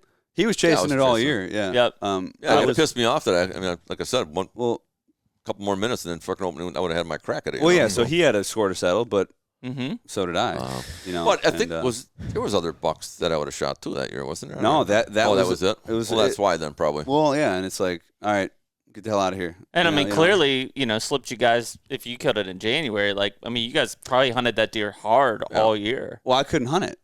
You were hunting it, Yeah, because you so I backed off. I was you filled a tag or something earlier, didn't you? Or no, I was at that side. weren't you waiting for another tag or something? Whatever. No, anyway, well, it was one of those deals like, hey, no, this is mine. I'm staking claim to it. And I'm like, all right, whatever. So then I bailed off. Well, after the whole season kind of went through, he established a late season, corridor that was not in the area he was at, and I ended up connecting with it. But it's just that's why I typically, lately, man, I try and get elsewhere, man. I try and keep the hunting stress to a minimum. I try and go to new places, and honestly, there is a thought too of like, hey, without running cameras, it puts me in it separates us a little bit in what we both know and what I'm finding. Yeah, it's just, I thought it would separate us more. It surprises me how much we end up on each other's like feet like already, and I'm like, oh damn, Yep. But it's also sort of cool, that happens. So now I'm just if I can get in there, I can read the sign, hone my skills, like hold out for as good of a deer, the one I choose to kill, and especially doing it with the traditional bow now. Like that's my trajectory, man. It's not so much about the inch anymore for me. I think that a little bit of distance is probably healthy. So like my dad and I butted heads for a long time, just like any dad and son do. Ours was not over like, hey, competing for the biggest deer. It was more in how we were doing it. Oh yeah. I was, I'm only 31, so I'm a few years behind you, and my dad was not as established as a deer hunter as you are. And so I was like figuring it out, and we had access to this awesome property, and I was like, well, we need to do it this way and this and that. And he was like, well, I'm going to go to the back of the, yeah, exactly. And he was, we both were screwing it up, but he, was not learning at the rate that I was, right? Because I was consuming it. I was hot after it. And so we just really got frustrated with each other, and we were butting heads, and we were, and there was, 4 other guys in the mix too. So I'm competing with a whole dynamic. Mm-hmm. The answer ultimately was to go elsewhere. So I went out and sought out permission properties. Jeremy and I bought a farm in Illinois. We go on out-of-state hunts in Kansas, draw tags in Iowa. And so we sought out other opportunities where I had more control to do what I wanted, and I was getting satisfaction out of. And when I did that, immediately, like, the stress was relieved. I was like, dude, you guys, I'm not as worried about that farm anymore. You guys go in and do it, and I'm going to help, and I want to, and in best case scenario, we can still like come together on it. So like if I kill one at a permission farm and then he comes and helps me retrieve it, I still stay at their house and stuff, but we're not butting heads nearly as much. And so, I mean, dude, the answer at the end of the day is, find your own place. Well, that's how it is. I mean, that's how it is nowadays, really. Like honestly, we kind of ships passing, right? So we're not like hard hunting at the same time a whole lot, maybe a little bit, but when he goes out of state, I'll be back home. When I'm out of state, he'll, obviously he's hitting the home farm a lot, but and I'm venturing out to new places too, just trying to expand the just trying to find something worth hunting, Do you guys hunt the same place in Illinois? Yeah, we do. Yeah. But mostly in passing. Yeah, so usually down here sometimes when I'm down there. So it's interesting.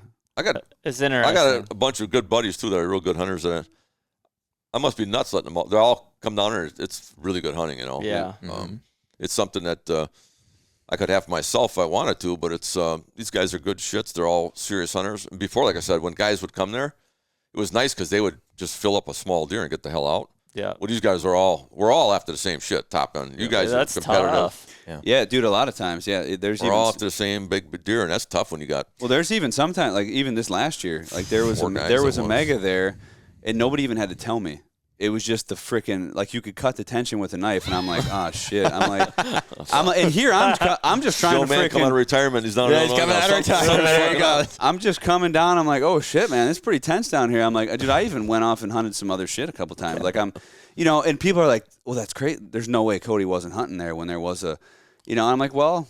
We had too many guys. Dude, sometimes it's like, oh my God, you're beating That's your not head the same against piece that you grew up hunting, right? Yeah, that's it the is? same piece. Same farm. It hunts big though. It's 450, but it hunts big. Like when we were talking, like when on our podcast, we talked about multiple parcels. Like this is that iconic parcel, which he didn't, or this is that one where we do the long drive too. So yeah, that's still in play. Drive by the flagpole and everything. This is the same. This is like a lot of the big cover, and then the deer go out from there. So that's where a lot of that fringe. Yep. You can have a corner here that's holding a good one that's heading that way. A corner I don't here. think I've ever seen a property yet to this day love that piece that hunts like 15 times the size of what it is, and that has so many groups of actual different family groups or different herds of. They come, like you said, you got the fringe groups. They're coming in. They're going miles out, coming back into the edges. You got ones that are running the core. You got woodlot deer that are held up in these blocks like these. Some years it's just shitload of deer, and other years it was overpopulated for 1 year. Shit, there were so many deer on that 1 year. I'd see 60 to 80 head in the morning. Shit, just overpopulated this shit. Destroyed everything. But which it all cycled out. Which ultimately is weird because I've had guys. I've brought in guys up that are from like Pennsylvania or northern Wisconsin or New York, or like they're used to the very small deer numbers, and they get on a piece of property like that and they're like, what the hell? Like, what do you even do? Like, how do you how do you navigate all these deer? Like, there's so many deer here, like just in the area in general. Like, the population is so freaking high. Yeah. You know, we've never been one to kill. They're betting on the freaking roads and shit. There was no wood, yeah, room in the woods and shit. Yeah. But with that, like, especially when they herd up, man, it makes it a tough nut to crack sometimes. Because and obviously it's not just you two. You've got other players involved on that farm too, which throws curveballs into it as well. And you got neighbors all around with shit too. But there's just a big enough volume of deer, I think, that maintain them. Yeah, and when you get people on the same page too, like you know how powerful neighboring farms can be. Like you get these areas. Buffalo County is a prime example, right? Like they've gotten some of the biggest deer in Wisconsin just because like so many guys they're on the same page, big pieces and managing and. Yeah, I mean that's critical in this stuff, man. It's tough. I mean, people give a shit about it all the time because we keep talking about big bucks as a limited resource, but it's the truth. The HUNTR Podcast is brought to you by Better Backstrap. Well, one thing that's undeniable, man, is you and I both like to eat. And so we're going to be partnering with the Better Backstrap this year to have the best seasonings possible for our meat this summer. Yeah. Well, dude, when it comes to venison, it's like you've heard me talk about before. It's like, what does the preparation for all this look like and stuff? And it's like, I really want to make a point of eating more venison moving forward. And some of the Better Backstrap mixtures have made it super easy. Yeah. And so we've got kind of 3 core mixtures. You've got your original Better Backstrap, which is for that grilling of your backstrap or tenderloins or anything like that. You've got your classic taco mix. Always can't go wrong with tacos. Can't go wrong with that. And then you've got your standard SPG in the orange can. Well, SPG and down the hatch. There you go. So right now, if you go to betterbackstrap.com, you can use the code HUNTR15 to get 15% off any of your orders on the seasonings, and there'll probably be more coming out here throughout the year. Get yourself a Better Backstrap. The time we're in right now, I mean, the caliber and amount of big deer that are around is just freaking. They weren't there in mass like that. See, I was going to pose that question. Do you think they were? I was going to ask. And what is the main factor in the reason that they are now? Is it management? Is it resources? I think it's a couple things. So I think So you don't think they were there? You don't think they were up in northern Wisconsin? Yeah, they were there. Like guys the non-typical you've seen. They would get some nice bucks gun season, but the state record for that Wisconsin for years was 177. Well, and like you said, and they're everywhere. 177 inch buck. Every 90% of the deer that were being killed were 1.5-year-olds. Everybody didn't give a shit, and they were just filling tags and killing a lot of deer down, so that they didn't get that. Then I do believe that there's 100% a lot of pendant genetics have got out into the wild. You do think so? 100%. Yeah. Some of the crazy shit that's out there, and I don't know how you could ever prove that or know that, but well, isn't the theory that like yearling they got out, right? Like these, well, the Beatty buck was a pen deer that grew up in a pen and then got out and it was killed legally. Well, but it was a pen deer. The theory is that those deer then spread these genetics that were that's the theory. Right? Their genetics are out there, and then they're in for good. Then they just need age and nutrition to be able to actually show. Yeah. Look at the shit in farms. How can you get a 300-inch buck at 2.5 years old on a farm? They're doing something. Yeah. It's a lot of that's genetics, but then they're getting feeding programs, less stress. Everything. Yeah, I mean it's. So there's that. How do you explain the giant typicals and the typical world record holding from so long ago? And typicals are the hardest to get in captivity. That's what I'm saying. They don't even have them. So how do you like that? Or would it be a freak of nature? It's the highest demand in the deer farming community. Yeah. A large typical buck is like that's clean because you can't. But even still, most of them are still putting out. 200 is like still the like goal. Like the moment they go over 210, they start throwing trash. Right. But do you think that the number of hunters and so bow hunting and hunting deer or trophy hunting is a very much recent as of the 90s type thing. Do you think there's an aspect that they were always there, there was this much of that small piece of the pie hunting them and then trophy hunting them? Or is it impossible to have that? You know what I'm saying? Like, was it the only just thing I know is that I was out in prime area up through the 80s hunting.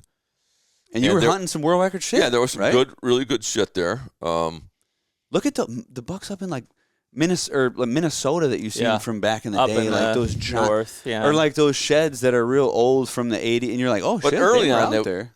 Those wasn't a lot. That got to be a little later when the trophy hunting came in. That's when I ended up seeing some of them really world-class shit, and then other people are starting to kill them because they're there. Now, was that because you were noticing, though, or was it always there? That's the question. I think they would have been getting killed. I think just that the management had a big thing to do with it. Well, you didn't know about it, right? I think trail cameras were the big look up the skirt too. Like, Yeah. they might have been there, and we just know. didn't know about them. I think there was a big gap. So when you talk about like Pennsylvania, Wisconsin, Michigan, 90+% of the bucks being killed were 1.5s. I think there were very few 2, 3s, but even less in the 4 and 5 class. You're in Kansas. What isn't the average buck like a 5.5-year-old that's killed in there? I mean, they're going to probably. have even a shitty genetic 5-year-olds. whitetail's going to have a monstrous freaking rack on his head, right? Yeah. So I mean, With shit genes. I think they existed in the 90s, but they were so rare. It also was what made it so fucking cool. Yeah. Dude, when you saw like a 180 in the 90s, Well, I'm saying when nobody was like- running cameras, you had to be out there getting after it to see those deer. And then the people that had the skill to actually kill them once they seen them, I think it was, I don't know if it's the heyday of like that there's better deer out there, but now you turn on social media and it's like everybody, there's freaking 200 every scroll. It's like, it was the heyday of big buck killers. Like those guys were serious. Well, we talked about this one. Yeah. You went with him Yeah, to that was glass that one, buck right before you killed it, right? Yeah. Now, no offense to that deer, but if you see him on whatever Facebook, you're like, yeah, it's a big buck. Another big buck in a right? Which is freaking just a complete mindset. A lot of state records difference. went from 77 all the way up to the 90s now, and all of the Midwest states Everything. are all top end shit. Yeah, and it's just because selective harvest, right? I get them on camera, I pass. That's the why I went 70s, after that. I pass told the- her, I says, dude, this 177, it's anybody can beat this because gun season, they're taking deer bigger Yep. Yeah. all over and around. Yep. Yeah, it's just selective harvest at this point, right? Because they're all there.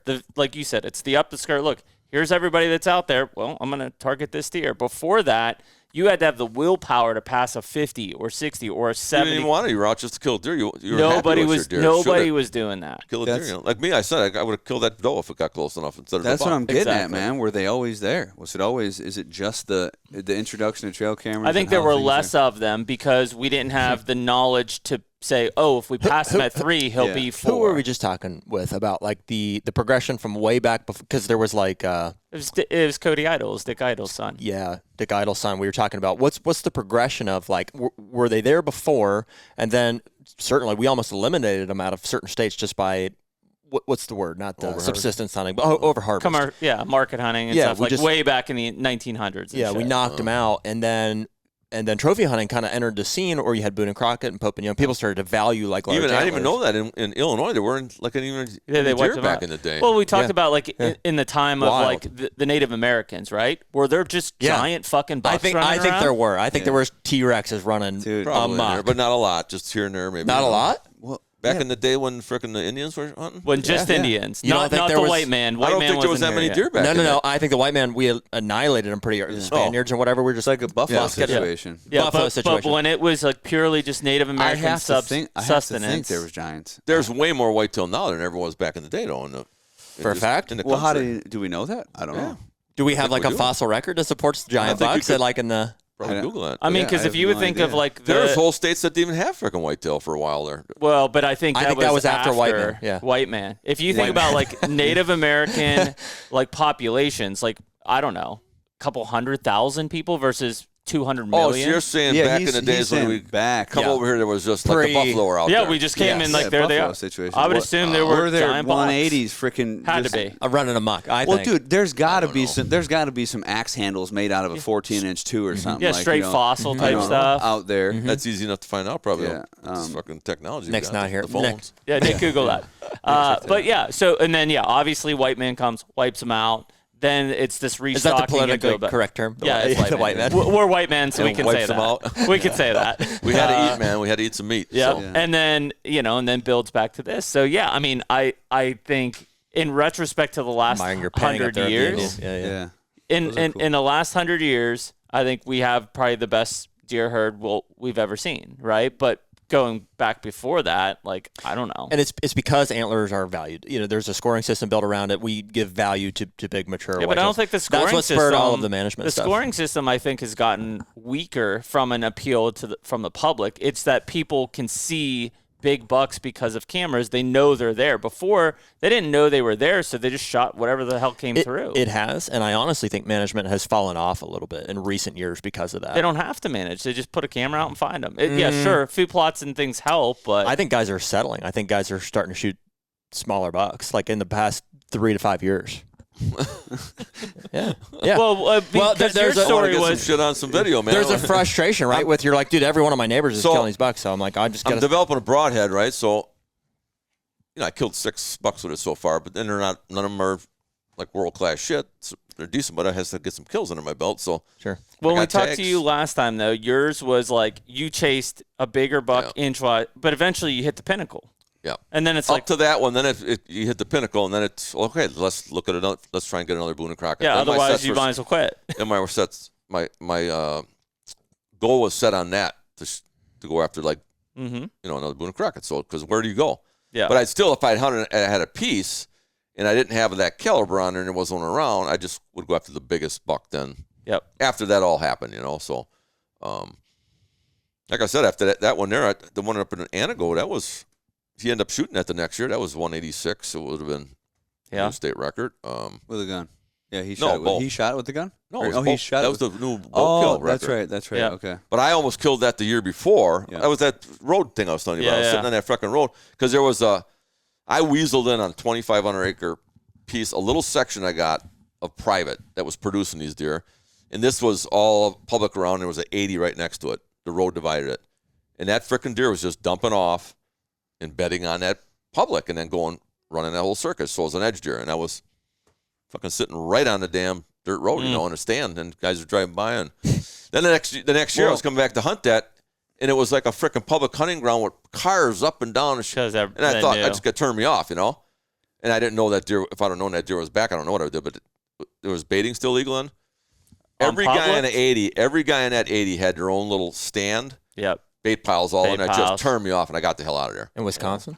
In Wisconsin. Yeah. Then my buddy called me and said, hey, you know that buck you were hunting last year? They shot it on that frickin' 80. It was back. And I was, oh, fuck. He was in a bar. He seen the picture. And I guess a doe came across some guy's bait. Yep. Drug and him the in. buck- Yep. Drug him across, and he killed it. And The baiting thing is interesting. and there's history. Then there's your history of that. And So you do think guys are settling and killing smaller bucks now? I do. I think guys are getting frustrated with how. trying to kill something bigger. Yeah. Well, I just think that even like the institutions, it's like a lot of guys were like the management advantage, QDMA, all the resources for like hardcore management of properties. Those have all, to me, kind of like fallen off. That was all before cell cams.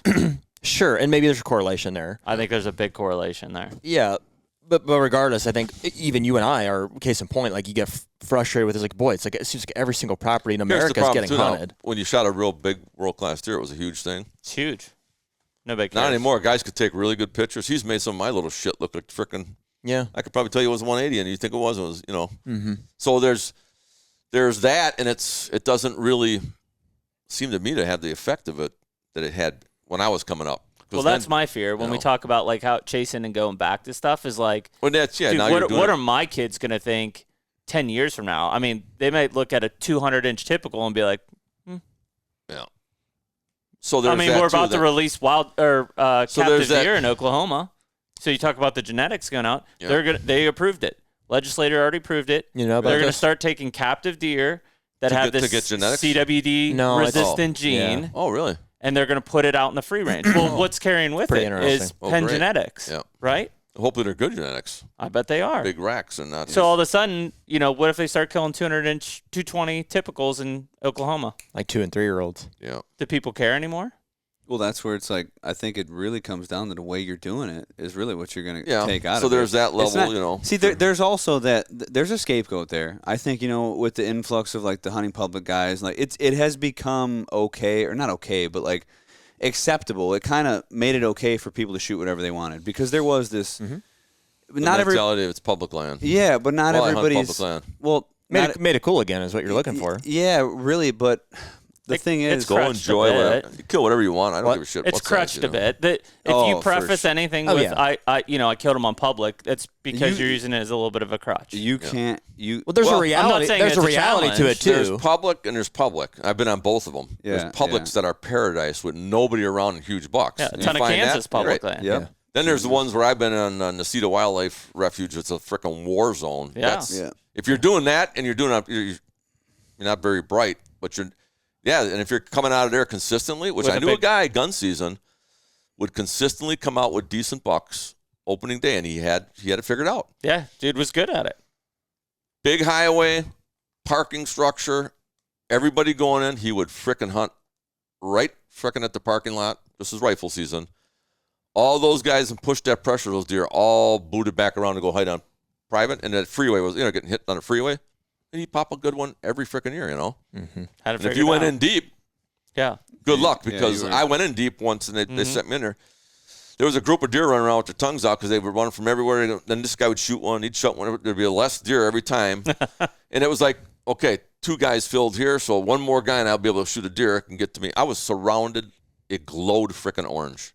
Yeah. Insane. Never frickin'. That's how Pennsylvania was, man. too. Screw that shit. But to that point, I don't need it. There's places in a lot of states, Kansas, Iowa, wherever you would say it, that are public land that are as good, if not better, than private land. Well, the one guy that sent me, the year that he sent me pictures of 3 bucks, bigger than anything on this farm, that were all on public ground, just not far from here, and there was not one shooter on my ground that year. Yeah. So go figure, Now, if I'd have known that, maybe I would have poked around over there, but sorry, not to deviate you on the experience side, but But no, that's another level then. So, and I agree 100% with that. The level of trophy with a compound is different than the level when you go recurve. That you're putting stuff.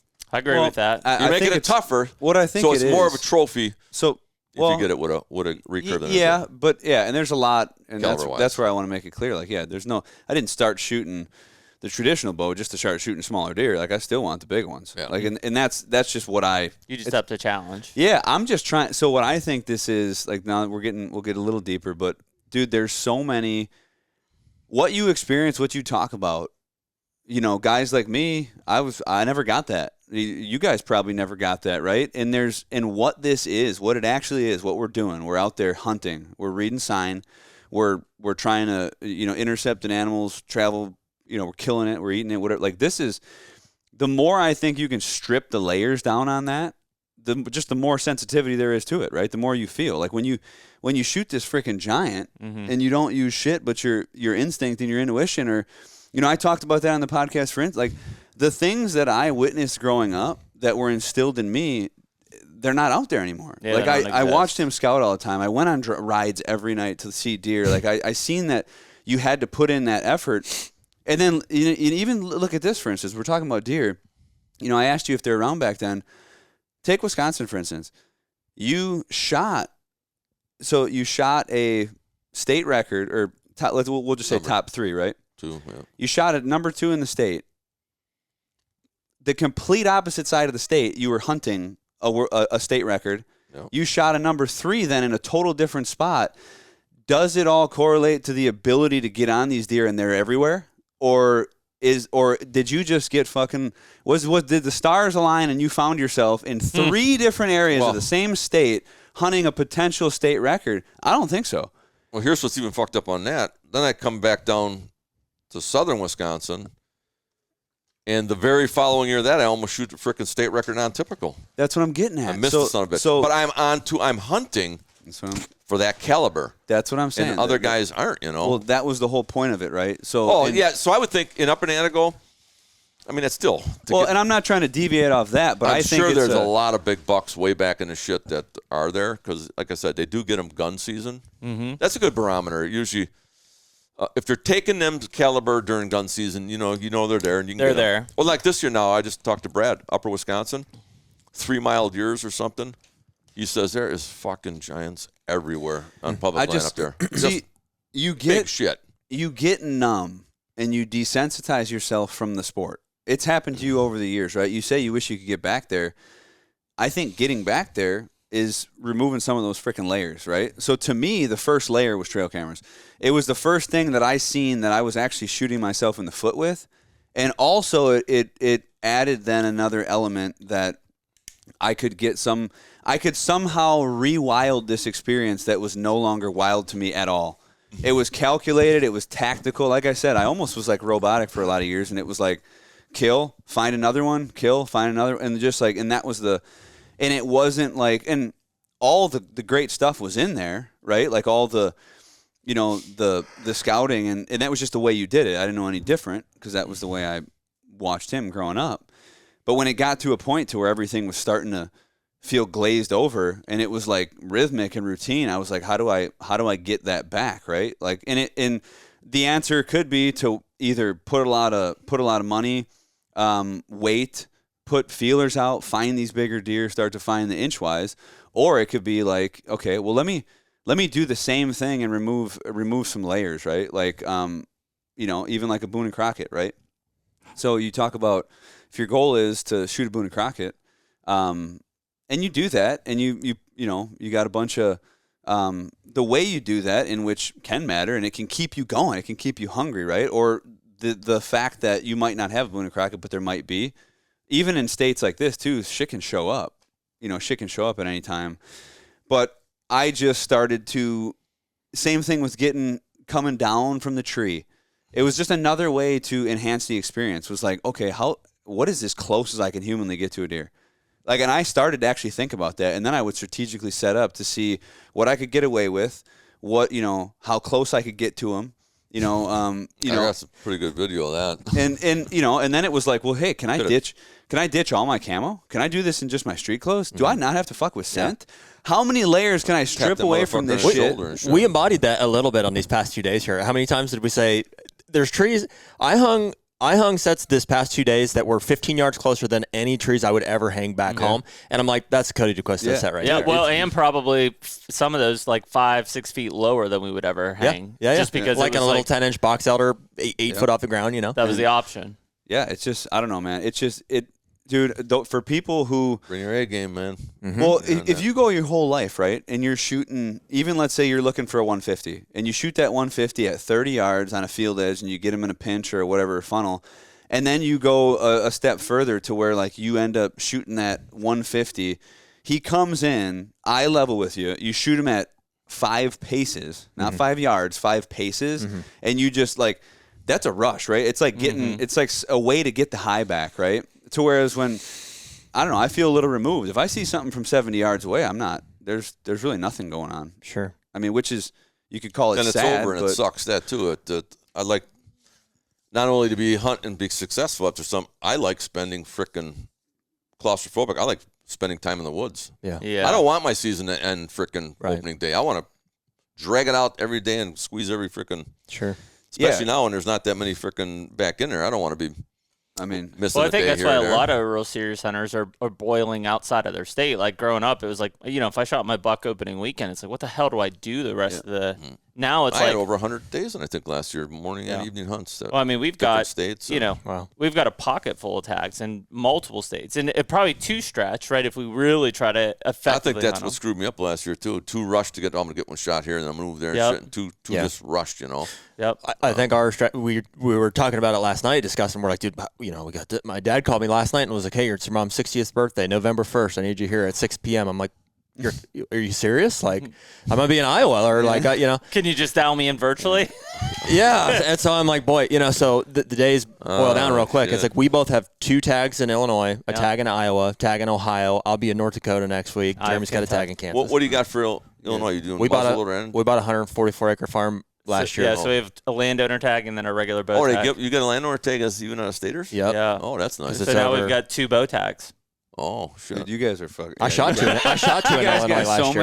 I'm going to have to go buy a freaking piece of land and freaking... So we've got 2 bow tags in Illinois. We've got our Iowa bow tag. We've got Ohio bow tags. I'm in Kentucky, and Jared's in North Dakota. I could legally shoot 3 bucks here a year, and I don't think I've ever shot Yeah. Maybe Yeah. once, twice. Well, it's tough though. Like, and I ask you, But so I don't. if you, the deer aren't there. But if you get on a giant, are you scrapping all those tags? Well, that's what we just talked Or about. are you like, it's, oh, I got to it's hard, and having Iowa in the mix makes it really hard. But it's like you have to just be, the chance of me punching all those tags on deer and having the experiences that I want on each one of them is almost impossible. I think the I'm not hardest part, expecting to do it. The hardest part is like, how do we hunt it and like really enjoy the season?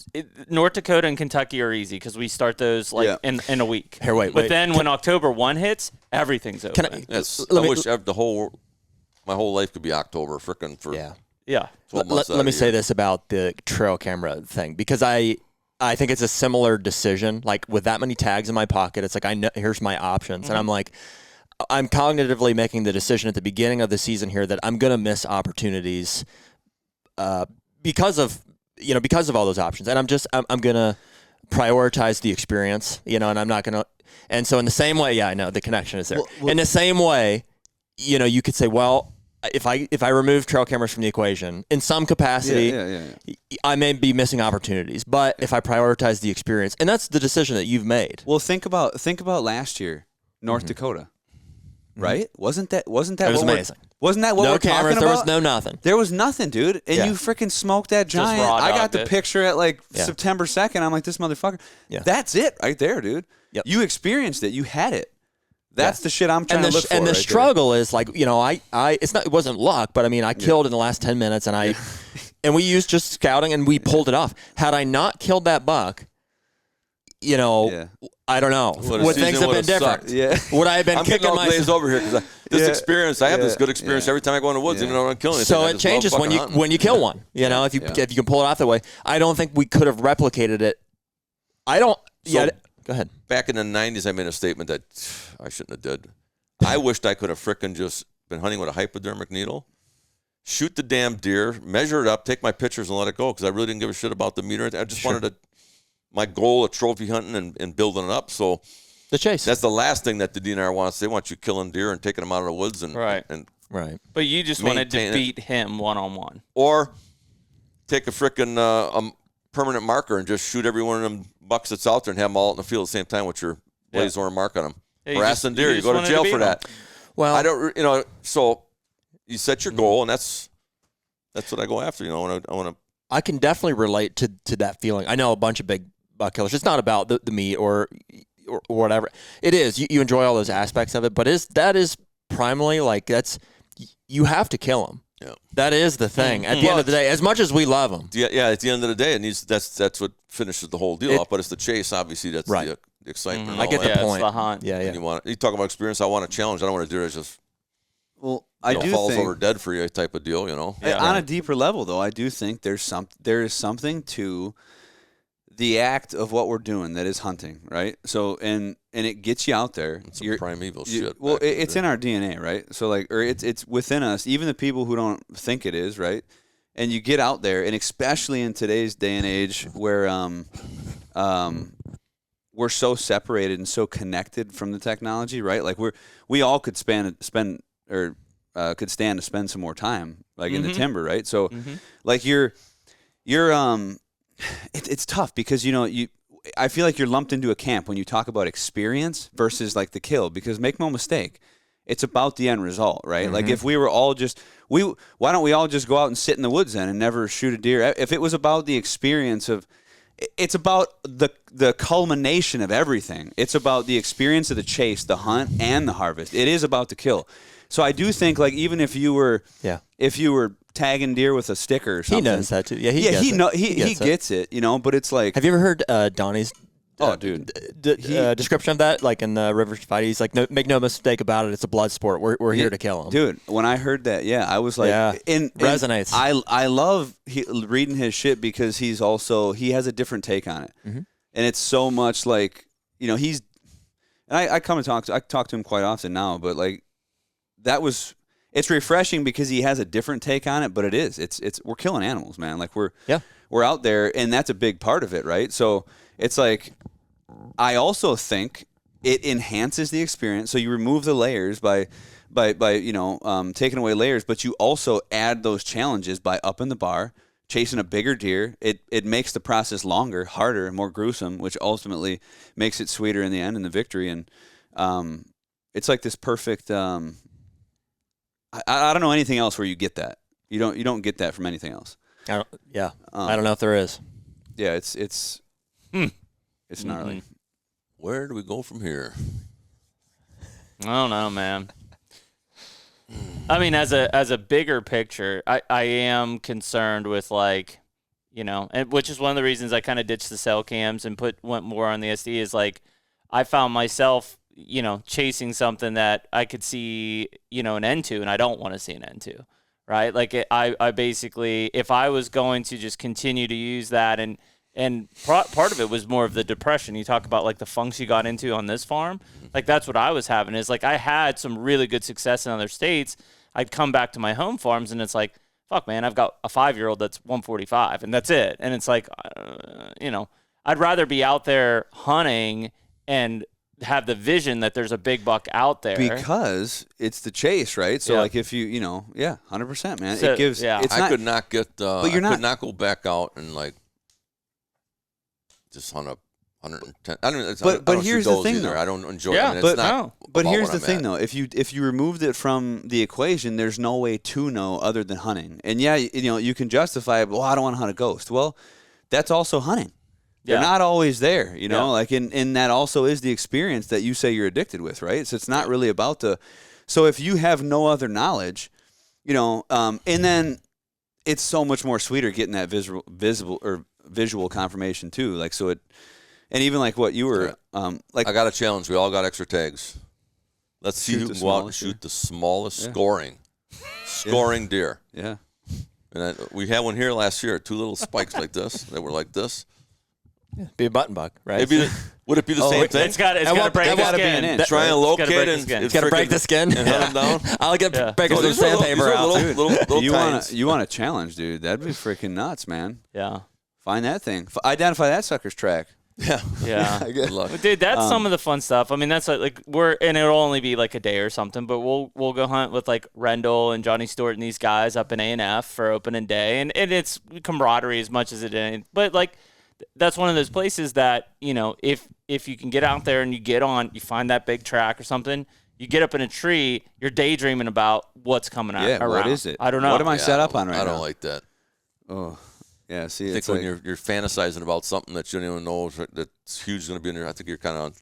So when you were hunting all these bucks, it was all visual? I mean, because you said you cut tracks in the swamp, see, so. I don't even know how you can say that though, because you hunted so many years when there wasn't trail cameras. But I'm saying though, I didn't give a shit about like big deer. What I'm saying is, it got to the point recently here when I was having a bad year where I was like, hoping that some freaking huge shit that I never seen before would show up. That's a freaking. Well, you see, but you don't want to You sit there. lost. You don't want to. No, you don't want to sit there and wish. But you got to just go work to find that. You have to know he's out there, which he is. And instead, like, you're sitting there with the pile of data. That's why you feel lost, because you have what you've I've scouted. got a specific animal I'm after. I'm And- going after. and If you I'm don't- just you don't hoping have that the- something big comes around. It's you like don't have the data. You it's don't almost have. I'm wanting to try and get lucky or Yeah, something. yeah. It's I don't like. It's I- nothing about. Well, you're getting both lucky, saying though. like neither of you would argue that intel is bad. Like you want to have knowledge of the deer. Nobody wants to be just like Whether it's visual or scouting, Yeah, big track, yeah, or yeah. I don't want to But go this hunt a is- property that I don't. Let's say. no. There's a big one that you want to shoot on. I mean, it's just it's like, okay, but okay. Neither do you. It's like waste you of time, you would I know. prefer to, even if you saw it from the road, that'd be different from with trail cameras. You'd be like, there he is. That's the piece of information I want. or if somebody told me there was a monster there. Or, mission dependent, right? Exactly. Mission dependent. But if I put you, this is what I don't get. If I put you, I said, hey, I got a farm for you to hunt. You know, it's in central Illinois. Gave you the rundown of the farm. Let's say it's 500 acres. It's just real diverse. And I put you on there and set you loose. And you come across a giant track, that staggered track, a huge deep. You set up in this perfect spot, and you're getting the tingle. You're telling me that doesn't do anything so for you, not knowing what that deer is? Offered that to me, and then I'd say to you, no, I'm not interested. I know what I got here that I'm after. And Take that out of the equation. That doesn't even matter. I'm saying you're going to this spot. I'm saying you're there hunting. Yeah, I'd hunt it down. Just got to hunt Well, another big would deer. you not be there? There's no sense of excitement in what would that deer be. You just found this No, I magnum never- track. It is about options, though. It's hard to remove if he knows there's one here. He doesn't. Like he just said that he's sitting here and nothing was here. Well, that's what I was going to say. What'd you do in those years? When there was no bucks on this farm, what'd you do? Played on a couple of spots that, matter of fact, you took that one stand.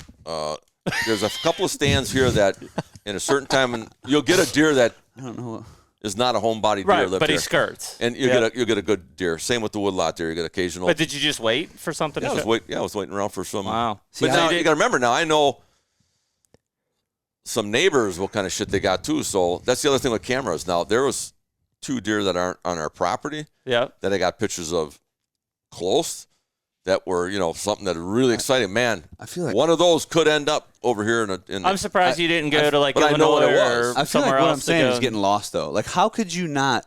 How could you not be fucking just ecstatically Dude, I have the tingles jacked on that.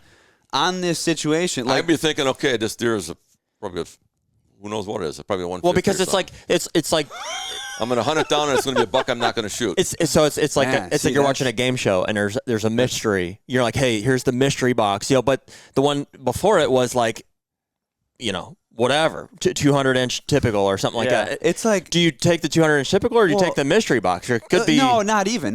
So I would take the 200-inch typical, 100%. Sure. But this is we've removed. So you're getting back into trail cameras. No, we removed the fact of knowing, right? So I would argue on one facet, you're thinking you're knowing because of all the trail camera data. You're doing you're scouting too, but it's removed that element of surprise. But you're saying that you've never had an element of surprise and you've never had an element of unknown. I'm saying that like where you're at now, But for instance, though, you'll shoot a deer that's not top end because you're hunting in a Recurve and it's the experience. You're gonna shoot that one. I'm not in that game right now. I'm still looking for shit bigger than I got. For instance, I'm looking for a 170, right? I know from years how to judge a 170. If I shoot a deer, it's probably going to be either if it's smaller or whatever, I judged it wrong or whatever, but it trips my trigger. Usually I can make those, tines, frame, whatever. But the thing is like, for instance, when I was in Illinois, I might be hunting for a 170, and all of a sudden you bump into one that's bigger than that or whatever. But when you're in a place, you gotta know that there's that class there. That's what I said. That's what I'm. That's why I gave you the analogy. Here's what I'd be thinking. You're I'd be hunting- wasting my frickin' time Why would you think that though? because I'm hunting a spot. I don't know what the caliber deer is in But here. you have to find out. There's no other way to find out than to hunt it, and that's the whole fucking magic. Yeah, but why It's would to I go put myself dive in that situation when I got a lease here that I know there's giant It's sun? fair. It's fair. Yeah, but because you're talking that's about a not new what I'm spot talking- versus an established spot too. So Yeah, a new I'm not spot, I'm talking going to go about- down there. And you're going to give me that. I'm Okay, going to go down before the season all right, starts. okay, I'm let's- going to go bump a bunch of deer. I'm going to let's- glass. I'm going to see something, and then it's going to be Hey, what I'm if you excited don't about see going down. nothing? Then I'm probably not going to frickin' I'll go Okay, hunt the spot I got. then there's a lot of times that you would leave a giant possible 200-inch typical there. You just didn't put enough time there. You didn't. Yeah, 100%. You're telling me. So you're telling me that I'm just blank. I'm going to try. I'm going to get lucky that there's going to be a 200-inch on It's some not property. It's not lucky, right? So here's the thing: remove that extra piece because you're adding too many other factors. I want to narrow this down into one facet. Take the farm here. Let's take out every other. There's no other place to hunt. The farm, the farm to be what it is. Strip it of all its trail cameras. All right. Go 3 years. You have no fucking idea what's here. You go out into the timber, you find hot sign, you set up a stand, and you're not jacked up to think of what might come and make that scrape? Or what might make that rub? Or what left that giant track? That wouldn't fire you up? Not jacked the shit Knowing up. the genetics I would around know here, that, yeah, I would know that. knowing that you don't know. High percentage chance there's going to be a shooter on this property. I would Dude, have that in my mind, right? That's what I'm saying. Wouldn't your mind be like, No. this could be a fucking... Well, what could would be. have happened? And it could be another frickin'. It could be like I'm chasing around a bunch of 150s again. Or Okay, something. and then here's my... And I'm gonna let you come in, but then I don't. That seems crazy to me. It seems just completely shut off, and like you've lost it all Yeah, because that's pretty much so. lost the But then fucking- the edge of system, it. the system would be okay, shit, and then you just keep hunting hard, and you keep knowing there's a giant here that I will shoot, and that's your mentality, and it's like, and then every fucking time that pops up is a what is it? Could it be the one? Is it the one? Well, what I was going to say before you jump in is like, what if, because they posed it pretty gray, but what if Iowa would have banned all cameras? during the hunting season. They would have said they're done. I had so many Gone. people. Dude, I don't think we're Like, what- getting nearly enough credit to like just sightings. Like, Yeah, not, no, I would go back to that's what I would do. I would go Oh, freaking yeah, glass. and You this start is- glassing and watching and This stuff. got this is back, even Shine. cameras aside, but this got to a point of where like it shocked me hearing you say that, because like when I find a spot and I don't know what's there, and now maybe if I knew what was there and I thought I did and had a bunch of cameras, like you go to your farm, the biggest thing is a 145. When you find that hot sign, you're like, it's probably that 145. There's probably nothing bigger. If you don't know, Well, this goes back to what I said about the scrapes. There's so many scrapes here. I can go waste my. I can have a fantasy to be one with a world class deer in it, but chances are 90% of them don't have, and I'm wasting my time hunting that spot for So a surprise. And I'm not a lucky guy, so I'm not planning on somebody showing up that's big enough. It's not banking on luck though. What it's doing is banking on your ability and your capability to find a big deer. Right. I would get on that. I would set up on that. Whatever came out would come out, and I'd probably end up passing it up. But then I go do that again. I think but I don't that's know what I'm saying. There's like the middle ground here. It's like it doesn't have to be cameras, and like you don't have to go and just set up on. No, man, this is so weird. Everybody I would just never default. knew that. Everybody would default, I think, to finding them. Well, even with cameras, let's say you're running cameras, like I get freaking when I find sign that I think is a big ass deer. If I get jacked up, I'm like, oh, this is it, and I visualize. Everybody it. does. So do I. And then usually I know what's running around, and it's probably that. And he's deer got I'm some thinking, confirmation. Yeah. You know. So, well, here's like an assimilation. Like last year, that buck I shot in North Dakota, we didn't have any pictures of it, and I killed it on the very last day. I was super jacked, more jacked.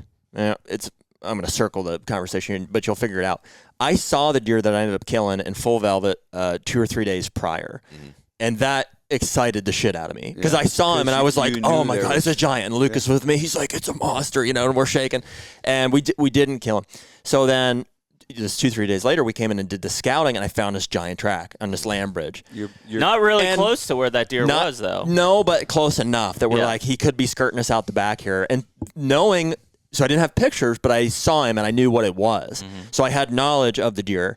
And so that entire pursuit had me like as peak excitement. Yeah. Whereas if all I had was the track and no sighting of the deer, I would not have been as excited. I'd have been like, mature buck. Good buck. And I mean, I had all these feelings years ago when I was just getting rolling too, but this is, well, that's an argument in your favor. I need to have in my head. Yeah, that's an argument in his favor to say, like, I had But I'm knowledge saying of what it was after. But there's a potential of something I want to shoot. Yeah. To even remotely get excited about. Well, that's the hardest part about continuing to put the level up, right? See, that's where this is all. I think this is all a perspective thing, and like, instead of being, like this is all I've ever known, right? It's my greatest passion, right? So seeing, like, I don't want it to fleet from me like that. I have to do. It'd be nice if it was. Well, I have to do things, but it's if you have the perspective that every time you set up is going to be a deer you're not looking to shoot. I've got to weed through them. Say that again in a different way. So I methodically hunt. So I guess I don't know. do what you said. I set up, and I anticipate that it's a surprise. I don't know what deer's there, what it's going to be. But it's a mature deer. It's going to be a buck and stuff. Then it comes through, and you pass it. Now I'm going to go to my next spot. I'm not coming back there to see him again. I'm going to go scout hunt. But I'm just and there's no fantasy in my mind that this could be some. So when you don't have those deer on the double farm, drops or are you sitting in the stand? Yeah, I'm hunting, but I'm not fantasizing about. You are hunting a world record typical coming out of trail. I know is impossible. Hunting where? What? Why is it impossible though? Oh, because you got so many eyes on the property is what you're saying. But see, that's where. Well, I think that's interesting. For instance, just that like when you didn't have eyes on something that you were looking to hunt, you were still hunting though. Okay, so there's remember that one you actually I think you shot at her. Fucking mind fucked right now. You hit it right. That was my one opportunity. And I'm going to pat myself on the back because I think I backed off on it when we both decided to go to that spot. Which one? What did you mentioned? For the one on the woodlot where the draw comes up the leaning tree. Yeah. I knew in my mind, this is how fucking freaky it is. Now, if I would have went to that stand, I would have had a crack at a damn good deer that I didn't know before. But that was my one shot for that year to have an opportunity at a deer that maybe would be big enough for me to kill because there was not that deer. And I was going to go there that morning, and you already said you were heading there, and I saw, screw it. And then you went there, and a deer that we never seen before, I think you got a shot off at him or something, came up out of that draw right through there. What made you think that something was going to show up? I know enough about this whole game and the scenario that I knew that was going to be my one opportunity because, like I said, for 4 or 5 days every year, that spot will get something off the neighbors. It's just a travel that they're going to come through. That makes sense. Run the woodlot. Right. And that happened to me before. I had a 12 that came through that woodlot on those 4 days that would have been something that would have been. I'm lost. So you're saying that was a time that you felt that way? I'm saying that would have been the excitement about it because I knew that was my only opportunity for the year to get a shot at something that probably was going to be decent enough to shoot because there was nothing decent enough on the property that I wanted. So you would have sat that spot with that envisionment so there it is. So he would have sat that spot with that feeling. Yeah. And you went and sat it, and it did. A deer that was bigger than anything on the property or was a shooter came through, and I lost my opportunity. The HUNTR Podcast is brought to you by Sever. Well, one of the biggest things that we always talk about is what our arrow setups are. And this year we're shooting the Sever broadheads. I think we're both shooting the new 2-inch titanium broadhead. And so, we're huge proponents of expandables. And I know we've had this argument back and forth with people, but we're right and you're wrong. And you just need to accept it. We just want to have a giant wound that pumps out blood. That's the bottom line. We build our arrow setups and shoot bows, to maximize penetration. And we shoot broadheads that are going to give us the best blood trails, the most hemorrhage possible. And so part of those setups is we're also shooting the Easton arrows here coming up pretty soon. So we've shot the Victory in the past, and there's all kind of great arrow shafts on the market, but we're looking for a whole system from broadhead to arrow components to the arrow shaft itself. And the more we look at some of these Easton shafts and the components that go with them, that setup's going to be really deadly for us. Yeah, I'm actually using the Easton traditional axis right now in my traditional setups for both my recurve and my longbow. I've got a 100-grain brass insert on those, and then obviously I'm using a fixed blade broadhead on those specific shafts. Right on. So, but yeah, our goal is always to be shooting the best broadhead that we think is going to be the most lethal for our setups. We've done plenty of research. We believe in the Sever broadheads, and we hope you would check them out at Sever Broadheads as well. This is almost solidifying the poison of the trail camera. Because based off of trail camera data only, you are counting the whole farm out. You're counting the whole area out. I've been on this farm for 20-some years now.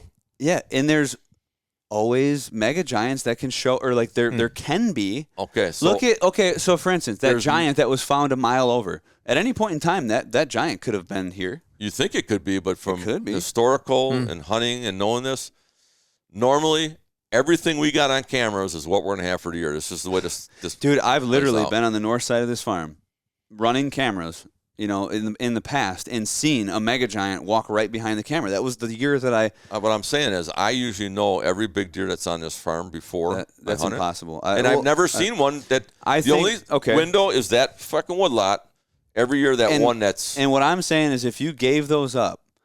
Yeah, I no problem with giving up cameras, but I still... From glass, and I would know there's some good deer to hunt here. Yeah, so how can you say there's no possibility that a giant you would be interested in could be here? There could be a possibility for you, for him, or this guy, but my fucking luck is shit. And if that typical was here, that wouldn't be good enough for you. Why wouldn't it be good enough? Fuck yeah, it would be. That's what I'm saying. And this area possesses the genetics that could produce something like that. But I'm saying that because of the 20 years being here, I've never seen it where some deer that I don't know show up on here except that one. I was going to say, have you ever been surprised? Yes, just in that woodlot. It's just the only one lot. So what about the freaking mega giant in the main draw you talked about years ago? What about it? You had never had any recollection of it. And I'm not saying this is not about that world record. Fuck that. This is not about wishing on a prayer and just sitting there. And that's what I'm saying. I don't do that. I hope a deer. That's not what I'm doing either. All I'm trying to do is I was trying to understand how with no information. So take yourself back to 2004. Yep. No trail cameras. You're hunting a piece that you've put yourself in because it's a good area. Yep. You find hot, great sign. You're not jacked up thinking it's going to be a giant buck that you're going to kill. No, I know 100% there's going to be a decent buck, but I'm not jacked it's going to be a giant because that would be almost like having to get lucky to me, in my mind. Yeah. I don't know. I'm doing it. Then I'm going to do. So I do that, and I do that the next day, and I do that the next day, and I'm passing up. Yeah. That one year, well, you seen the video? I passed up freaking like $5 on the 160s.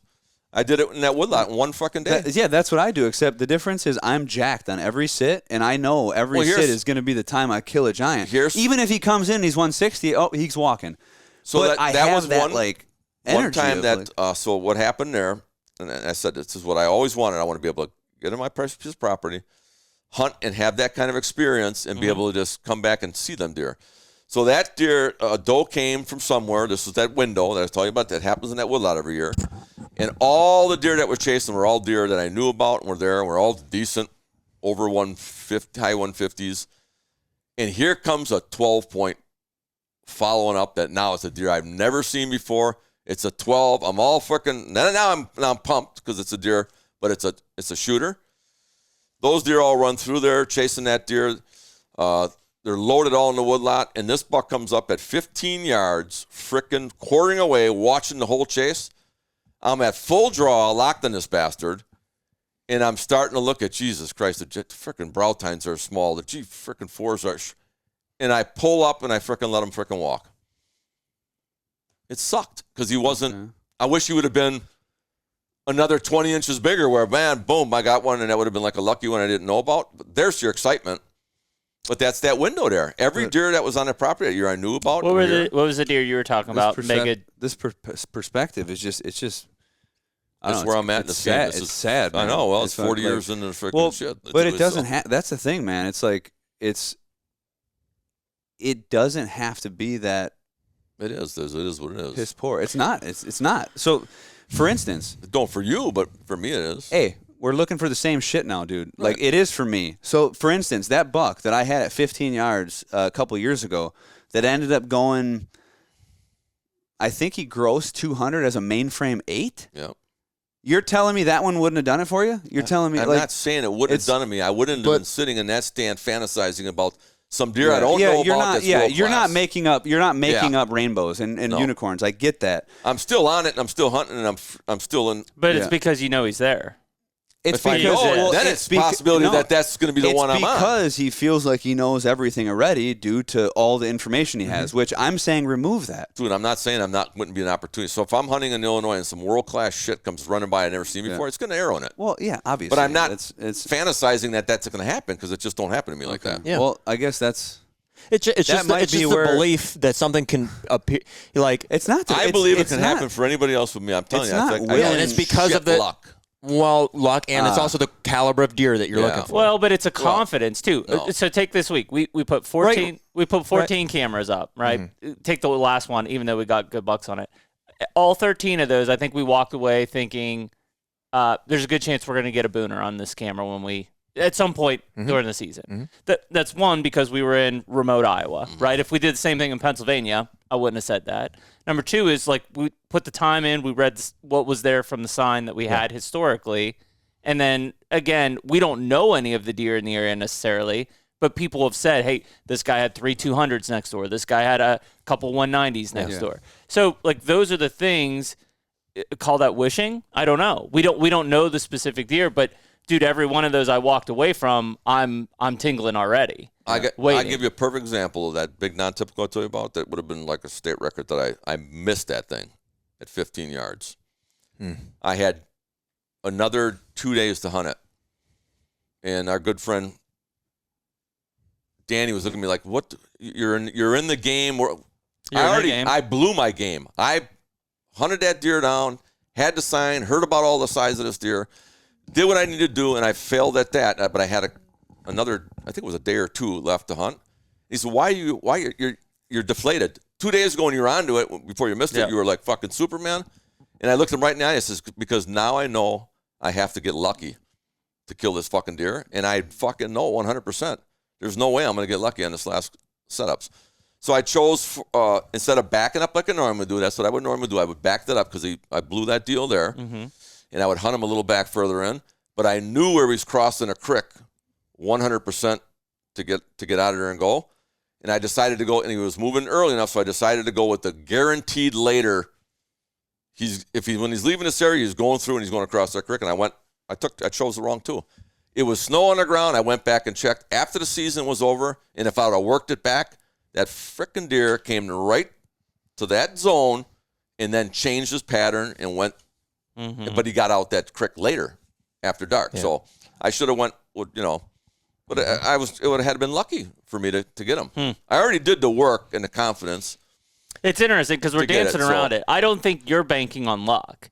You're thinking that your mindset. I'm not talking about him. I'm talking about me. Well, yeah, but I'm just saying that feeling that you're getting you're not hoping to get lucky. You're hoping that your woodsmanship that you just did to read the sign, to put your ass in the right place. He's excited about that. I'm looking at the glass half full is what I'm doing. Yeah, and I'm looking at it freaking half empty. Yeah. It's hard to do when you have all the information. And we can argue about the effectiveness of cameras and surveillance and stuff. Which is ultimately why I put myself in the position where I can't have all the information. Right. And then every setup I find, every spot.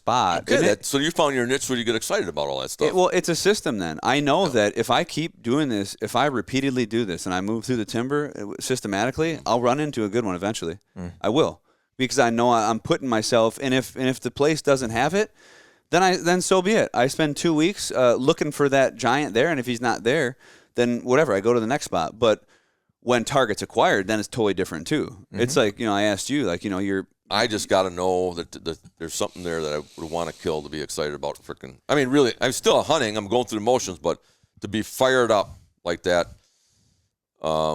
seeing that track that this could be that one that I'm after, this could be the setup. I mean, how much do you need to know? Like, let's say, again, on this farm, hypothetically this year, for whatever reason, cameras, observation, history, this year's not going to be a good year on the farm.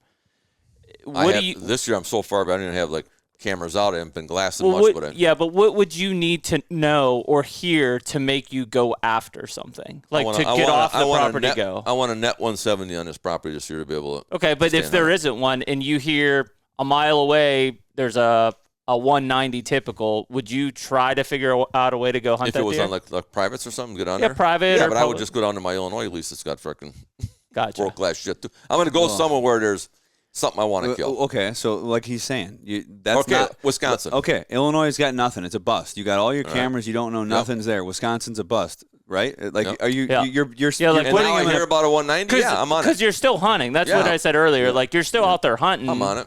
I'm out there hunting, but it's a horrible. I mentioned that before. It's like freaking torture. You're just sitting to sit out there numb, not having anything in your mind that there's a chance that. Why go, dude? Because I love to be out in the freaking woods and I love to hunt. But it's torture. But you love. See, that's I don't know. It's a total mind fuck to be able to not. So you just think you're at that level from, like the room that it's like, man, it's almost making it hard. Just about every deer that I kill, I could just about tell my wife tonight it's going down. Tell my friend I'm getting my crack tonight. Yep. That's how on the game I am.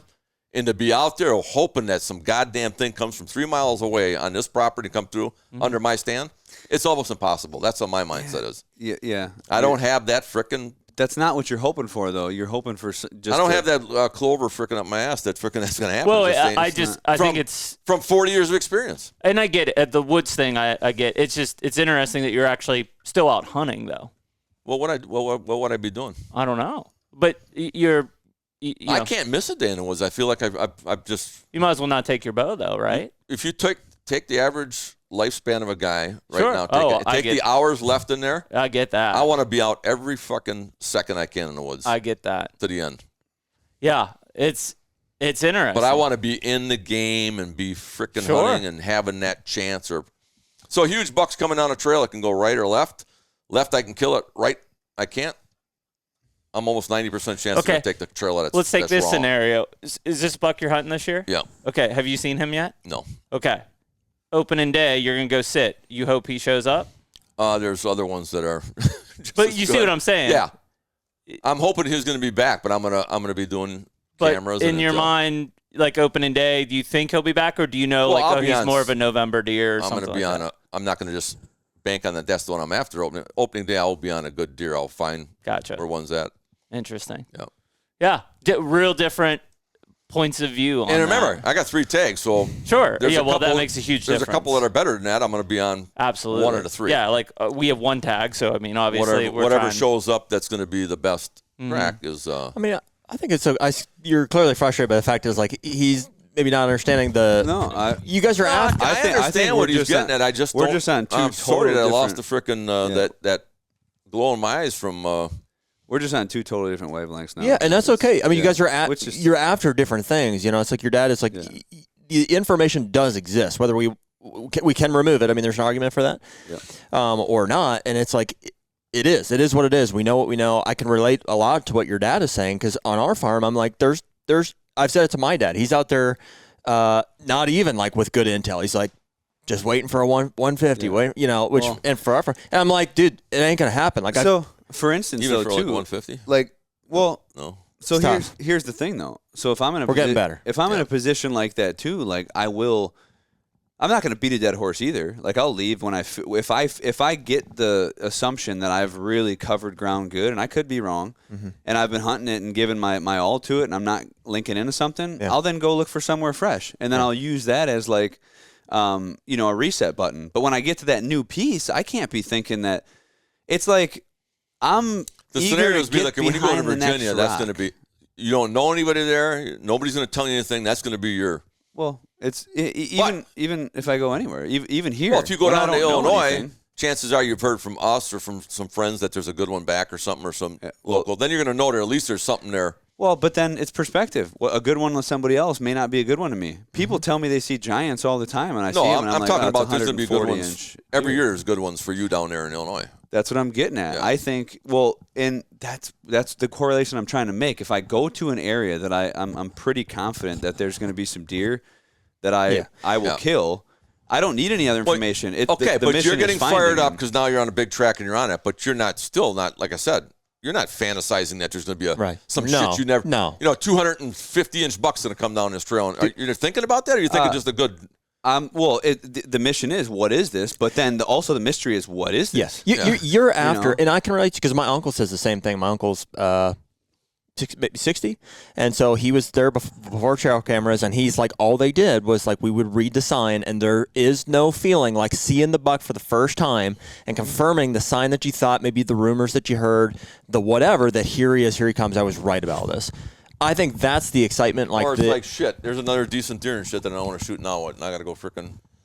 Say again. Well, it's like it comes through and you see it and it's not what you want. You've accomplished what you did in a setup, right? But it's not the caliber that you want. Now you got to go. Well, and none of us can sit in your shoes because I mean, like. Well, that's where I'm getting at. I'm kind of depressed that if I got to sit somewhere and there's no possibility of something that I want to shoot, there's. Here's what nice. I don't know, man, but with the testing of the broadhead, that was kind of nice, and now I lost that feeling. I mean, it was like, man, I could come out here and just shoot a because you just mediocre, decent buck because I got to get some kills on video, and so now it's like you're out there to hunt, and you're gonna shoot or kill something 100% if you're out there and you can't. I don't know, man. I get a high even off of having a bulletproof setup and being able to. Knowing that I could have took that deer at any time, even if it didn't make the mark. I used to get that. I just, now it's that's like just a gimme now, And it's like, well, it's just you're systematically moving through, and it's like, manipulating different spots and implementing different tactics. And oh shit, well, how close can I get one meet Jeremy away? Can I freaking do it? Yeah. One year I was dead set. I wanted to touch one. I wanted to touch a buck, and I was like, I didn't talk to anybody about it, but it was just something that, it was like. But that's still fun and exciting for me. Well, yeah, well, you're making it seem like it's not. I'm not fantasizing that the thing would have been freaking. I'm not fantasizing either. I just have the thought. I know that there's a buck. I have that out there. That there's a buck that I want to shoot out there, whether that be to anybody, 150 or whatever, because I put myself in that area.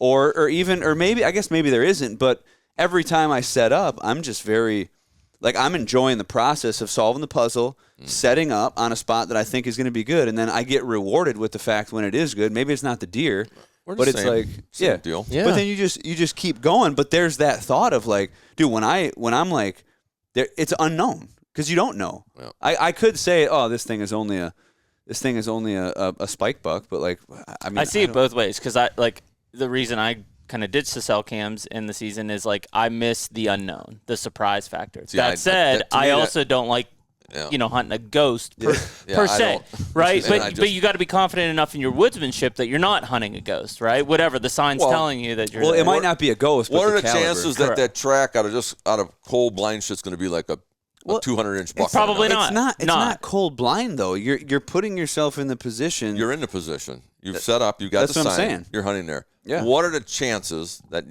sight unseen, you never That it's knew a it was shooter? there? No. Well, we just shooter. talked about this. Okay, in yeah. the last, There's going to be a in the 170 net coming down that in trail. the last 10 years, depending on where you're at. Like it's a Could tough be, buck but to find. what I'm saying, I just don't. I don't but play it that you're way. not even sitting there with no information. Like you always have intel of some sort. You know, what I mean, we're using trail cameras as like the It's a benchmark. fucking tree like this, shredded to Something. shit right next to it. Right, this, Yeah, I'm going to set up blind here. I'm just going to. Yeah, no. But he said 140. We it. all Don't have rub some that. level of intel, some instincts, some intuition. He's some. saying you saw the track, you're seeing the rubs, whatever. Like you're seeing an active scrape, like all of these things together. Like there is a mature buck coming. Now, do you know, is it a 150 or a 200? Like no, you don't necessarily. But that's this part of isn't- the.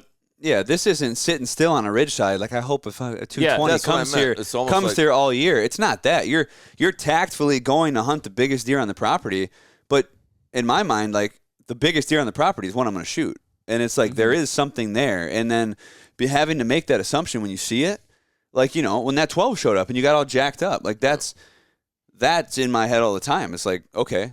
Is this Then going to be the reality set one? in. Is this going to be the I one? mean, it was a decent freaking buck, and needed another. But it wasn't what you were looking for. No, but it was Okay. still. But What about the one that I was hunting? That was 204. That stumbled upon you and you smoked him. Wasn't that awesome?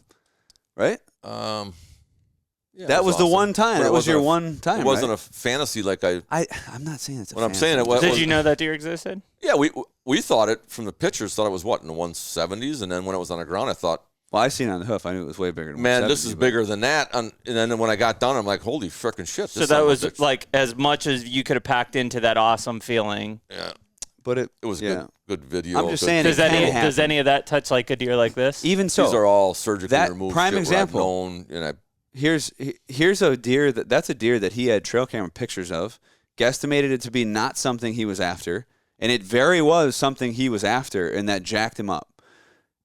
That's on a farm that you know everything. And that's what I'm saying. Like we don't know everything. We're so missing the information. So if you have that mentality of hunting here, especially if you don't have any cameras, you're like, dude, there could be a 200 here, or there could be a 170 net. Like it.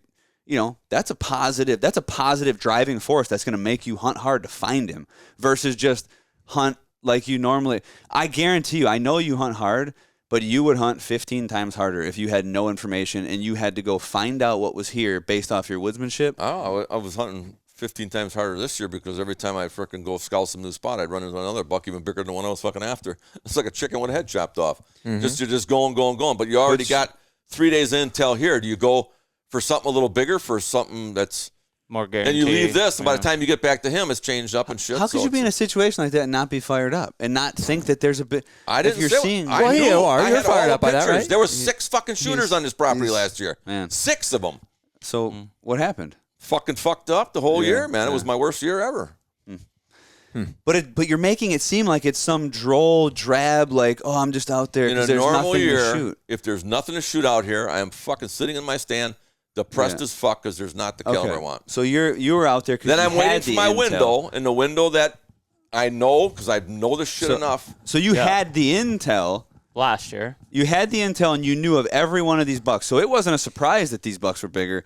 This was literally There you was a bunch of really nice bucks. surprises though? Or did you know that they were bigger than the next one? Because you said like you were bouncing around, I'd run into a bigger buck and then a bigger buck. Well, did you know they were bigger? There was 2. They're all fucking shooters. So they're all you big knew enough. that you knew that they were all targets though. They weren't surprising. We had you the sheds being- one from last year. I got pictures up the ass of this one here. I was on his ass. Seeing the other ones from glass and cameras, I knew there was all 6 shooters. So nobody surprised you, basically. No. There wasn't I don't think there was a buck on here. Well, I would have to say that 2 fucking booners right on that hill over there during the rut showed up that I've never seen before, but that was that window again. That window on that side of the farm. Yeah. I couldn't believe, and I was all pumped to go start going after one of these, scout like hell, set up a morning stand, do all my shit, and all of a sudden I drive by here to get some stuff, and I look off the side of the road, and there's 2 freaking giants standing with a doe. Then I come back to the house. Now, what the fuck do? I got a stand set here. The wind's wrong. They're in there. I got to get somewhere on these 2, opportunists. Then I'm sitting out the window glassing, and that son of a bitch that dropped the sheds, He was in that woods too with him. Came up here, rubbed the tree, went back, and I'm like, I got to go for fucking broke and at least get somewhere in that because that deer's there. It was like freaking. It was insane last year. So that was as sort of close proved to my the point. feeling I you don't know. probably Well, it was like that's Jesus like the Christ, these whole- are all freaking like net whole thing freaking right 170 shit, dude. It was like packed in there. that's what I said. If you would have seen all those pictures, you probably would have held out a little longer for Maybe. something You know, too. 'Cause but I wouldn't. I also wouldn't change the No, you would've everything still- that happened. No. Like friggin', it's a looking back now is a prime example.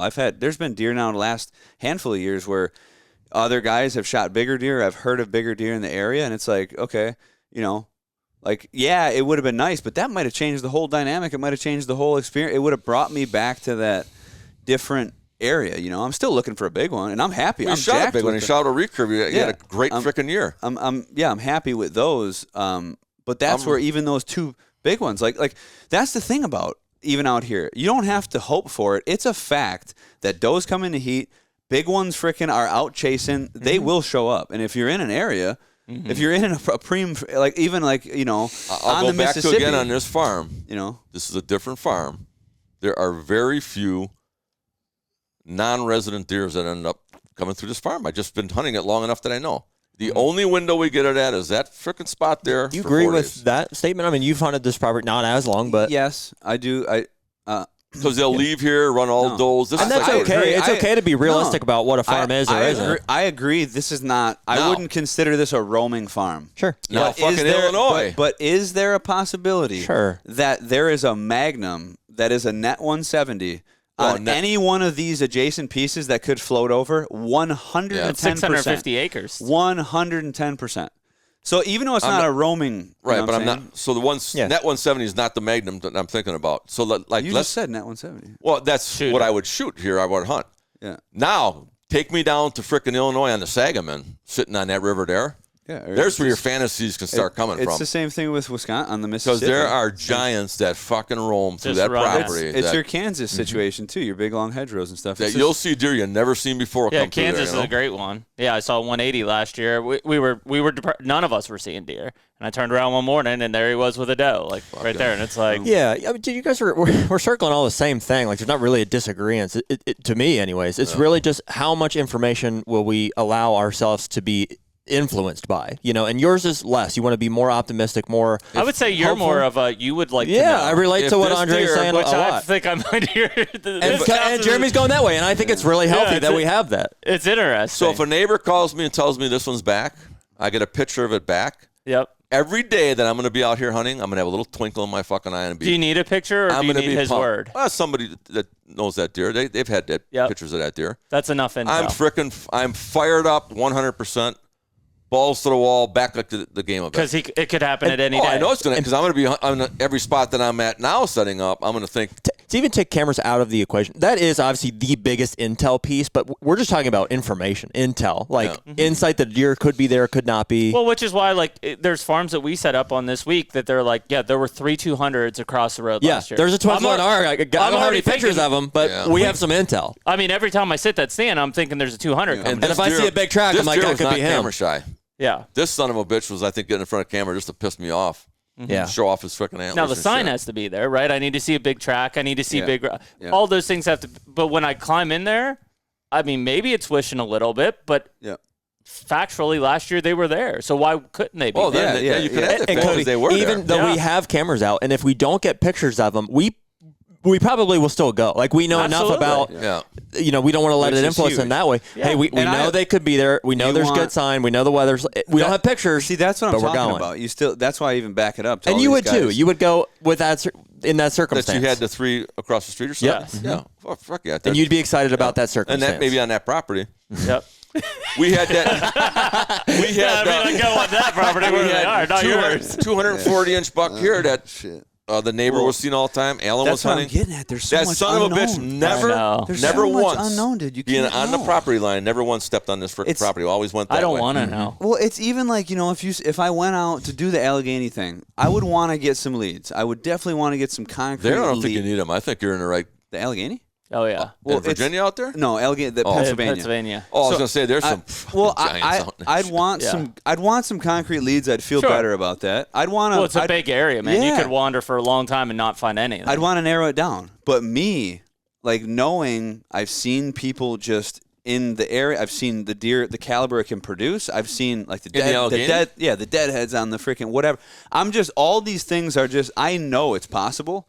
That was in Pennsylvania, those two big deadheads? Yeah, that was Pennsylvania. I thought you said they were in frickin' No, Virginia's, that was the other story.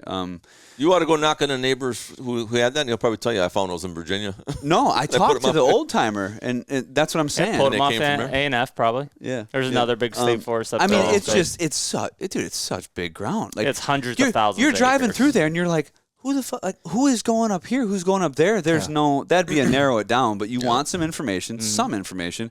But then as I'm hunting. I'm not going up there with the intent like, oh, I'm only going to run into a 120 and this sucks. I'm never going to shoot one. Like, I'm in my head, I'm thinking of the ladder, right? You're also probably not going there to say I'm only coming out with a net booner. Yeah, I mean, that's mission dependent too. I could just mission dependent. Yeah, we all want to believe. I would think you would be jacked up to go up into an area though and leave with a state record. That puts your. If there was a freaking state maybe it's record not in there, I'd be all over. Well, that's what I'm saying. Maybe but do you have to know he's in there? Am I going to go to the Alleghenies and hope the hell that I run to a state record out there? Right. It ain't fucking happening. I ain't spending the time or buying a tank. But what I'm saying though is it's situation dependent too, and like what you're after, right? Mm-hmm. But that's my success rate is where it's at because I don't. You don't waste time. Everything is on. If every trail that I'm on has a net Boone and Crockett coming down and I'm spending time on that, what are the percentage of chance for anybody you're going to get a crack at that deer eventually? Yeah, 100%. And shit, I'm on a property now that's got 6 of them goddamn bastards and I can't come out of one of them? I mean, that's frickin' was a bad year, dude.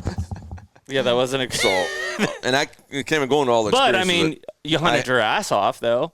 And, I mean, you probably, at the end of the year, you're probably a rut-worn buck. Like, damn. I mean, those deer wore you out. I guess I won't go into it, but I was probably almost dead by the end of the year, so even through the whole season. But I heard you hanging. If I would have been healthy harness. last year, there would have been shit hitting the ground frickin' everywhere. But just run ragged. Yeah, I just had some major health issues for getting older and shit, and it all caught up with me. You know, sleep apnea, frickin' not sleeping, constantly scouting and pounding it hard. Like a guy in a frickin' war zone that hasn't slept for 4 days and they're incoming, you know? Yep. So, no, I wanted to write that whole year off, and now I'm getting back in shape. I'm ready to frickin' some shit's gonna hit the ground fucking this year. And you feel confident about this year? Oh fuck, this year? Fuck. It ain't what gonna be happened last year ain't year. happening. I'll guarantee that right now. And you don't think you're gonna just be like, there is nothing to hunt? No, there'll be stuff to hunt. I know there's shit to hunt right now. I already got. Well, you need yours like that. Some pictures. Yeah, there's no pictures of nothing, shit. right? And there's some stuff in Illinois that's good. See, now he knows that. So I mentioned that, so now he knows there's a shooter in Illinois. I mean, there always is, but guaranteed there's one there now that's. Yeah, but that probably wouldn't have kept him off anyways. No, he's going to go. Mm-hmm. There's probably going to be a shitload of them down there. This is a good year, too, even up in Wisconsin. Like I said, those guys are telling me there's big shit everywhere again. It's going to be one of those years. Mm-hmm. Just that 1 year that happened before, and it wasn't like, how could there be deer everywhere and then not on this prime? Yeah. Coincidence, you know. Well, and I think that probably was what Cody was kind of getting at is like, you know, how can there be big deer everywhere but not here? Right? That sucked. Yeah. I think there were big deer here. That's I think you got in a slump because you thought that you convinced yourself that nothing was out there, and it was that mindset. Not that you weren't doing your diligence, but nobody ever seen one during hunting. Nobody ever got. I think that you know how many. Well, what do you mean nobody? What are you talking about? Us hunting out. I mean, me and I think. I probably seen some giants. Didn't tell you about it. Somebody else probably. I mean, like why? You know. I don't know. It's maybe, like whatever. Maybe you did, but like the neighbors cameras probably running had all a year. giant, Had all. Yeah, they probably that's had what I'm saying. They had them all over. I think you just get like, and that's the danger of like. I could be wrong. Like there could have been nothing here. Man, it's like, you know, and maybe nothing to that caliber, yes, because we did talk about that. Yeah. You know, and you talk a lot. Like there's, man, I don't know. I don't see the number of giants that you do. Because like in my. Now, I remember some of those giants I didn't see. I got on my camera. Okay, so they're there. I got you. Yeah, I got you. Because you know, some the neighbor seen and got, and I got but pictures. You know they're there because of that. I got. Yeah, I mean, I know that there's a goddamn, you know, some world class shit. I mean, in fairness, like it seems like the world is shrinking in the sense that like most of these deer are known about. right? I mean, every once, in certain neighborhoods, anyways. There's areas you can go to. Are they going to frequent your property? Are they going to be, are they going to be? Yeah. Still, they're back there, but they're on his ground, so there's. That is the cool thing about like North Dakota or some of Western Kansas, where it's like I do think some of those deer are not known, that people haven't seen them because it's such. But in most of these areas, on our farm in Ohio, I can relate a lot to what your dad is saying. Is like I have not. I've not come across or heard of a deer. How depressing it is to hunt that when you know there's not a fucking shooter Right, on. right. Well, not only that. Well, why do you still hunt it then? I don't. I leave. Okay, there you go. Yeah, exactly. That's why I'm here in Iowa. Or you sit there and twiddle your freaking thumbs. And so in that case, do you think that there's a chance that something comes There's through? always that a chance. Know? You can't say there's no chance, right? Yeah. I would say you feel pretty confident. No, that you have. I do feel pretty confident. How big is the piece? 1,000 acres. Do you think that if you weren't running cameras and you have history that's affecting you subconsciously? Yeah, that's different. We all though. do. Yeah, exactly. That's and that happens. You know that fucking. I know it. Exactly. Well, you're almost at I know all the neighbors. You're almost at 2,500 now, right? How with some of the other not that we pieces. own, but that I can access. Yeah. Yeah, so it would take you a long time to hunt that and strategically hunt it and find out there's nothing there. Yeah, you're burning up a whole season. And that right there is Hunting an the ghost. educated 100%. That's an educated. That's where you need to hedge your bets, but in a position to where in like a different property that you may know like more about in a positive sense, right? Like I don't know, where is that on your spectrum? That's one of your tags, right? Yeah. So that's obviously not going to be where you spend time. I just don't. I think he'll spend What a is lot the of time question? there now because he has a 180 on camera. Oh, so there's a good one there now. Well, there's a couple good ones. Yeah, for Okay. sure. That I not only have pictures of, but I've seen them in person, and I saw them not because of the cameras, but I just know where to you've look. seen 'em. Yeah, so 'Cause now I you know have there's history. Now it's you don't mind hunting that property. It's exciting to go hunt. Yeah, There's a shooter on there. Yeah, definitely. Yeah. So And but that's a huge example of how utilizing trail cameras to narrow down and put you in the right path Me and Brad is talked. 100%. Like Yeah. if you weren't running cameras on that, you could burn When you die and go to 2 hell, weeks. you're put on your 80 acres with nothing but 125s on it. If you go to heaven, frickin' booners all over hell and shit. That's what's laying for you on the other side. Interesting. And one would be hell, and one would be frickin' heaven. And that's just the way it is. Interesting. It's an yeah. interesting perspective. What was your question to me about how that would change the hunting? Because it's interesting to relate to your. We're obviously in very different circumstance, but from a property standpoint, I can definitely relate. 180 is 180 anywhere. That's a shooter on your Yeah, shit. yeah. You gotta go frickin'. Yeah. And you gotta get excited about Yeah, it. that's right. I don't know. I forgot where I was going. But There the are 180 is, because yeah, of the 100 diversity. It's not 2,500 acres of contiguous stuff. Like Yeah. my parents have about 1,000, and then there's branch pieces. So there definitely are pieces where I'm like, I don't know every deer. I think to Cody's word, I think you were going is that when you don't perceive that you have anything to shoot, you leave. You don't try to hunt anything else. You don't try to find something else. Yeah, I'm chasing my best, and I'm going to where they are. And you're doing that based on why cameras. Why would you run in there and try? Right? You're Well, leaving not because just cameras, but all my intel. Yeah, my history, talking to people, my cameras, my sightings. I've been driving around that farm for, the past 6 years. It's just like, and That's just common sense to do that. I mean, common sense. Go to where they are. You want to You capitalize have on to. a good deer. But there are some and big I'm deer open to the there. idea. There have been deer, and Very close. And then when I go back, I'm like, oh, I did know about that deer. John Beadnell shot that freaking mega giant, hit it in gun season. And I was like, and then I put the pieces together. I'm like, oh yeah, that dude sent me a picture from 2 years ago, and look at that freaking thing blew up. Was he on us? Yeah, probably. Barely, maybe. Like, Well, that's where. is that worth effort? If I don't you're know. not, That I mean, sucks. if you're not, especially in a situation where you got all these options, if you're not doing the diligence to weigh those options and know where you need to put your time, that's a whole different ball drop, right? So like once that's done, then it becomes a different process how you're doing it. Yeah. Right. So it's like if it It'd any almost of be your like farms. going out in the woods and then not scouting and just jumping on a trail. Right. Well, And okay. hoping that That's what I did in Iowa yesterday. I got pictures with no of 3 big 160. tracker, no big hot sign. So- I couldn't get excited about it. Okay, Yeah, is Sure. that the fascination? Okay, let's talk. I'm gonna fucking flip the script real hard, and I don't know if you guys are elk hunters, but what about elk hunting? You going out into the backcountry looking for a big elk, right? You're going off of a lead you might have heard. You were a huge elk hunter Right, for many years. But here's the deal. Where's the difference? I know I got 1 week out there. Yeah, that's and what I'll I'm saying. come back with a lot of rag racks because I've obviously go out there looking for a good one. I hunt the good ones down, but I'm knowing a sort. Same with turkey hunting. I don't give a fuck. It's the time I'm shooting it. But what I'm getting at is that's where I feel like that's the overlap into what I'm talking about with the whitetail world. If you're going to Illinois for a week, why not fucking hit it hard, go balls to the wall, get after the I'm saying without dude, there's just something about whitetails, man. Yeah, they are. And your career in whitetails is obviously much more established than but you're not I never going half speed. But you're not doing that elk hunting. You're going out there. You pick a state. Okay, it's Oregon, it's Colorado, whatever. Yep. You're going off of basic intel, and you're going out into the mountains looking for the biggest elk you can find. Yep. I find a herd, and I look, and there's a shooter, and then I just try to hunt them, you know? So how fucking cool is that? That's cool. That's for elk. Like, I mean, I actually like elk hunting better than whitetail hunting. It's more exciting. Yeah, that's what I'm getting at. So, like, or did? I did. I love elk hunting. You can put that in there. Was it because of that, you think? Well, I was an exactly athlete what I'm talking about like here. him. He's athletic, and I was a bow hunter, and that's the two of them at the epitome with no fucking holding back or taking it easy. It's balls to the walls and fucking go run them down. Yeah. Run right up to them and put a freaking arrow on them. Sure. Yeah. That's, awesome. So is mule deer hunting, I would argue. Yeah. In fact, I've done them both, and if we're honest, I look at them both, and I'm like muley? Yeah. I've never mule hunted, so. Really? No. It's fun. Spot and stock. I mean, I've seen them when I was out elk hunting, but it is different. You're not chasing them down. They're not like screaming in your face. You're not like running it like you do with an elk hunt. Yeah.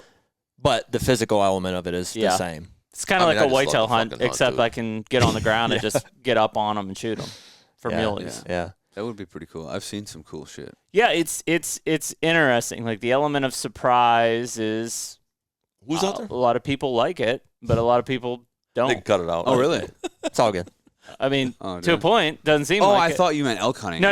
Okay. No, I'm just talking to whitetails. Yeah, so. man. Dude, I don't know, I know. dude. It's 2 we'll wrap o'clock up and there's food out there, man. Should we take a break? I smell it. We can wrap it. Dude, this has been a really healthy discussion, I feel like. Dude, I hope we got some shit done, but... yeah. I mean, clearly, I know you guys have both expressed... So I'm a prick, a sick fuck? What else did you learn about me today? No. I think you're a good dad. Oh. Yeah. You know, and I think... Cody, you hear that? Yeah, I heard it. Is it on recording? It's recording, Oh, yeah. good, As long as the stuff didn't die. We got Jared's verdict is in. All right. Yeah. Okay. Well, yeah, dude, it's totally natural to have those disagreements, and like I think ultimately, when you're after the same thing in the same place, it's going to happen. Mm-hmm. And ultimately, the answer is find your own, right? And there's a period of time, and I think ultimately that'll bring you guys closer together. Well, I think one of the things like we talked about last time is you said like your dad never really like while you guys were hunting early in your childhood and stuff was never like, hey, pay attention to this, do that. Like he just did shit. And like clearly now, if you're picked it up, I mean, you guys are ending up in the same spots. So it's a different way. Yeah, it's a whole different way. You're still reading the sign. You're on the the biggest, best sign, and you get to it, and you hunt it. But hopefully, there's something there that is at the end of that rainbow, not just a 140-inch fucking 8-point or Yeah. Well, here I won't. That's 7.5 years old and just tore the shit out of a bunch of trees and shit. Yeah. It's very possible. More likely than a 200-inch typical. Yeah. So that's my world. Yeah. I won't twist your arm for it, but I know Cody's expressed to me that like maybe there's a lack of like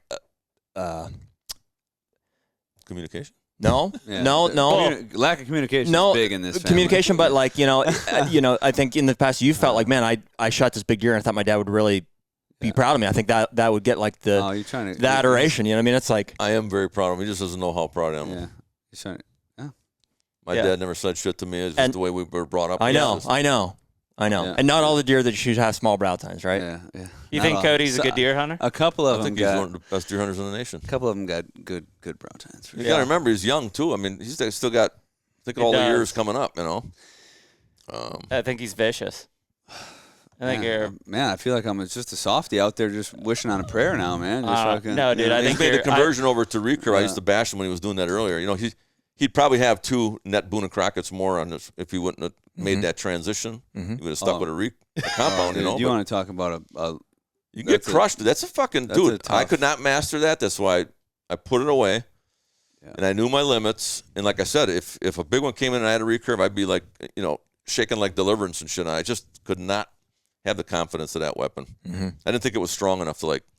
Yeah. So and you did it for a different reason. Overdrew it, So. Yeah. But on a target, I know with the compound, it's like having a goddamn gun in my hand. It's something comes within range, it's getting narrow, So. Yeah, it's a crazy. But anyhow.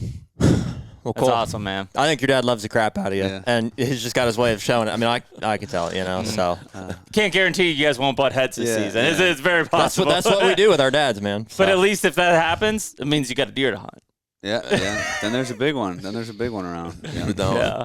Yeah. Cool. So, well, no, guys, we appreciate it. We appreciate you having us here and spending time with us. And, we look forward to being with everybody tomorrow at the Heck Mobile yeah. Hunter Roadshow. It'll be cool. And, man, we do really, we appreciate the Lone Wolf support as well. Like, Jared and I take this extremely serious. Our styles of hunting, I think, are guys all are very killing it, man. similar, It's, man. We have a blast. Glad to see there's some guys out there that are serious with it, so there's a lot that are not, that are just floating around out there. So Yeah. No, well, we appreciate it, man, and we appreciate everything. When you talk to people too, when they got that, when they're just ate up, man, you That's can it. tell the Passion. difference. There's a lot Well, of. I mean, again, now I haven't lost the passion. I Yeah, just oh, lose I the know. passion to I be in know. that scenario. I Yeah. gotcha. Yeah. Like I Well, said, if yeah. it gets, I still got fired up. I mean, Yeah, he comes through, you're killing him. I mean, it's life. That's right there. That's said and done. So. Well, I mean, it's- perfect case in point. Your dad was like, "So what are we doing? Like an hour today?" And we're like, "Oh yeah, Yeah, for an sure. hour." Like probably an hour. Jesus, It's past my bedtime, man. I gotta get freaking. it's been 4:20. Holy shit, dude. That's a. Well, we got to Thank feed you. him. Yeah, you get. Good for me. Good thing for me. I never re-listened to him. So Yeah. hopefully that didn't It's sound all like a jerk. No, on it was here. perfect. People come. It was perfect, man. Shit. All right. Well, we All right, appreciate we'll get everyone. we'll let you get a bite to eat. Then you got another one to do. Yeah. No, you're No, fine. no, you're We're good. just kidding. Well, we appreciate everyone listening to HUNTR Podcast, episode 2 or 2, 2 or 3, something Wherever like we're that. And we'll catch you Hunting on. like a wolf, motherfucker. There you go. Catch you all next week. Later. Take me